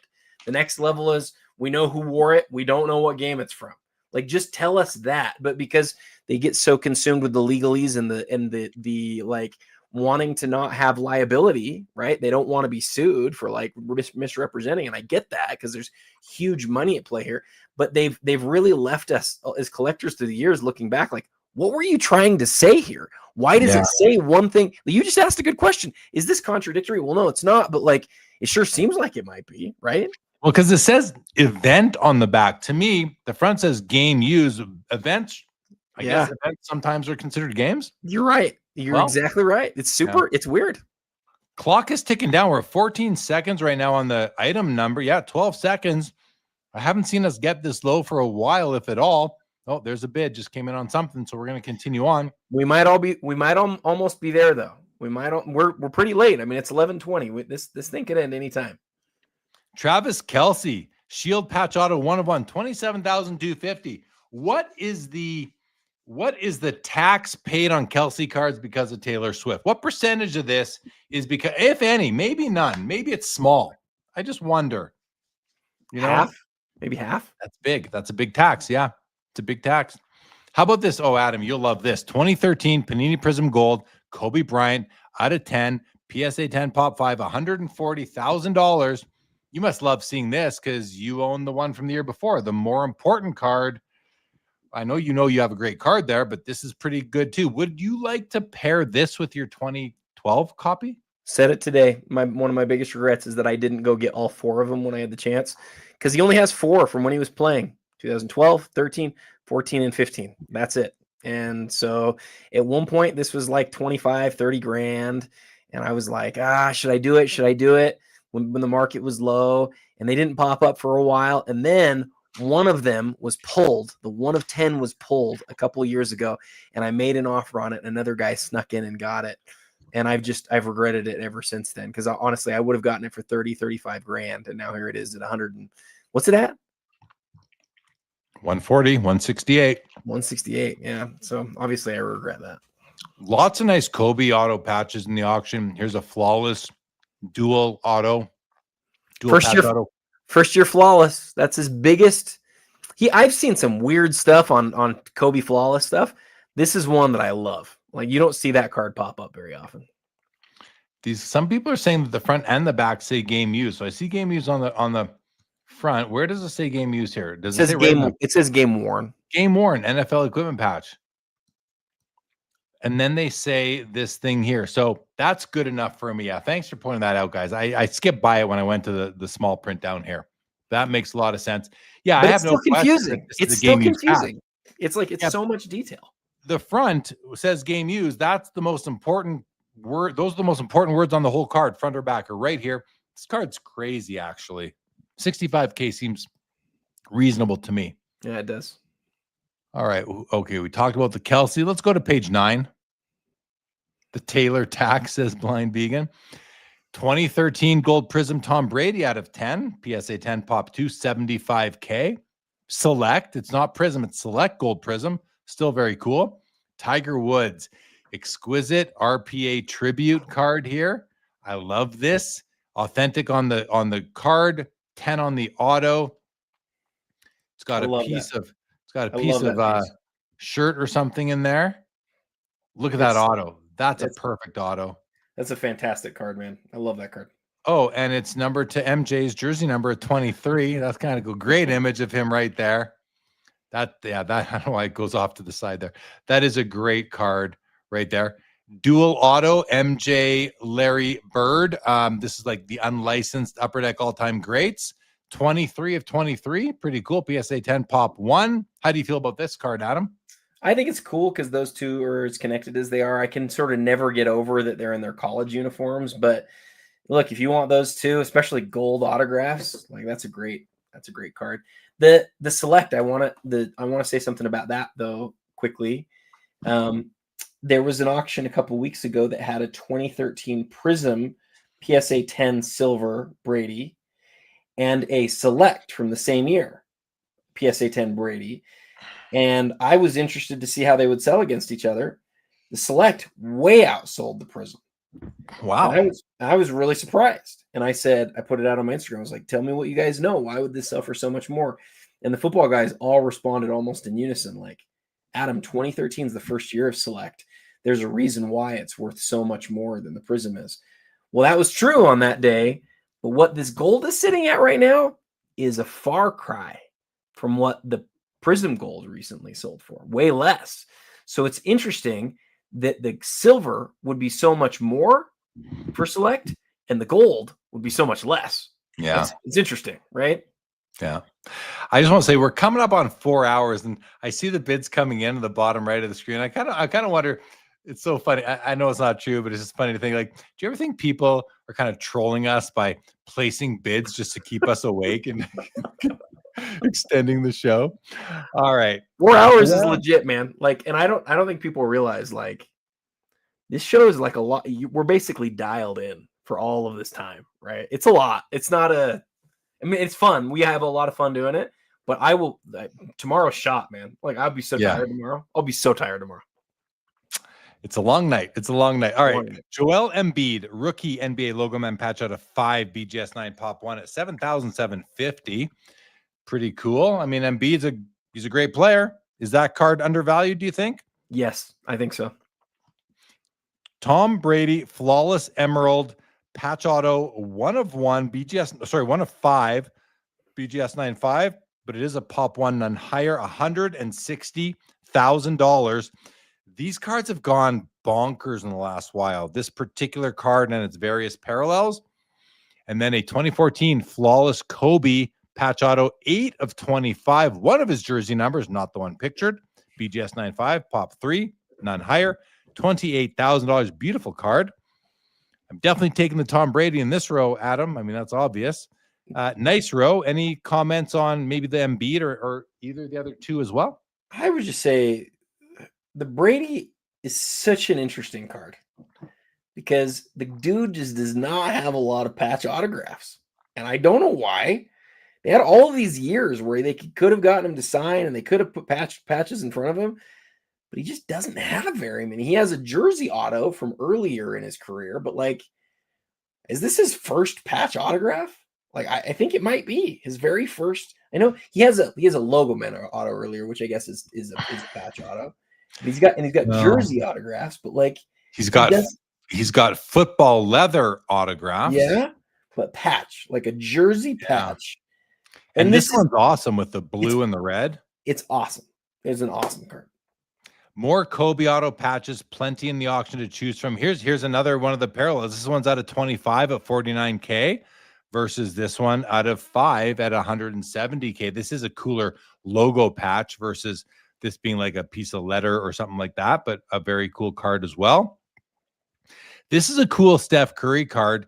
It's from Spectra, Superstar Black Prism patch auto, 1 of 1 BGS 9 with a game worn patch. I love this patch.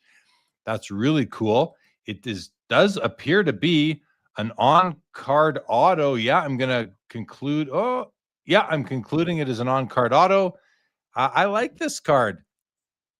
Nice patch. What do you think of this one? We've talked before about like shiny jersey autographs. Like for whatever reason, people don't go crazy for them. It's funny, if this card was made of regular cardboard rather than shiny cardboard, it'd be worth so much more money. It's just weird. It's an interesting thing that we've determined. Some value. Jay Malako says it's the first one since 2004 Ultimate, but aren't most of the 04 Ultimate cards, aren't those jersey autographs? Did they, besides the logo men, did they have patch autographs in 04?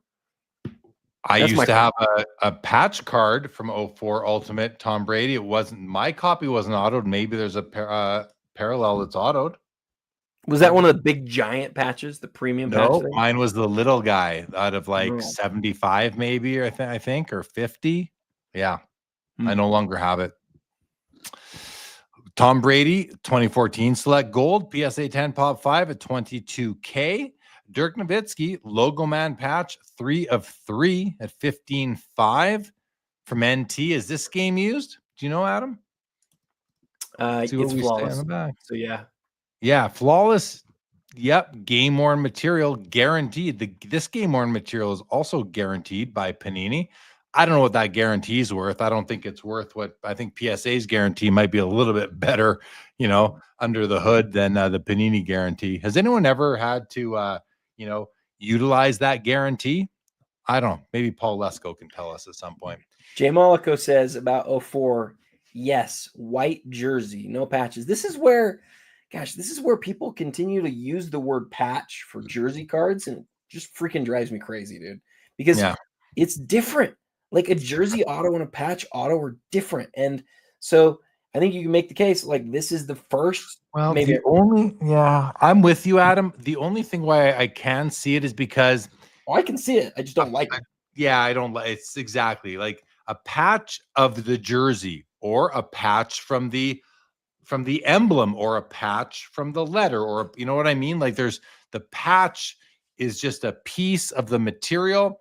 But yeah, I think that it's a little bit misleading because the hobby you know, in the vernacular, considers a patch to be the chunky stuff from a patch that was put onto the jersey. We used to think that, but man, I think we're like a dying breed. I don't think people think that way anymore. Well, they're wrong and we're right, right? Yeah, that's right. That's right. Here's a couple of Nikola Jokic autos, both from 2015 NT. These are both the same card, just twice out of 99. One's a PSA 10, no auto grade on the left at 36K. The one on the right or in the middle is a PSA 8 with a 10 auto, and that is at 9,500. Huge difference in price here just to go from the 8 on the card to the 10 on the card.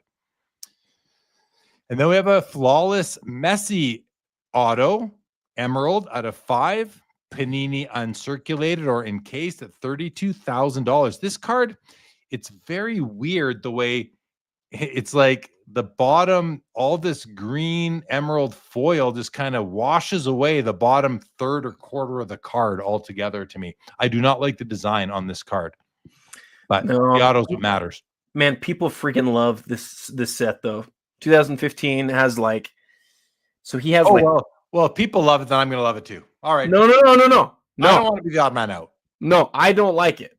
I was just gonna let me finish my thought. Like, I'm kidding. I'm messing. People are crazy for this set for some of the Messis, but this card is not like. I mean, it's great. It's an autograph. It's great. It's from the right set, but like aesthetically, like what were they doing? Like Flawless has historically been so good. What were they thinking here? Why did they do that? Yeah, I don't know. All right, let's see what's next. Oh, wait, 10 seconds on the clock, everybody. 8-7. Are we going to get a bid now? It's going to come in any second now, or this auction is over. 2-1. There's the bid. No, the bid came in, Adam. The bid came in. Let's see what got it. Yo, the Pele Dynasty got it at 29,750. That's a cool card. That's a sweet card, man. Yeah, the man is a goat. Sorry, anything else on that? No. How about this card in the middle? Panini Preferred Super Prime LeBron James, Steph Curry, 1/1 booklet dual patch, 25K. Again, I don't like booklets I don't want booklets. Doesn't mean I don't like them. I just don't want them. But this is nice, and I think it's got a beautiful surface as well. It might have a bit of an acetate surface here in this Panini Preferred, Adam. I'm not sure. It just looks that way to me. I really like the looks of this card. I do like it. It looks like a custom card, it's got a bit of a design that to me, I could see someone doing themselves at home. Do you know what I mean? I feel like I've seen custom cards that would look like this. That's it. I like this. I do like it. And those patches are sick. It's got 2 great players of the era. I like it. What do you think? I think the exact same thing that you think. I've never seen this set before. I think it's really cool. I think it probably is acetate. I think the patches here are sweet. I think the pairing's amazing, right? These two guys, how many times they play against each other in the finals? I think it's awesome that I think it's a 1/1, right? It's so cool. And I think that there's something about the design that makes it feel not amateurish. Yeah, a little bit amateurish. And that's not even necessarily the worst thing. I like the jersey numbers behind. There's something about it that feels a little bit less like premium than cards like this usually feel. But like the patch windows are cool and the materials, I can't even explain why I feel that way. Yeah, same here. What is this card here? Let's have a look at this. Panini Eternal NBA Black, Finals Black Steph Curry logo man tag patch. 2 full body shots of Steph on one card. We're getting a pretty cool tag patch again here. This is the NBA logo man. I don't know. Outside of the scuffs on the BGS slab, I don't mind this card, Adam. How about you? Look at the price. It's It's a measly 85K. What are you talking about? Look at the front. It says game 4. It says what he scored, and it says it's a finals tag. Can we look at the back?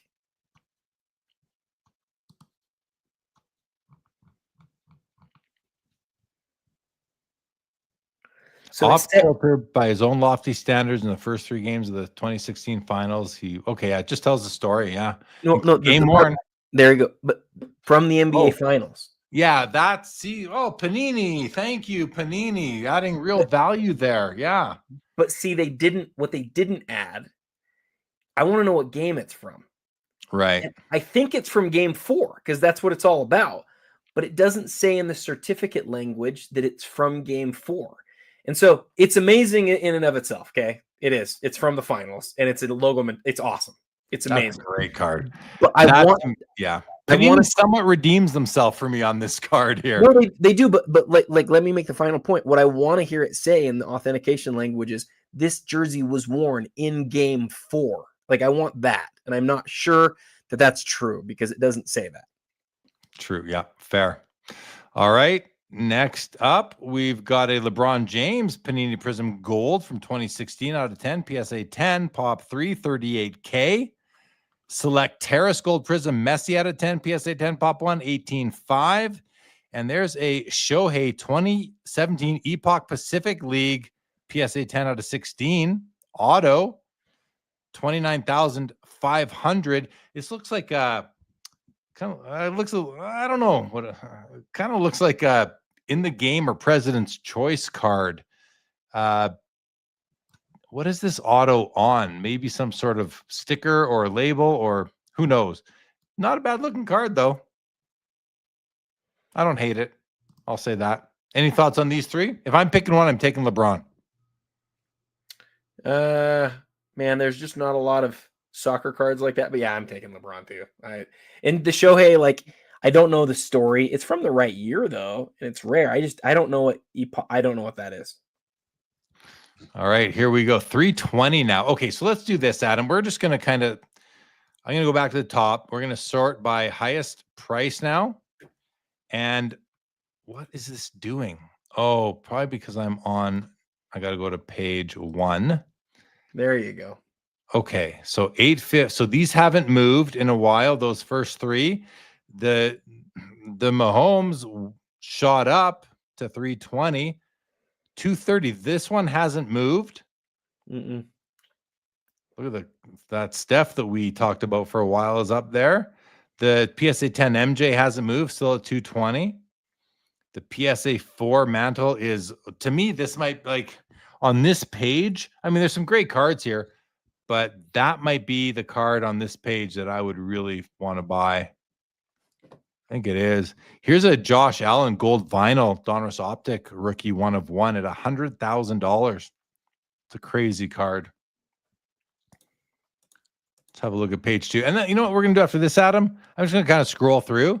We're going to go to the last page, I think. Let's go see what's at the bottom of the auction. Jaden Daniels, rookie shield patch 101, 60K. There's a LeBron kind of cool NT card with the Nike logo right there, 60K. Aaron Judge. All right, let's go to page 12. Let's go to the bottom. What's the cheap stuff this time? All right, this one had me stumped a little bit. I think some cards I'm okay getting an in-person auto on, but these autos don't do it for me. Like you've got Edgerrin James and Peyton Manning, dual NFL shields, 1 of 1 again from National Treasures, 4,550. Like if this card did not have those autos, would it be worth even more? Do the autos devalue the card? Yes. But they do to me. They do to maybe some other people. They make the card more interesting from the perspective of they're both on there with the patches. To some people, it's going to be worth more. To me, it's not. I know. Yeah. This Let's Go Superfractor 101 Leo. Like I like this card. This kind of reminds me of the Michael Jordan hot numbers, you know, with all the action in the background, the different little design elements there. This card, I kind of like it. And to get a Messi 1 of 1 Superfractor for that price, I don't know. That seems like a good deal to me. I just wish I had $1 million to spend tonight. We've seen some of these cards already. That's the comment. That's the comment of the night right there. I just wish I had $1 million to spend tonight. There's a famous 90s song about that. If I by the Bare Naked Ladies. Bare Naked Ladies. Yeah. If I had $1 million. Well, he'd go and buy himself an emu. I don't want to buy an emu or a nice Reliant automobile. I want to buy cards. Every time my wife wears a green dress to church, I remind her of that song. So yeah. All right. I'm going to admit I am starting to lose steam here, Adam. Well, we've been going for friggin' 4 hours and 30 minutes or 20 minutes. Yeah, we have been. I think we might have to, for the first time, call it before it ends. We got to get through. Let's. Did you go to the end? Did we? Are we? Yeah, we've gone through. We're now on the second last page. We've seen most of these cards already. Here's page 10. We've seen these. Yeah, we've pretty much seen all these cards. But Linda's First is still here. Jay Molico's still here. I know, but you know what? I go to people's houses. They kick me out all the time when it gets too late. All right, everybody leave. It's time to go to bed. I wonder. This is how well we know our people who write. I wonder. We don't have Mr. Wiggles here. I wonder if Blind Vegan is Mr. Wiggles. I think they're the same person. Oh, Mr. Wigglesworth. I don't think his name's Wigglesworth. I think it's Mr. Wiggles. I think Blind Vegan. No. Will you tell us? Are you really Mr. Wiggles, or am I wrong? And Linda's First says I'm at 375 points. Wait, Grant says we can't leave. He says he's going to call Ruben. We need to get Ruben to give us a big raise if we're going to stay for 5 hours, Grant. No, I love hearing that. We love doing the show. We love being on it. But yeah, 4 hours and 20 minutes at this point is legit. I just don't. I know I can get loopy when I get this late into shows, and I just don't want to say something. I probably said a few things I might regret. I don't want to keep on doing that at this point. No, you haven't said anything where I've been. I have an idea. This or that. Let's do a this or that. Yes, that's how we get energy. We go to this or that. I love your invigorator. Yes, let's do it. That's because I love it, this or that more than anything in the whole world. So, here we go. Two of my favorite cards in the whole auction. All right, so let's see what we got here. We've got the SB Game Used Michael Jordan Tag Men PSA 7, a 2017 rookie year. Patrick Mahomes Flawless Shields 1/1 PSA 10. I'm going to go see what these are priced at right now. You, Adam, feel free to do some chitter chatter. Jay Molico just dropped, "You don't have day jobs. Keep it going." He just dropped that. He just said that, Does. Can you believe that? He's not wrong. Who needs a day job when you sit on a live for 10 hours, Jay Molico? No, 55K on the MJ. Like 30 on the Mahomes, maybe? The Mahomes is at 82.5. Whoa. 82.5 on the Mahomes. Way up. Okay. So the let's see. Sorry, I need to stop reading the comments. You want to hear what I think? Is it over? I don't know. Is it? What's going on here? Hold on, I'll show you. Something's going. Like all of a sudden, I got this. We're done. Here. We're done. It's over. It's over. It's all over. Usually it says sold. Where's the sold? It says sold on my side. There we go. Now we got it. Well, now we don't even get to do the best this or that we had yet. What the crap? Why couldn't you guys just make one more final bid so we could have gotten through our this or that? No, we'll do it. We'll do it. Let's do it. Okay, we already had some responses. So I know which one I'm taking in this case. Adam, which one are you taking? And this isn't easy. It's not easy for you. It wasn't easy. I think I know what are you taking? You might convince me otherwise. The Mahomes is the better looking card. It's from his rookie season, and it's from a more premium brand. But Michael Jordan is Michael Jordan, and Patrick Mahomes is Patrick Mahomes. So I'm taking Michael Jordan. Yeah, so I think I'm with you because the Mahomes sold for $99,000. It is player worn. It says on the back, the enclosed player worn material is guaranteed by Panini America never to have been put in the microwave. Okay, good to know. And the Jordan, we know the Jordan tag is game used, right? We've already established that. Yeah, for sure. It's a Jordan all day long. It's not even close to me. It's a Jordan, but I don't even want the Mahomes card. It's not. It's. I don't want the Mahomes. It The doesn't belong- Mahomes card is a rookie card. Is a rookie year card with. But it's a rookie card with a. So what? But Give me a. even if you take that thing out, it's still a rookie Patrick Mahomes 1 of 1 from Flawless. I'm going MJ. Okay, me too. Let's see what these guys said. Let's see what everybody in the chat said. All right. Linda's first. He's taking the tag man. Mollico, comment of the night right there. Absolutely. NL is taking the Mahomes. This or that, Mrs. Wigglesworth or the other one. Yeah. Can't confirm or deny, says Blind Vegan. Mollico's taking the MJ. Joe Perot is taking the Uggs. Stadium Sports is taking the Mahomes. Linda's first is taking the MJ. Joe Perot wimped out on the card he was going to buy. Joe, come on, Joe. What are we doing here? He didn't pick up the card. I talked to him about it earlier today. He didn't pick it up. Joe sent me a voice message during this show. What am I going to do with that, Joe? What are we doing here? Onward, forward for Joe Perot.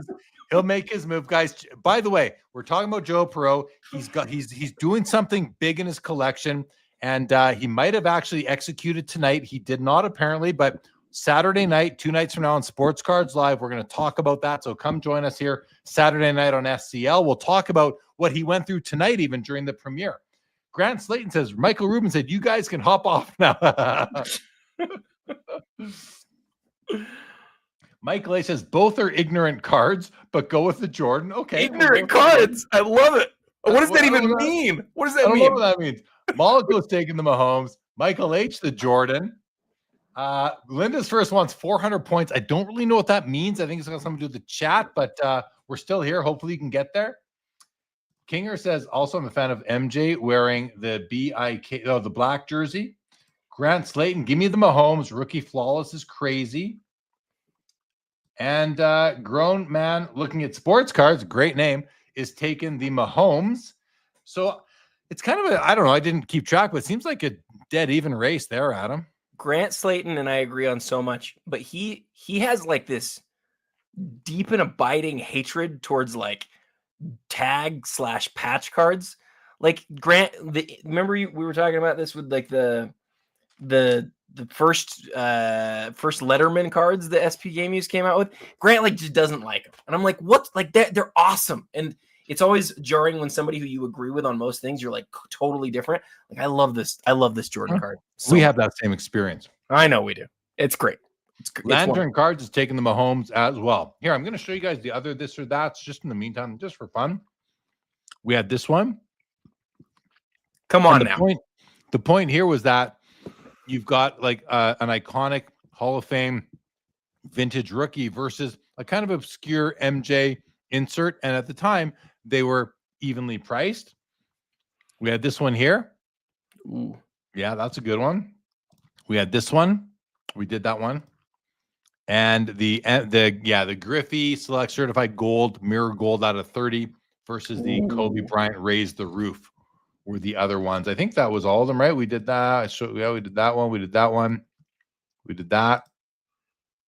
We did that. And we did those as well. You did some good ones tonight, man. I was happy with them. I'm not always as happy. I was happy with them tonight. So thank you. Especially because you put them together days ago. Yeah, I put them together many days ago. Yeah. Let's do this review of that first couple pages and then let's go to bed. Like we gotta go to sleep. I'm tired. This is crazy. It's insane. It's crazy. All right, so we will do this. Premier, highest price. We're just gonna run through them. We know what's going on here. $1,020,000 on the PSA 8, off-centered Mickey Mantle. $960 on the Messi. Messi doesn't break $1 million. It didn't get a bid in like a week. $432 on the dual logo, man. Beautiful card. $408 on the autographed Star 101 MJ. $384 on the Mahomes NTRPA. $384 on the complete set of 86 Fleer PSA 10s. $324 on the Steph Curry NTRPA. $312 on the 2004 Exquisite Black 1 of 1 MJ. $276 on the Black Label Topps Chrome Gold Refractor Kobe and LeBron James. $264 on the MJ PSA 10 Fleer. 240 on the very controversial 2010 NT Colossal Steph Curry logo man. We have 204 on the Exquisite Triple Auto Triple Mem MJ, and LeBron. 204 on the Flawless Brady. 198 on a Shohei Redemption. 192 on the nicest mantle of the night, in my opinion. 180 on the Curry that we were just talking about. 180 on the BGS 95 Messi. 168 on the second year Panini Prism Gold Kobe Bryant.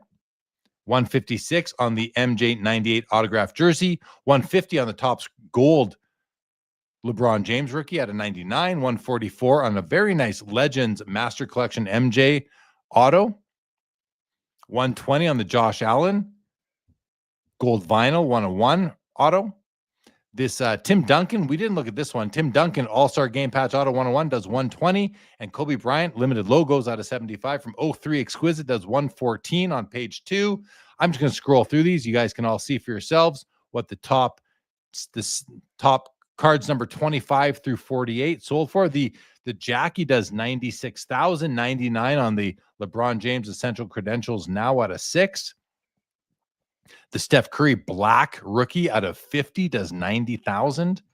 The MJ, this did less than I thought it would, like by quite a bit. I don't know how this isn't a $150,000 card, but yeah, I guess there's only 24. I know it's weird for them, but 90 on the dual here, 90 on the Brady, MJ Auto 84. Oh, 78 on the Montana. 78 on the Brady Shield. The MJ Exquisite 75, Aaron Judge 72, LeBron 72, the Jaden Daniels NFL Shield 72, the beautiful scripted swatches of MJ does 72, Aaron Judge Gorgeous Dynasty 1 of 1 does 69, and we'll stop right there. Hey, on the Jordan Gold you were just talking about, the 97 in a PSA 10. I was offered, I think it's that same copy, 2 nationals ago for my Jordan Slam Bams 8.5, and I didn't take it. So, I mean, that's like straight up 1 for 1, and I didn't take it. I don't know what the Slam Bams would sell for right now, but like people sort of know, even though it's a PSA 10 and low pop, because it's green, it just doesn't sell for as much. And I'm with you. It's sort of shocking, but that greening really changes people's opinion on it. Well, appreciate all that info, and this is fun. I had a good time tonight. We got heated, we got a little crazy. We saw some great cards sell. Big night for Fanatics Collect. All the consigners, all the buyers. Congratulations to everybody involved. Thank you very much to everyone in the chat who put up with us tonight. This is the first time where several of the destinations that this show is streamed to have cut us off because we went too long. Like we were cut off of Instagram a while ago, got cut off of LinkedIn as well. We're still going to the others though. They're still showing me green check marks. But all right, guys, we're going to end this. Thank you, Grant Slayton. Thank you, Stadium Sports. Thank you, Linda's First. Thank you, everybody who is here and is thanking us for what we're doing. We do enjoy this, even when it gets crazy. A bunch of people are picking the wilt in that last minute, this or that. Grant Slayton owned that MJ until recently. I'm sticking to Mahomes. Thank you, Paul Santos. Thank you, Mrs. Wigglesworth. Mrs. Wigglesworth, of course. Joe Perot. Thank you, buddy. Okay, Adam. Peace out, everyone. We're going to end this. Are you ready to end this now? Can I end this now, Adam? I was ready 20 minutes ago. Wait, I better get Grant and Ruben's and Michael Rubin's permission to end this too. Guys, thank you all so much for coming back month after month. We love doing this. We will continue to do this. We will see you here next month as well. I'll be back on Saturday for Sports Cards Live. It's going to be a lot of fun. We've got one of the brand managers from Upper Deck who's been there for a year, letting us know what it's like a year into his job there. He was a collector and podcaster, and now he's a brand manager or something like that, product manager. So we're going to hear from Matthew about that. We've got the president of the hobby, Mr. John Mangini, joining us on Saturday as well. We got some great topics for him, as well as the usuals, Joe Perot. We're going to have Leighton Sheldon. We're going to have Chris McGill, and most likely Josh Adams as well. So check that out on Saturday, and I think I'll be back on Sunday night also for the Fanatics Collect Weekly. auction ending watch live stream. So on behalf of Mr. Adam Gray, the Real 27 guy, thank you, Adam. Appreciate you. You're the best, dude. Good job. You're the best. No, this is where we just compliment each other and it gets so nauseating. I'm kidding. Thank you to you. Thank you, everybody. This episode of the Fanatics Collect Premier Auction Ending Watch Party on September the 25th, 2025 is now over. Thanks for tuning in and being a part of the Sports Cards Live community. Don't forget to like, subscribe, and most of all, keep collecting. More great content to come. Sports Cards is a lifestyle.